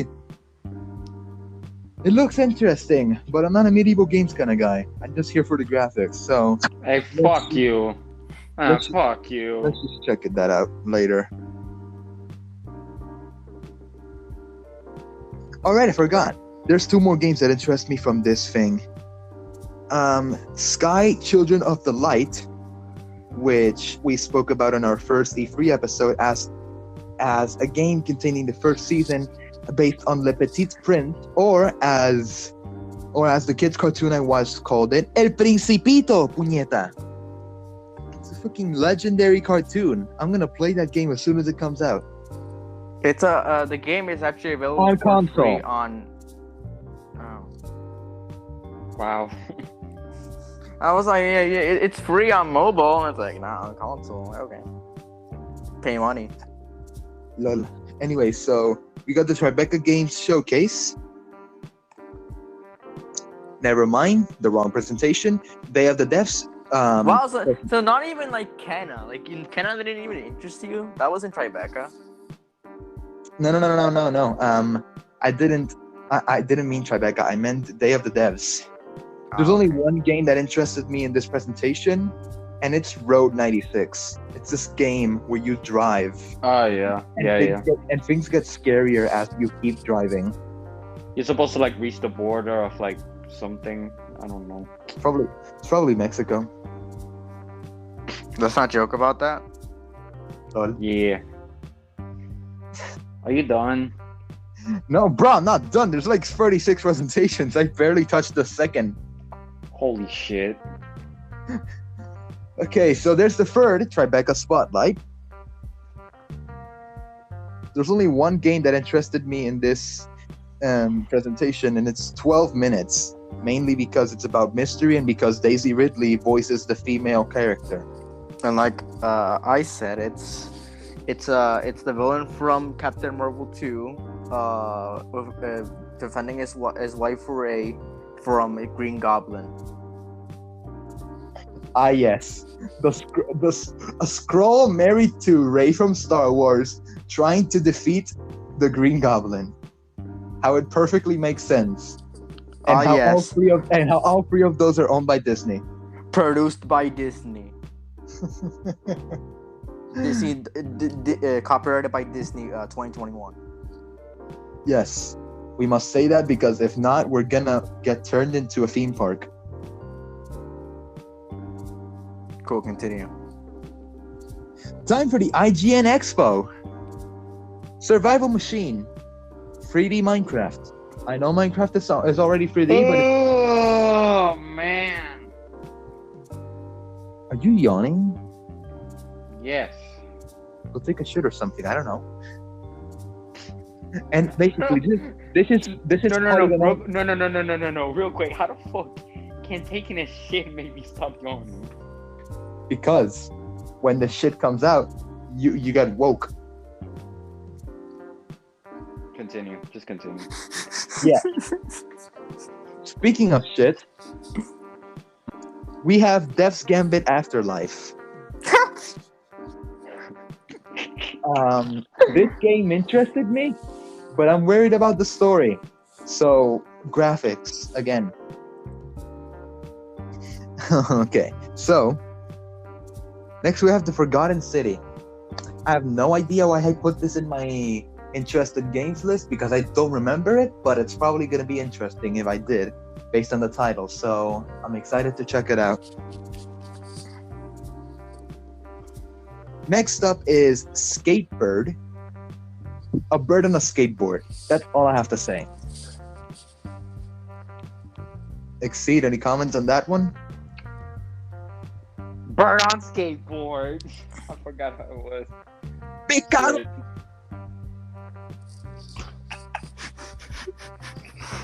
There goes his connection. You guys just like Akira. That was the best way to fucking disconnect. He didn't even disconnect. He's still here. Yes, he's still here in the recording, listeners. He's dead. He's full dead, like full on dead, stupor dead. got assassinated. So I guess while he recovers, do you want to say your opinions, Etsy? My opinion is very short. I didn't watch any bullshit about E3. The only one that I actually watched was the Nintendo Direct. That's it. Like, that's literally it. Anything from what you watched, you know? Okay, so what do we? I remember there was Metroid Prime 4. They announced it. It's still in development. That's literally all we got. No, it's been in development for 4 years. Actually, kind of 2, because they announced it in 2017. Then in 2019, they said we're starting development, and then now they're saying, "Hey, we're still developing it." And they did announce Metroid Dread, which I wanna buy. I wanna get that game. I'm getting that game. Yeah, same. We may do an episode on it if we finish it in time. Yeah, I highly doubt that. What else do I remember? I remember they showed. Oh, the fuck! He's Welcome back. back. You have shorter opinions, so just like continue.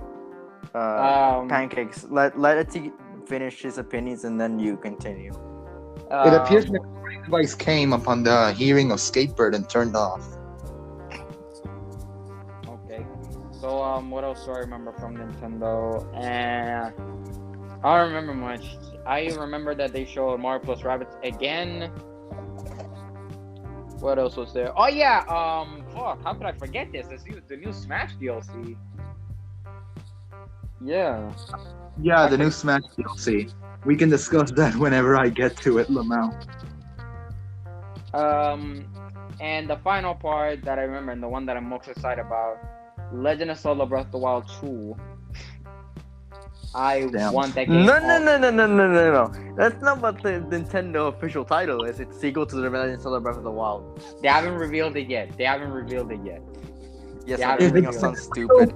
The sequel to the Legend of Zelda Breath of the Wild, I am shitting myself. Now, what else did they show? Skyward Sword HD, which okay, you hate it, but he hates it. No, he hates it. Did you vomit? Yes, he hates Wait, it. hang on. Check this out. Hey, Mercury, Skyward Sword HD. I'm gonna be honest, I'm gonna buy it. I don't give a fuck what y'all think. I'm buying that game. I don't give a fuck what y'all think. What else? Game & Watch Legend of Zelda, you can literally play like the first 4 games. I can do that in really fucking emulator. Honestly, the Game & Watch shit, that's a collector's item. I don't give a fuck. Yeah, And it's a collector's item, but my phone is, according to that logic, my phone is also a collector's item because I can play every single NES, SNES, and Game Boy Advance game on it. And an expansion pass for Hyrule Warriors. Yes. The 1 week wonder. Yeah. I still play that game. I doubt you do. No, I actually do. Man. I remember you getting excited because it's Breath of the Wild, and you're like, nah. just nah. I saw Paya and that's not Paya. I completely forgot. I forgot the girl, the mini person from the lab. Anyways, that person, I'm like, yeah, I know that's Hyrule Warriors. Also, Hyrule Warriors just completely screwed up the timeline again. Oh my god. You know what? Because this is apparently meant to be canon. So what happened was that thing traveled like have you finished the game? No, I haven't. Do you care about spoilers? Because I know what happens. Yes, I don't want to know. Okay. Don't tell me. Because I know it and it's stupid. All I have to say is that it breaks the timeline again. Because Watch the Zelda series get separated to like 7 timelines now. There are 3.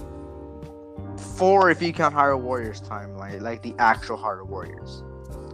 But there's the Fallen Hero, which is all of the original games plus like some from now. There's Child, which is the good games, and there's Adult, which is Wind Waker, and that's the only How one is of Wind Waker adult? Toon Link look like he's fucking 8. Adult era is where Link, because at the end of Ocarina of Time, I'll explain this quickly because it gets very, very deep. At the end of Ocarina of Time, it splits off into 3 timelines. One where Link loses, one where Link travels back in time and turns into a child, and one where Link stays as an adult, pretty much. Okay.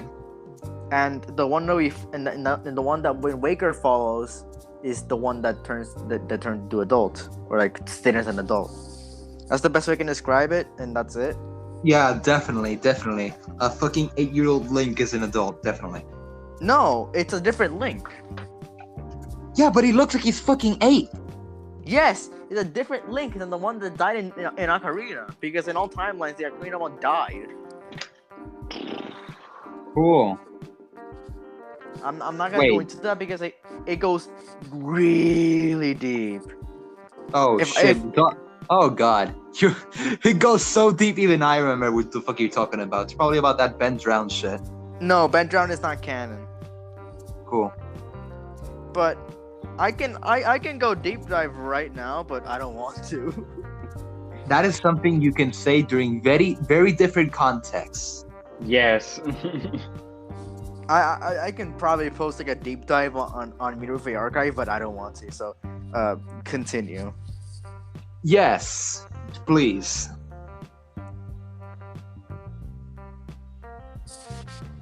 Exceed. What? There was. You have that to was. continue. There's still like 2 presentations left. I only watched that one. Like the rest, we already covered it. That's the only one I watched. Okay, so I'm gonna continue with my opinions now. Okay, real quick. Okay, yeah, we're back. Yeah, the other one, Sifu. Sifu was revealed originally at the VGA in December, but I continued to show interest on it and actually remembered it. I mean, I don't know if it was at the VGA or at a State of Play. It was State of Play. Yeah, but we discussed it in one of the early episodes, and I remembered it and actually like it. I'm looking forward to it. I'm all for Japanese style games, swordsman style games. Sifu is it swordsman? Samurai era, because if you just say Japanese style games, you can take that very much out of context. Motherfucker, that doesn't look. Sifu does not look like samurai era. Sifu, muscular men fighting. Oh my god. Sifu is definitely not samurai era. Motherfucker, I don't know. I don't remember how it looks, but I remember that. Yes, there are clubs in the samurai era. Exactly. There are what? Clubs.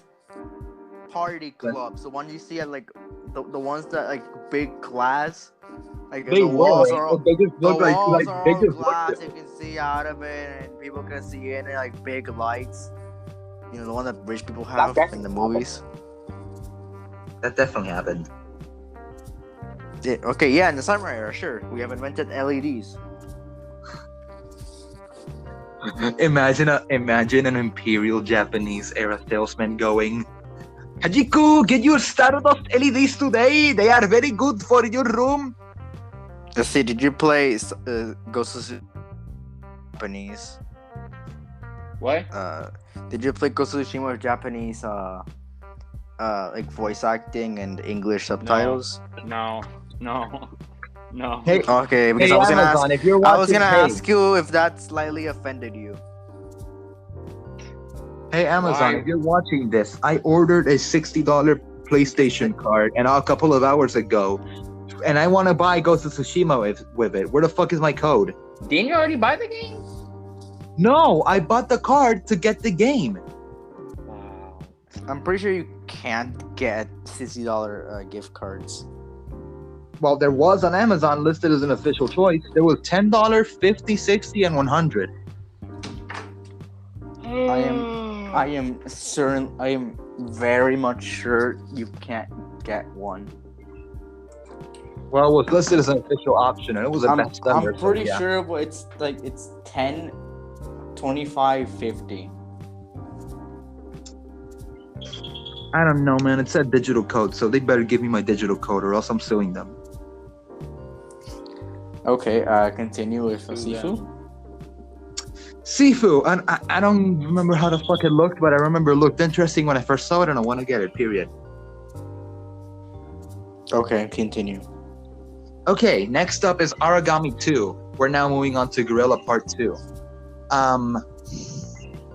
So we have, I can say this one is definitely Japanese swordsman era. Awesome. Cool. I can say there are definitely no Stardust LED salesman in this one. So yeah, this one does look pretty good, similar to a Fuku case, but I am looking forward to it. Next up is Fire Girl. I don't remember what the fuck was that, but it's in the list, so it's probably interesting. Next up, No Longer Home. I remember this one clearly, and it seemed amazing. It looks amazing, honestly, to be honest. I'm interested. Ghost Runner. The title alone gives you fucking goosebumps. Yes, I want that game. The title alone gives you fucking goosebumps. So, next up. Now we're getting into the actual E3 with the Ubisoft Forward. I don't understand, like, why the fuck are you, like, doing all this when we already covered all of this? We didn't. Yes, we fucking did. Well, the E3 incomplete episode. Up to Ubisoft. Up to Ubisoft. So, like, why couldn't you just skip that? Because yes, Succeed. Because I want to complicate my own life. I am that kind of person. You're complicating all our lives. Okay, so with the Ubisoft Forward, there's actually 3 things that they revealed that interested me. Starting with Riders Republic. I vaguely remember what was it, but I don't at the same time. What was it, Mercury? Well, let's see. You like the game. You explain it. Which game? Right. Yeah. It's kind of like bikes and skateboards and shit. Yeah. I actually like this one. That one. Yeah. Oh yeah. I wanna bikes and skateboards. So yeah, I'm interested in it, and the graphics wise, it seems amazing. Obviously, it's a sports game, so I don't think there's gonna be a story unless freaking Tiger Woods decides to show up and ski his way around. But yeah, that's cool, neat, and fun. Okay, so the next one is Rocksmith Plus. It's actually one of the first ones they revealed. And it's not actually a game. It's kind of like it is a game, but it's kind of like mixed in with music learning. And since I'm a musician, I'm interested in that. So I'd love to give it a try, especially since in guitar. I'm gonna destroy that shit. And now we have Mario. And now the last one of the Ubisoft presentation: Mario plus Rabbids Sparks of Hope. Many people were supposed to see Mario and Rabbids in this presentation because they didn't much to Ubisoft. But it looks. I still don't get why the fuck Nintendo is giving the spotlight to that one rabbit with the emo hair, red and purple hair in costume. Anyone? Black and green? Yeah, the one where the guy in the presentation said, "Wait, who's that?" That's the cliffhanger. Like, that's a cliffhanger for like, okay, this is where you get interesting. Who's that? Like, you're not gonna explain that. Okay, so yeah, I'm interested in this one because I got the original Mario Bros. Rabbids. I still need to complete it. I have 2 goals set right now. I have to get all the Korok seeds before Breath of the Wild 2 comes out, and I have to complete Mario Rabbids the original before Sparks of Hope comes out. Did they give a release date for Sparks of Hope? Next year. Next year's pretty big for gaming. Like, yeah, to be honest. Next year's a fierce competition because there's the Pokemon game, there's Elden Ring, there's Sparks of Hope, Breath of the Wild 2, God of War 5. I saw a comment in the Nintendo Direct that said, okay, so remember Breath of the Wild versus Horizon New Dawn at the VGA in 2017? Breath of the Wild eventually winning. Imagine that the VGAs next year are freaking Breath of the Wild 2 versus Horizon Forbidden West. It's going to be a 2017 repeat. No, next year is going to be Elden Ring, Breath of the Wild 2, and God of War. What about Forbidden West? Releasing this year. Forbidden West is this year. Oh, right. Yeah, I remember. If it released this year, it would have been Breath of the Wild 2 versus Horizon Forbidden West. I mean, there's not many, like, next year is going to be a lot of choices because I'm pretty sure Spider-Man 2 is going to come out next year. Yes. And like Jurassic World Evolution 2, you're going to scream, Mevine! Because I know how you are. Just what the fuck? Those were jokes. Anyways, we got Devolver Digital now. The makers of, one of the developers behind Fall Guys, and the only presentation that seemed like it was fucking Saturday Night Live Game Edition. Aside from the Elon Musk episode. So, we have Wizards with Guns. Self-explanatory. Imagine Harry Potter going with Gundam Meliosa and freaking headshotting a dude. Why is no one talking? We're just waiting. We're just letting you go do you. I'm halfway there, to be honest. Oh my god, then speed it up, man. We got Demon Throttle. That looks like something that would happen in a adult movie. But let's just ignore that. I'm half interested because I'm not so sure about that. Anyways, we have now the Upload VR showcase. Yes, where most of the content was for the Quest or Steam VR, and because I own a Go, I can't get either. So, the games that interested me are Windlands 2, seemed pretty interesting. The title also looks nice. But what interested me more is Hardship Tales. It's a freaking RPG in VR, imagine that. It's freaking Civ Online VR MMORPG. But not about swords. I'm pretty sure Sword Art Online is not about swords. Yeah, it's most likely ships and shit, but yeah. Yeah. Even though me and Exceed both watched it and know what goes on. I just agree with him. The anyway, manga explains it all. Lol. Then we have the Wholesome Direct, where only one game interested me. Cooperazzi. It's dogs. That's literally the only way I can explain it. Dogs. You know.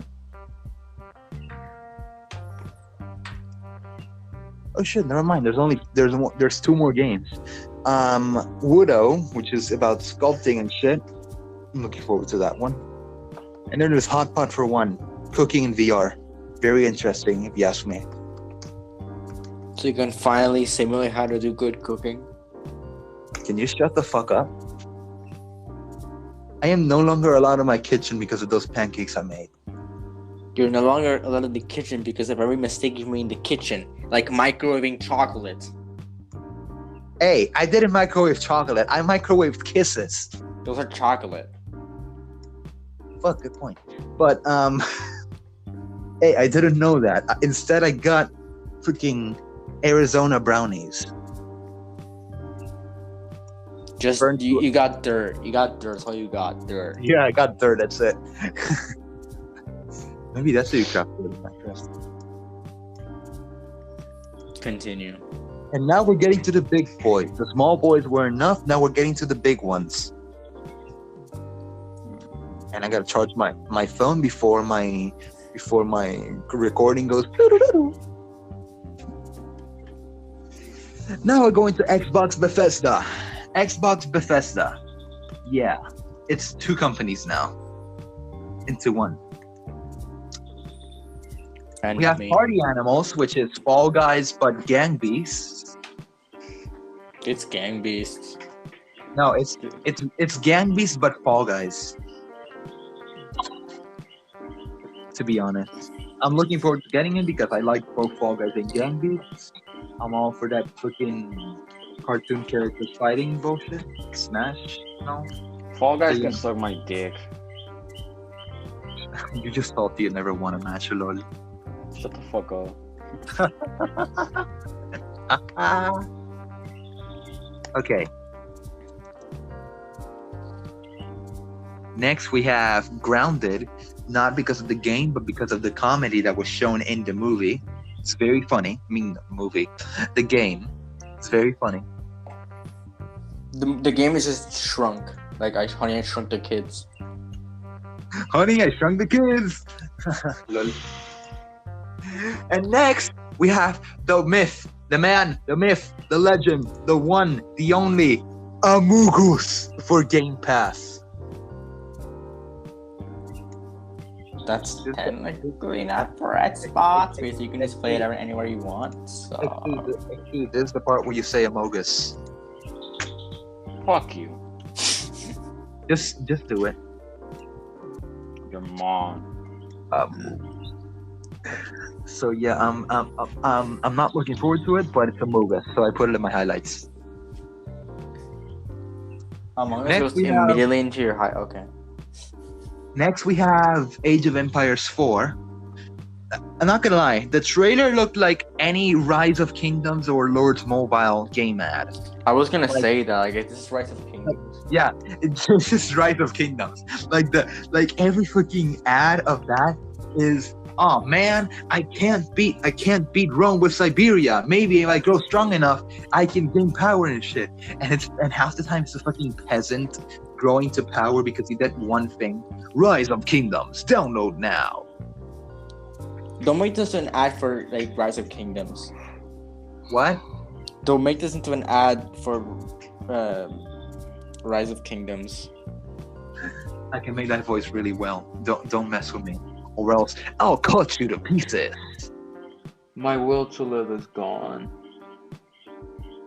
You probably ate the Arizona brownies that I made with the kisses. Anyways, so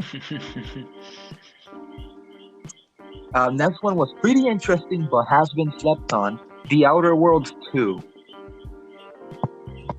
I heard The Outer Worlds 1 was pretty nice, and my arm hurts like a bitch for some reason. I didn't do anything, but yeah. The Outer Worlds 2 looks interesting, and it's probably gonna be Fallout themed. But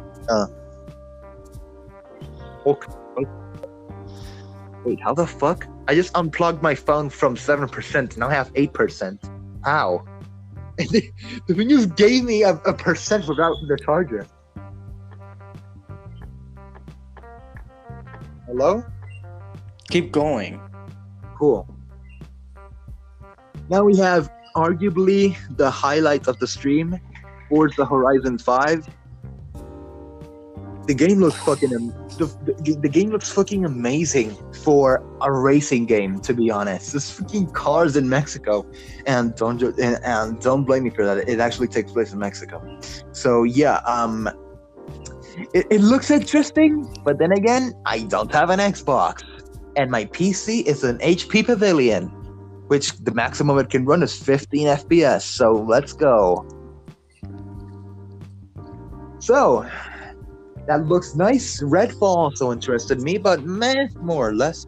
There was also the Halo Infinite news, but I don't play Halo, and I don't have an Xbox. I mean, I do have a 360, but I can't play any of the current titles on it, so yeah. And now we're moving on to another one of the big boys. Oh, shit. Nintendo. No, Square Enix, actually.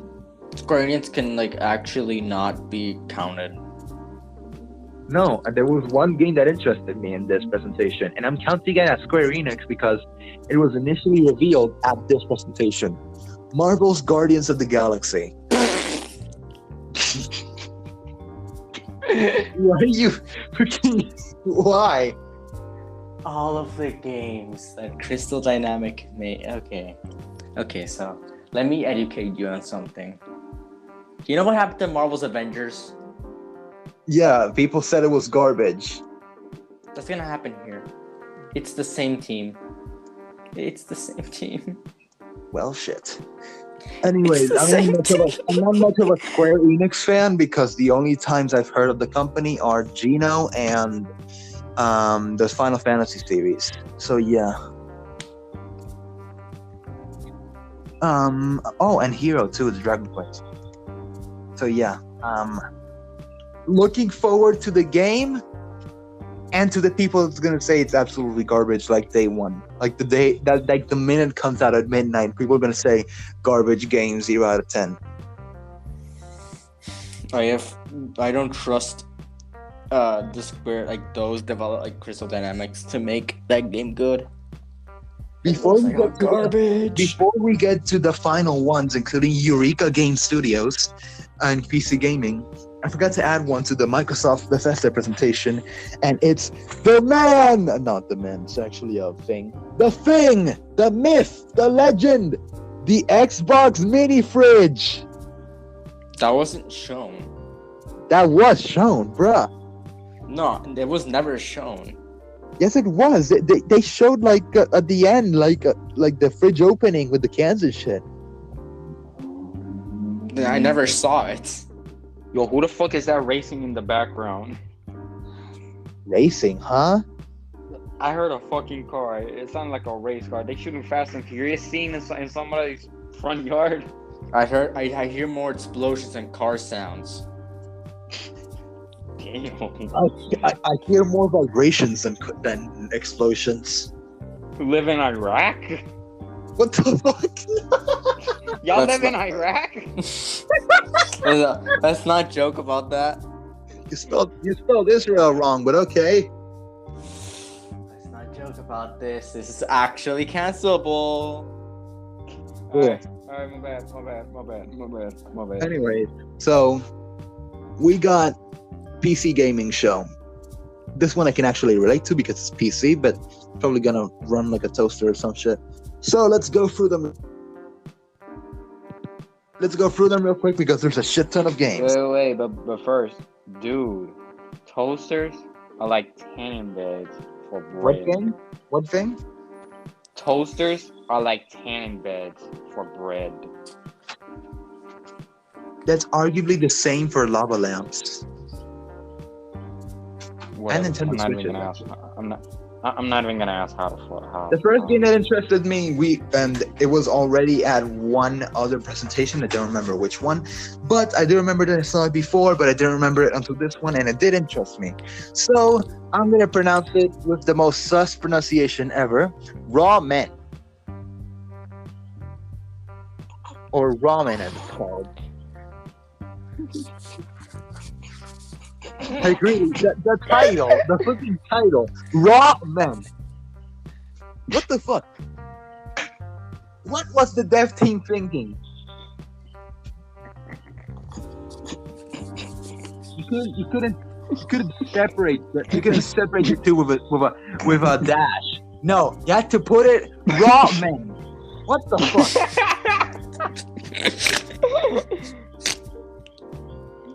And the worst part is that the clip they showed was a man send me a bowl of ramen like it's a fucking bath. What the hell? Worst delivery ever, but I'm interested because it's What? ramen. Hold Ramen. on. Because it's Hold ramen. on. Hey, whoa. I'm only Hold interested on. in ramen, not ramen. So I'm interested because of the food, not because of the men. Okay, keep going. Yes. Dying Light.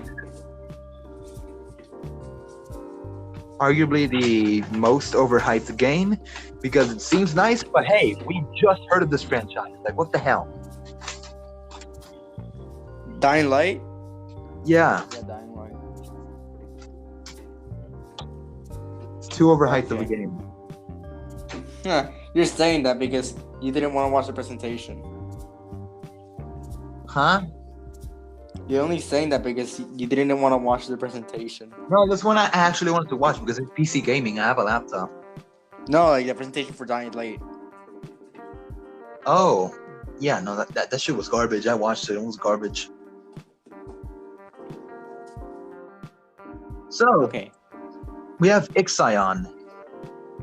I don't remember what the fuck was this, but I remember it was futuristic, so I liked it. Okay, please keep going. And then we have Lake Bird's Legacy. This one was one of those indie style titles. This interested me, and for a reason, so I'm looking forward to getting it. And now we have the Indie Games Showcase, not the Indie Live Expo that lasted 6 hours and had to watch through 6 hours of Nihon men talking. No, not that one. That When there Indie was an Games- English dub. No, bruh, I didn't watch the Japanese version. It was still on the screen, Nihon men talking. Even though there was English people translating, it's still Nihon men talking. So, the first title and the only title that interested me in Indie Games Showcase was Light Slide. Cool. Light Slide. Because it was a paper airplane game, and it seemed good. The aesthetic seemed nice, the graphics seemed great. This seemed like a good indie title, so I'm looking forward to it.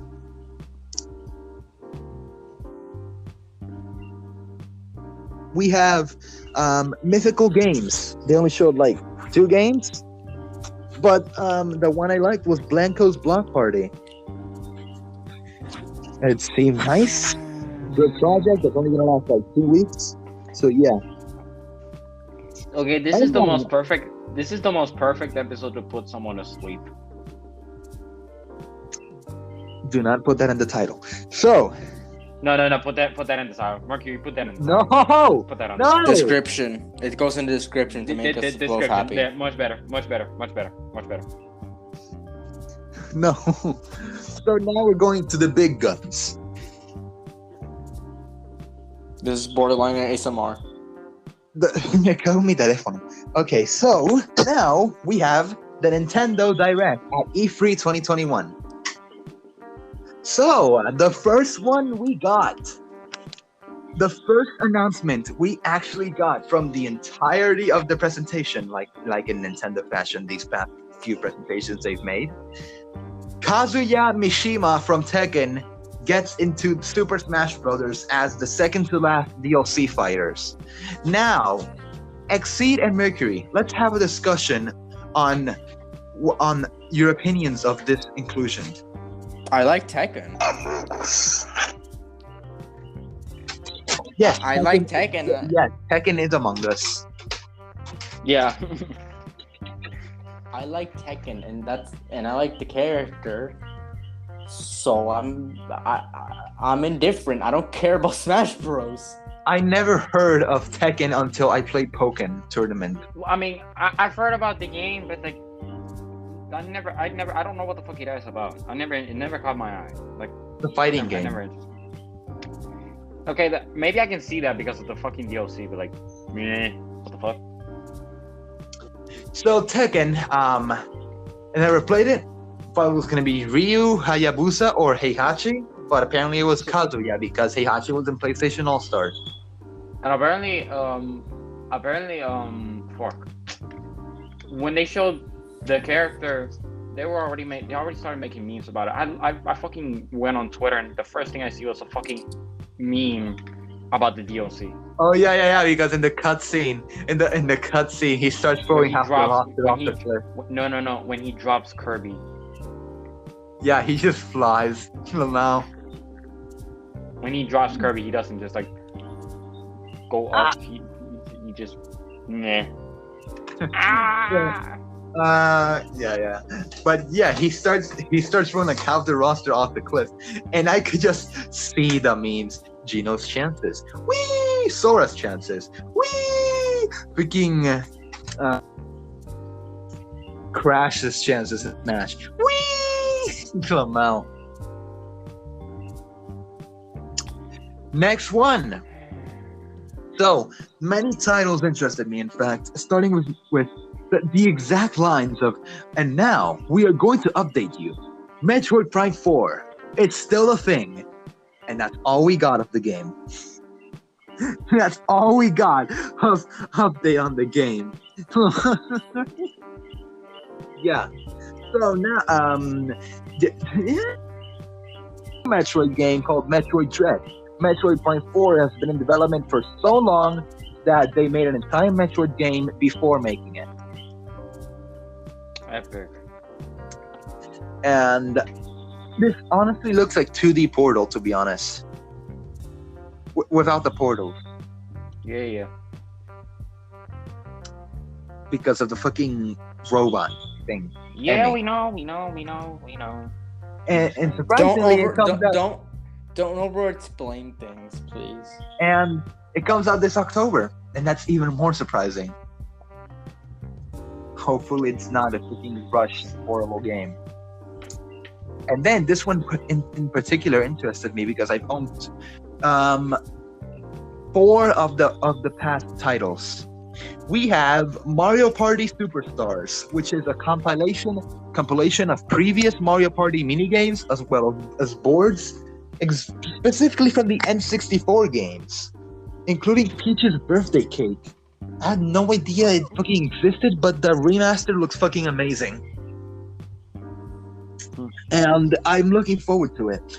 The titles I've owned before are Mario Party 9, Mario Party 10, Mario Party Super, the 3DS game that came out recently, not Island Tour, the more recent one, and Super Mario Party. I played Island Tour. Yeah, but I haven't. It's the other 3DS title I'm talking about, the more recent one, and Super Mario Party. Those are the 4 Mario Party games I have. So we have and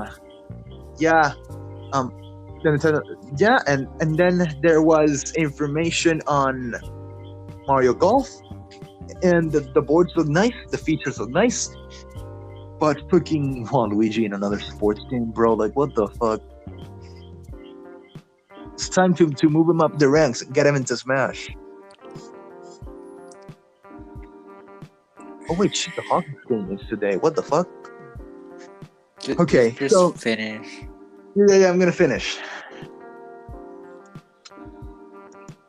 So, yeah, the fucking we got Doom Eternal DLC. I'm pretty sure Exceed is interested in that. I'm actually just thinking about it. I'm not too sure about it. The DLC came out a year ago. Another WarioWare title. This one was nice because I've never played WarioWare, but it looks nice that Nintendo is revitalizing all of their franchises. Like, that is one of the reasons why they won in the first place. But we'll leave that for when I finish.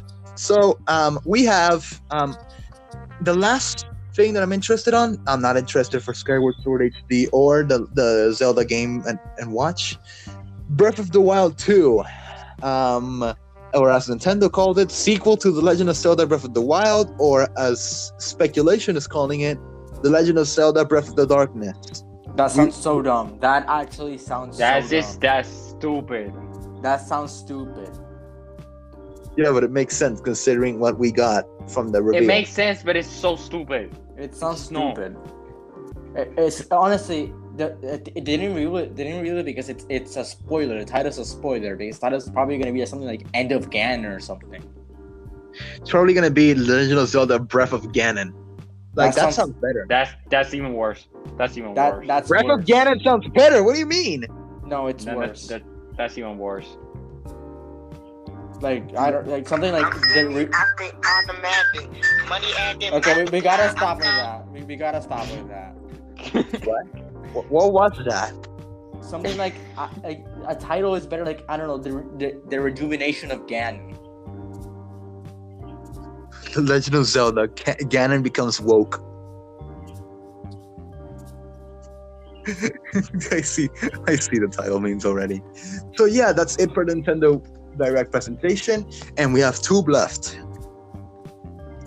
Because the one game Bandai Namco presented did not catch my eye.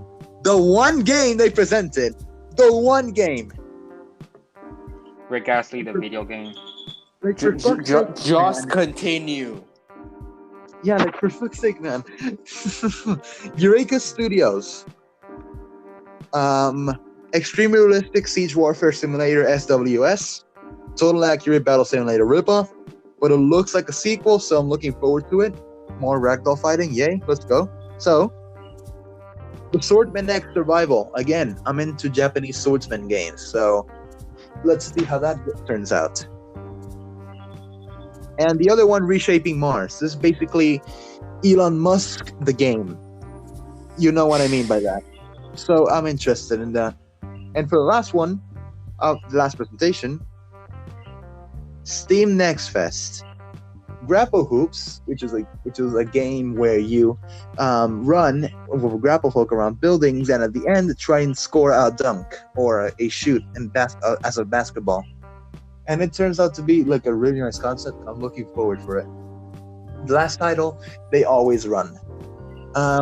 It seems like a good one, good idea, but I'm worried about how it's gonna be presented, so I'm looking forward for that. And with that, I conclude my explanations and opinions of E3. Who I think won? Nintendo by a landslide. In terms of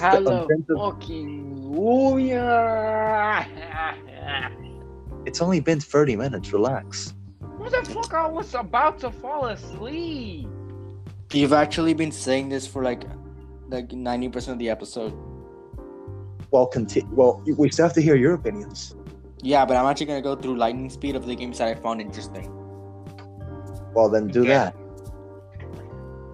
All right, so we're gonna go through the entirety of what we covered. So, here we go. Power World is first. Those who know about Power. Pokemon with guns. I forgot. Yeah, those who know what Power World is, they know what I mean. Yeah, I'm also interested in that one. Battlefield 2042. Haven't played Battlefield. I haven't. This one looks fine, I guess. Obviously, Jurassic World Evolution 2. And Elden Ring. Elden Ring.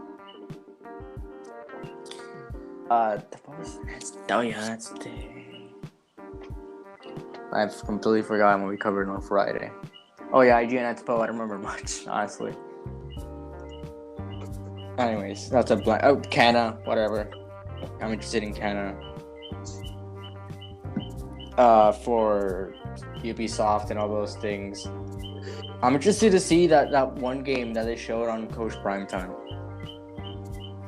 It was the only one they showed gameplay on, like extensive gameplay. Wait, where the fuck is Elden on that? I remember I did. I liked how that looked, so maybe I'd get it. What is it? Mario and Rabbids. Like, Ubisoft presentation was complete garbage. Except for Mario Rabbids 2. Yeah. The Avatar game is like, who wants this? Oh, and what was the other one? Oh yeah, Riders Republic. I didn't catch my eye. Okay. Then like for Microsoft, Halo, I'm just gonna comment on most of it. Starfield. Why is everyone so hyped about Starfield? Exactly. I actually like tell me why is everyone so hyped about Starfield? There's no gameplay. We only got a release date, November 11th of next year. Why is everyone so hyped about Starfield? Yes, the game exists. Wait, But we haven't discussed the part of the Wait. And I think they mentioned that it's gonna be an Xbox exclusive. yes, it's gonna be Space Skyrim.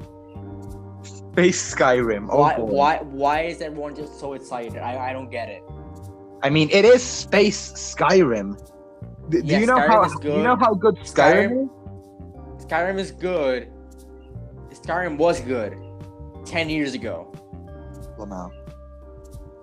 So, if it's just, oh yeah, it's Skyrim, but in space, then you're telling me you're trying to sell a game that pretty much has the same combat capabilities as 10 years ago. None. So I just wanted to comment on that. Also, the fact that they showed Fallout 76 again, and that they're gonna support it until next year. Wait, how bad is that game? You can't play it. How? How is it an Xbox exclusive and you can't play it? You can't. It's not an Xbox exclusive. You can't play it. The game is so broken that you can play it, but you don't want to play it. Okay. Okay. You know how bad it is. Yeah. Stores in Germany literally tried to sell the game for free because that's so much copies and nobody would get them. And they still didn't get them when it was free. No, they didn't even get them. Oh my god. It's that bad. It's that bad. You know how they fixed it? How? By selling a subscription service that made it worse. Okay, that's nice. It's so bad. Anyway, so we can fully confirm Fallout is dead. I mean, it's not dead unless Fallout 5. It's not. And I mean, there's still one thing they can do: release Fallout 5. They're not gonna do that. I really highly doubt they're gonna do that. I really doubt that the money they got from Fallout 76 is gonna be enough to release a Fallout 5. If they do, it's probably gonna be like fucking Jetpack Joyride or some shit. Okay. I'm trying. That actually interesting from Xbox. There wasn't much actually. I just don't care about Xbox.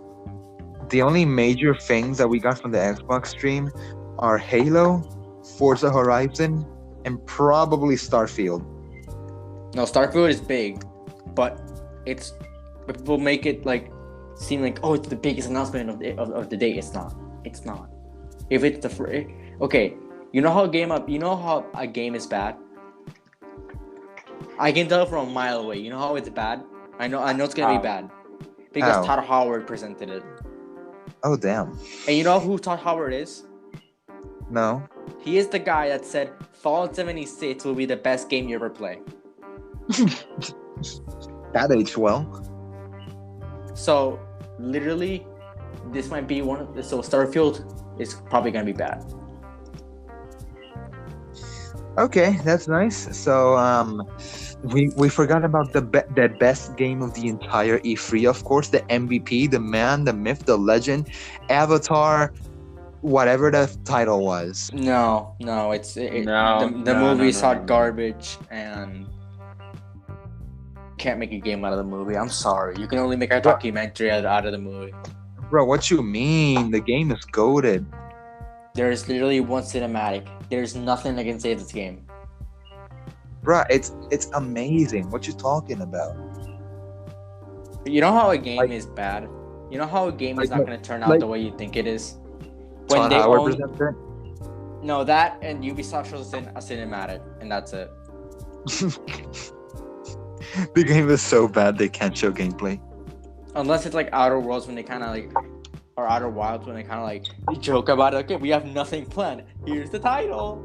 Like that percentage was just cool. Yeah, like they turned Fallout and that. It's gonna be exactly like Fallout. Probably gonna release the Outer Worlds 76, and Todd Howard's gonna say, "Best game ever." But like, at least that one was fun. Like, okay, yeah. But No, but we can agree on one thing. Fallout 4 was amazing. I haven't played it yet. I've never played any of the Fallout games, except Fallout Shelter.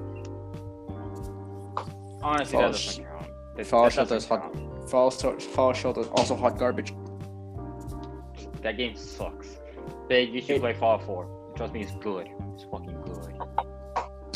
It might take up a little bit too much space. Let's just be honest. Maybe. And the game is long. The game is long. The story mode is long. I can Very long. tell. You can get. I've seen people get a lot of content out of it. It's like Red Dead Redemption Yeah. and GTA. I'm pretty sure. Is that story long? GTA is not as long as the other two.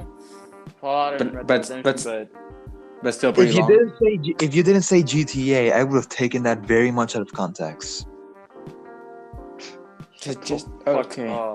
Anyways, like from Nintendo's point of view, what interested me. Also, I must comment on Capcom. While they did show some cool stuff, why make an E3 presentation? Yeah, why? It's like UI, but anyways. Sony can't be free, but Okay. Let me continue. I'm trying to go as fast as possible. For Nintendo, obviously Metroid Dread. They didn't show anything about Metroid Prime 4, so I can't literally give an opinion on it. Because literally all we know about Metroid Prime 4 is the title. We have an update on Metroid Prime 4. It's still a thing. That's it. I guess WarioWare and Breath of the Wild 2, even though I didn't like the first one. Well, I did, and I'm still trying to get the Korok seeds. So yeah, there's I loved the first Breath of the Wild. I also did, but I still have to get the Korok seeds. It deserves to be Game of the Year. That game deserved to be Game of the Year. I can see why. It Because It did. I know it did. I know it is Game of the Year. 2017. That's the last time Nintendo won Game of the Year in probably like 20 years. I'm just sad. No, it's just sad knowing that the first game or the first this decade is The Last of Us 2. Honestly, my opinion, it should have been Ghost of Tsushima. It should have been Ghost of Tsushima. Yes, we got robbed. I honestly, I didn't play Ghost of Tsushima, but if I did, I'd probably say yes to that. But I didn't, so I don't have an opinion. So Doom Eternal. Well, Doom Eternal, yes, that for me that would have been the runner-up, because like multiplayer sucks, to be honest. Mm-hmm. Multiplayer, in my opinion, is fucking trash. Wait, let's be honest. So what were the candidates? We had Animal Crossing: New Horizons, Animal Crossing: New Horizons, Ghost of Tsushima, Doom Eternal, Final Fantasy VII Remake, The Last of Us Part 2, and That's it. And Hades. And the Hades. obligatory indie. Yes, the obligatory indie title. Honestly, New Horizons did not stand a chance against any of these games, to be honest. No, it's because it's fucking because of quarantine. That's literally the only reason it made it there. Yeah. Okay, so let me explain something. Honestly, I think that Ghost of Tsushima should have won, and the runner-up would have been Final Fantasy VII: The Remake. Me, the runner-up would have been Doom Eternal. For me, third place would be Doom Eternal. Last of Us would be second to last. Yeah. Actually, I put it in last. I think New Horizons probably has a better chance. New Horizons, fourth place for me, and followed by, The Last of Us and Hades. Like, the obligatory indie. Yeah, it was good, but it's overrated. Like, it's just indies about God. Who the fuck wants to play that? Well, there's God of War, but who the fuck cares? Angered a bunch of people. Yeah, you just did. You definitely angered a bunch of people. I angered the emo Switch fans somehow. Play Hades. That's all I gotta say. Just like, okay, it's overhyped, and then when you say it's overhyped, you buy the game, and then you play the game. Like, oh, this is why. Okay, cool. So, honestly, yeah, we got robbed. Ghost of Tsushima should have won Game of the Year, and The Last of Us should have been second to last. Because At least. no, yeah, at least. Because the only reason that we discussed it in the VGA episode, the only reason it won, Twitter. Like, We Sony never- just did not we- think. You did We not never think, made like, we never made a BGA episode. yeah, we never made it. We never made a VJ episode, but just when It we was watched planned. it was planned, but since it was like already like way past It was a VGA, month. we didn't make it. It was Like a month after. later, so Yeah. we didn't make it because it was like too old already. And but Well, while maybe we for were this one. watching it, while we were watching it, we kind of discussed like why the fuck did Sony do this? We understand you wanted to avoid a Twitter outrage, but you did not think bigger and that it would cause a Reddit, Instagram, YouTube outrage, Twitch. Yeah. Yeah, We it's focus on better. It's better to Twitter. have every single non-cringy platform have an outrage than, I mean, it's better to have the one cringy platform have an outrage than the other non-cringy ones have an outrage, because eventually and eventually the cringy Twitter will understand that, hey, The Last of Us is not better. People actually like the other games. And the cancel culture, aside from the cancel culture that's just gonna go, man, fuck you. The others will understand. They will get over their antics and they will understand. But for the non-cringy ones, we still question why Last of Us 2 was Game of the Year. Like, it did not deserve it. The storyline was garbage. It was literally a Last of Us repeat, but winter edition. And honestly, the only highlight out of the entire thing was the scene where the guy was getting his arm cut or some shit. Which one? I don't remember. I don't know, the guy where they hit him up against the glass wall and they made a girl watch him die or some shit. I don't remember that. It was Joel, I don't know. Wait. Repeat the scene again. Is this scene where like the new villain, like, hey, this girl's the villain now, tells a bunch of guys to restrain a guy and then make a girl watch him get axed to death. Oh, That's Joel's literally death. Joel's death, aka the worst part of the story. Whatever you want to call it, but still, the only thing that keeps this game from being last place in my Game of the Year rankings is that it had a good predecessor, The Last of Us 1. That shouldn't count. No, that honestly shouldn't count. I mean, Like, honestly, The Last of Us 1, the The Last of Us 1, that one deserved Game of the Year. That one absolutely deserved it. That one was good, to be honest. Yeah, I played it. It's amazing. I think it was Game of the It was 2013. No. 2013. No. What? Last of Us didn't come out in 2015. Came out 2013. 2013, yeah. In 2013, and I think it won Game of the Year. I think. No. If I'm not No. mistaken. Game of the Year. No? The VGA started in 2014. Oh. It won another Game of the Year award though. It did. So yeah, Game of the Year. What the fuck? Still. No, like the Game of the Years things, those started in 2014. Yeah. But another like Game of the Year award from another obscure company and shit.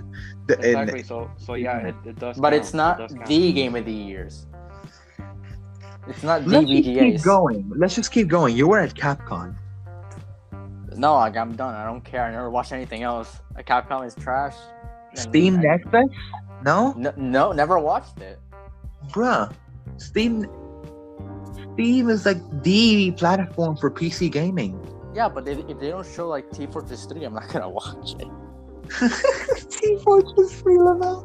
Honestly, like 70% of the presentation was guys talking. The other 30 was random obscure indie games. Which Which this is something we must get clear. We have to give indies a chance. Like AAA developers, yeah, we get the games are gonna sell and shit, and they're gonna be good, but we need to give indie developers a chance. Like Cuban workers, they're the ones that most work. Okay. That's getting okay. No, What? cut it. I'm saying that from personal experience. No, we're not talking about that. What the fuck did he say? He's talking about like actual real world stuff. We're not cut it. Cut that. We're not doing that. I just said Cuban workers, Lamau. We're not in. That's not what we do at Media Buffet. Nope. Bruh. You say that like I'm gonna get sued in the next 2 seconds. Yeah.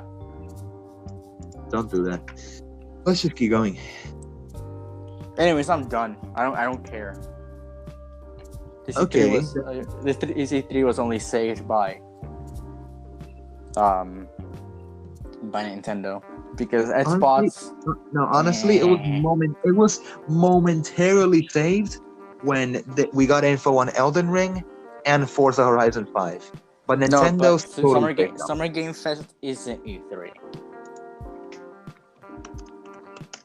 I don't know. So, what I was gonna say, that one of the highlights that we should focus on for this E3 is that we should give indie developers a chance, because we get that AAA games are gonna sell and they put less effort, but come on, man, indie developers are the ones that work the most, but they get the less attention because people don't care about that. They only care about AAA games and probably some other obscure titles, but we need to give more chances to indie games. What do you think about that?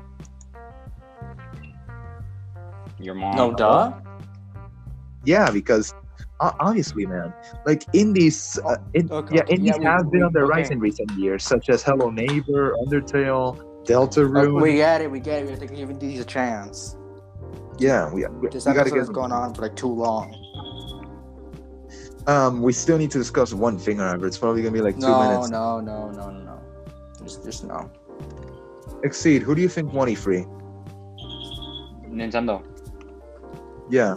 We're all What in about you, agreement. It's Mercury? Nintendo. Yeah, it is Nintendo by a landslide. Many companies focus on obscure titles and game reveals, while Nintendo stayed integral and actually expanded upon most of their franchises, including WarioWare, Mercury, and freaking Are Zelda. you telling me the new IPs aren't good? They are good, but the main part of an E3 is to update and expand on what you already have. Not No. That's not what E3 is. what do you E3 mean? is to show things for games. Yeah, it is to show things for games, but the way you win an E3 is by satisfying your fans. And Yes. I bet you can. Yeah, You can literally show a new IP. Like, you can show like, oh, this is new, and like, okay, and if it looks good, people will buy it. How do you think? Yeah, but that's partly fueled by you know what. But yeah, let's just keep this short because before it goes on for too long. Nintendo won because it satisfied the most fans. That's it. Okay, that's the end. I hope you guys all enjoyed listening to us rambling about this. Goodbye. Goodbye.